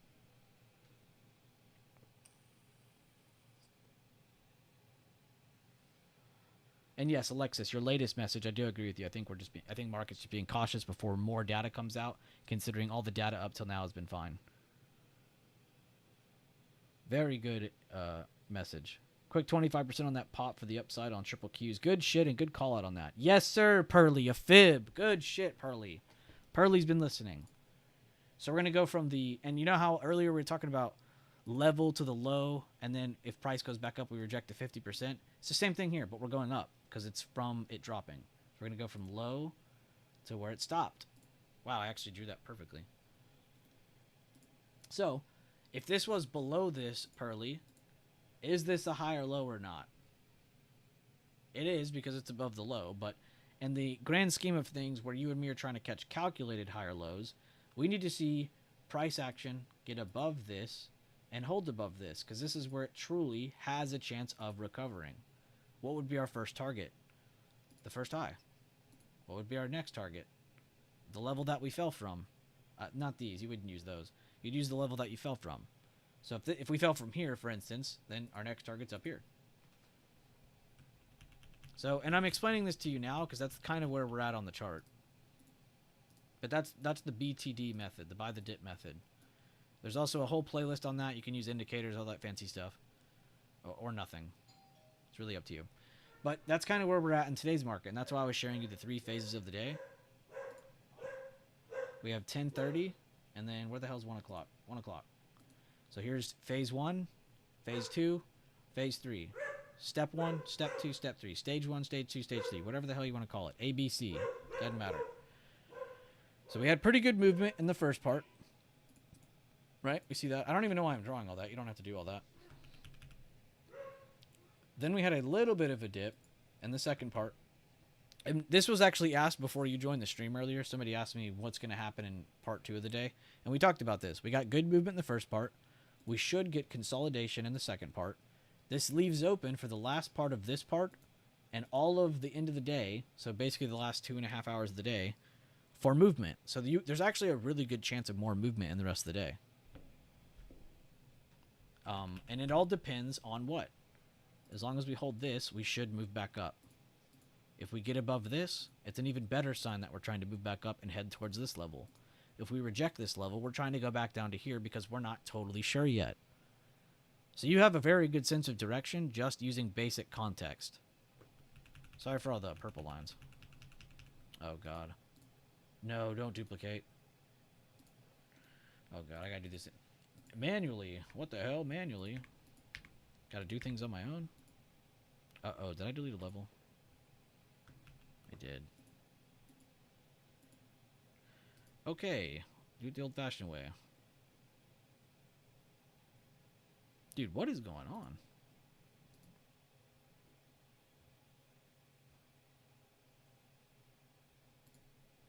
This is what I get for drawing all these lines. And there you go. But let me know, Pearly, if that was an alright explanation or not. I don't expect you, again, dude, don't expect to be like for me to expect you to understand every little thing I've gone over. I have gone over a lot very quickly. So I don't expect you to be like, oh yeah, I get every bit of it. But I do expect you to, like, once you've heard me say it now, and then you go check out some of those videos, and you've been hanging out a little bit longer, and you're going through this on your own. And seriously, like I said, open up your chart. If you need to the 5-day 5-minute, go to 20 days 5-minute, and do it like each day. Start with this day, do all your lines and your levels and all that fancy stuff I was showing you, and then back test it with how this day reacted to those levels, and then do it again. Clear it. Do this day to this day. Clear it. Do this day to this day. Clear it. Do this day to this day. Clear it. Do this day to this day. Over and over and over and over and over. Also, one more thing I could show you. One last thing. And this is how a lot of... These are two, like, really easy methods to get a lot of easy good levels. One of them using that fib tool. So let's say this day's low to this day's high. It's this, I'm just doing this day, low to high. You get that 50%. A really easy way of getting levels from left to right is just adding a shit ton of 50% of every day. That's a really, really easy and effective way of getting it. And if you think about it, that's what you and me are doing a lot of the time anyway for a lot of our more important directional pivot points. The levels that are telling us where we're going. So you do that enough, you end up using it on these days here on the right. It's very helpful for price action on that current day. So in this instance, not helpful at all. There's nothing over here. But you'll have this day's halfway point. That might be useful going into tomorrow. You're going to have this day's halfway point. This is going to literally be helpful tomorrow because of what you and me just covered. It's helping us directionally. So going into tomorrow, it should be pretty simple to see where we need to hold and where we don't need to hold. So right now, this isn't a good level to have up because this day's not over. But I was just showing you what you would have drawn if it was over. But this level isn't technically here. Oh, but yeah, sorry about that. Purple is your second favorite color? I mean, I don't really have a favorite color, but if I had a gun to my head and someone was like, dude, what's your favorite color? I'd probably say purple. Like a dark purple.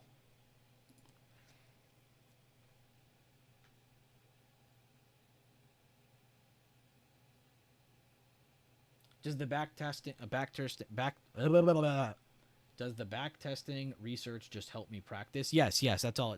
One, it helps you practice drawing the levels and understanding where to draw them and what you're drawing, so you understand it, what your context is, and then two, it's just good to know.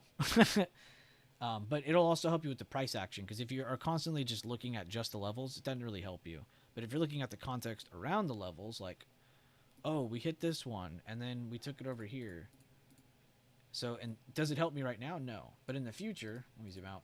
If I ever see any breaks of, let's say, like, previous day close or previous day high, right? What's the next most important pivot point? Ding, ding, ding, ding, ding. 639.82. So, that's what it's useful for. Maybe it's not helping me right here this instant, but maybe it does. What if we consolidate the rest of today, right? And then we have like a higher open or a sideways open the next day, right? Then I'm going to have to be looking towards this if all these levels break. Does that make sense? I know I'm doing a lot of horrible drawing. They call me the Picasso of charts. No apologies needed. I am serious about trading. You're good. Pattern recognition, exactly. So you'll start to understand, okay, this is the order I should see this, or this is what you should, at the end of this, understand what should the chart do. Therefore, when it isn't doing what it should be doing, you're like, oh, okay, I'll just stay away from this. This is acting weird. Or when you get really good at it, you'll act on it. You'll be like, oh, okay, well, this isn't trying to go long. They're trying to short this. So, yeah, pattern recognition, practice. And literally, one of the best traders that's ever been in my chat, Leland, the number one advice from him has always been backtest. Like, not enough people backtest. They don't ever go back in the past few days and throw the levels up on their screen like I just showed you, and then delete it, and then do it for the next day, and then delete it, and then do it for the next day, and then delete it, and then do it for the next day. Because it's tedious, because it takes time, because it's annoying, because it's boring. But that's honestly the nitty-gritty that's going to help you understand what you should be expecting and what you shouldn't be expecting.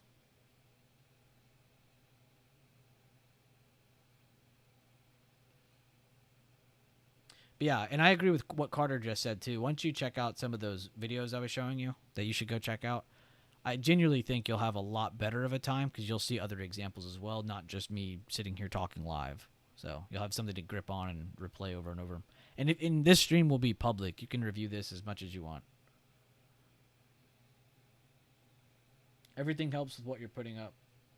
You sponge info, seriously? That's crazy. That's good, though. That's good.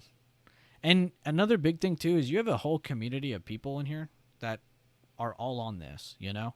So if there's ever, like, a part where you're stumbling, you're fumbling, you don't really understand what the hell, you feel lost, maybe there's just this one little tedious thing you're curious about, whatever it is, just ask, whether I'm streaming or not.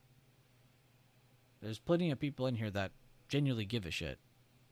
We got Carter, and we got Ryaku, we got Kevo, we got both Mikes, we got Sinful, we got Dr. J, we got Alexis, we got Garden, we got Susan,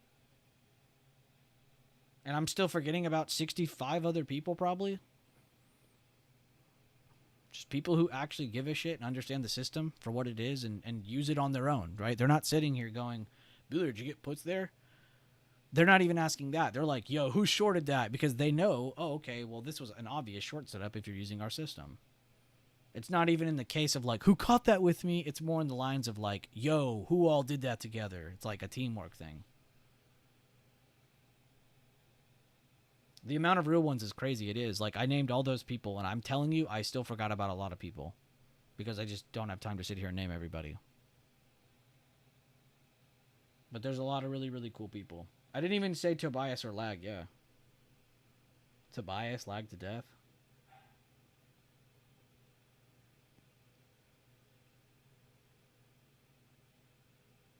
Yeah, that's what I was trying to help you with too, Pearly. He said, I was trying to watch some last night of your videos, but I was like, it's so many videos, I don't know where to start. I get that a lot, and that's why I was really wanting to share which ones you should start with, because you could really start anywhere and still arrive to the same point, but I was just trying to give you the shortcut, just because there's videos directly on certain topics, whereas there's videos that cover probably just small parts of multiple topics, if that makes sense.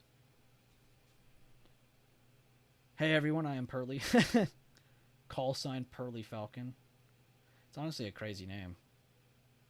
What was the one from earlier? Honestly, that one got me. It was like fat something. Get fat with Shem. That one hit me. Or the triple Q is my fault. Wait, what'd you say?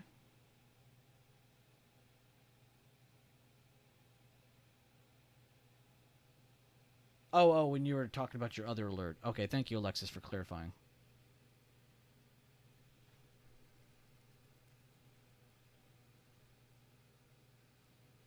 Well, we went a lot longer than I thought we were going to go for today's stream. I was supposed to end it around 11:30, and here we are at 12:40. But it was well spent. I had a lot of fun in here. We got to break down a bunch of things for Pearly in here. And honestly, that was probably really good practice for some of the veterans in here who just don't hear this basic shit all the time. Because it's basic to them because they've been around it so long. Not because if anything else. So it's probably a good review for a lot of them too. But guys, I think I am going to end it there. I appreciate all the likes. We hit 25 likes. We had over 200 clicks on today's stream. Seriously, guys, that is impressive. Considering we let the channel almost die, and here we are reviving with and not really giving a shit about that anyway. But it is kind of cool to see that everyone returns no problem. It's kind of cool. So I do heavily appreciate that. Where do you have the most discussion on Discord tab-wise? Trade floor, 6,000% trade floor. I'm constantly bitching at people to stop posting certain things in here, but it just doesn't work, so just take it all to trade floor. Levels channel, which you're not going to have access to until you're a member, but that's just where I update my levels every day, which you'll catch in the streams if you're here. Trade floor, though. You'll definitely get the most out of it. Looks like there's some BLSH guys in here.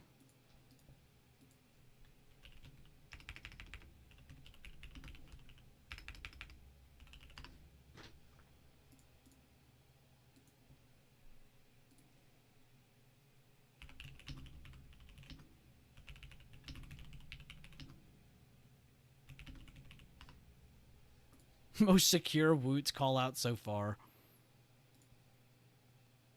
There's Fat Shem. Oh, and there's Pearly Falcon. What's up, guys? What's up, nerds? But yeah, trade floor. That's it. That's the answer to your question. What else happened in here? I don't really get to look in here as much while I'm streaming because I'm so focused.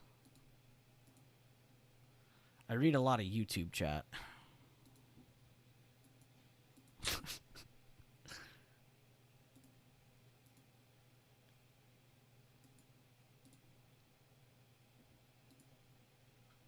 And it's cool because, like, every single trade you see is by that person. You're not going to see Bueller post a trade and then everyone's like, there's like 9 people that followed me. That's not how we do things in here. Like, I could post a trade and watch. Nobody would follow it.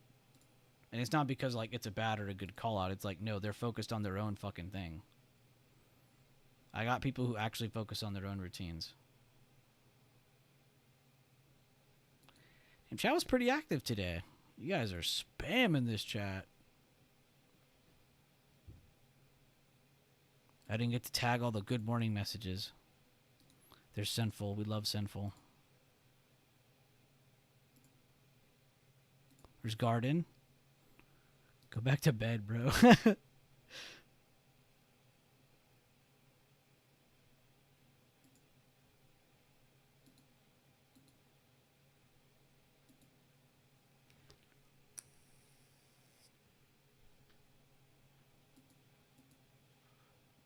Oh, I do recommend people reading this. If you're a little bit more involved in the market, I would read this. I even pinned it to the channel today. Someone mentioned... Oh, I meant to go back and read this. Y'all were up a little earlier than me. Someone mentioned Intel Swing posted... Oh, yeah. I was telling him about it because I had a couple people bring up Intel, and I'm like biting my lips because I'm like, fuck, do I tell them that somebody's already been posting this, or do I just, like, shut up? Because I don't want to, like, shun someone's idea, you know? I don't want to be like, dude, somebody already posted that. I don't want to sound like that guy.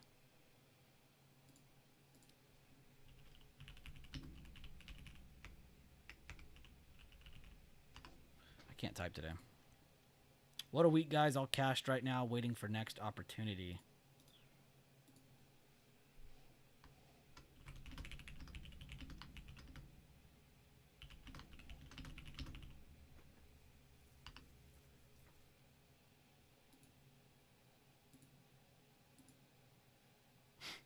I love how many times I slip in LW, dude. I will never not get off this train.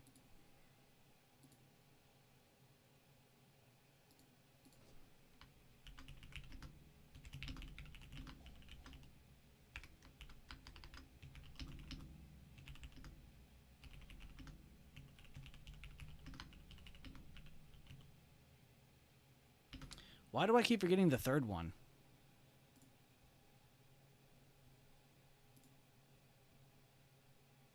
Oh, because LW is the third one.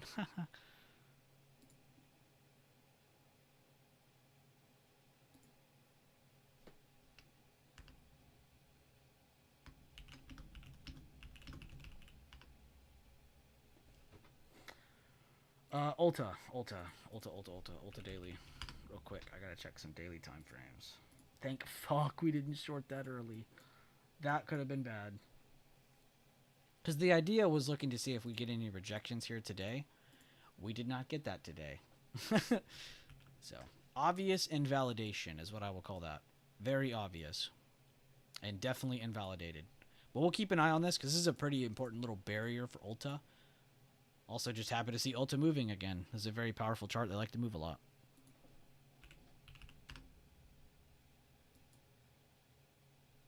The TXN idea would have been amazing. Alexis called that out very early. Coin went up and rejected, by the way. Earlier we were hyping up how much this was going up. It's already liquidated and moved back down for the day. It's back below open. It's even hitting yesterday's close almost. Pretty impressive, honestly. I don't know how you could give up such a gain. I mean, if you go down to that chart, what is that? I mean, really, what is that? That's disgusting. Y'all want to talk about a lot of movement. This chart had a lot of movement. But guys, I'm going to end the stream there. I keep rambling on. Thank you guys again. Love you all. Thanks for leaving likes. Thanks for joining. Thanks for commuting and engaging, all that stuff. Join the Discord if you want to communicate with anybody else in there. There's a lot of cool people. Outside of me, of course. You know, I'm kind of the coolest. But I will see you guys later on. Thank you guys again. Seriously, this was like the most views on a stream in like 3 weeks. So we did really good today, guys. Thank you again. And I'll have the levels posted tonight for tomorrow, like I usually do. And all that good stuff. I'll do a recap and all that. But yeah, have a good rest of your day.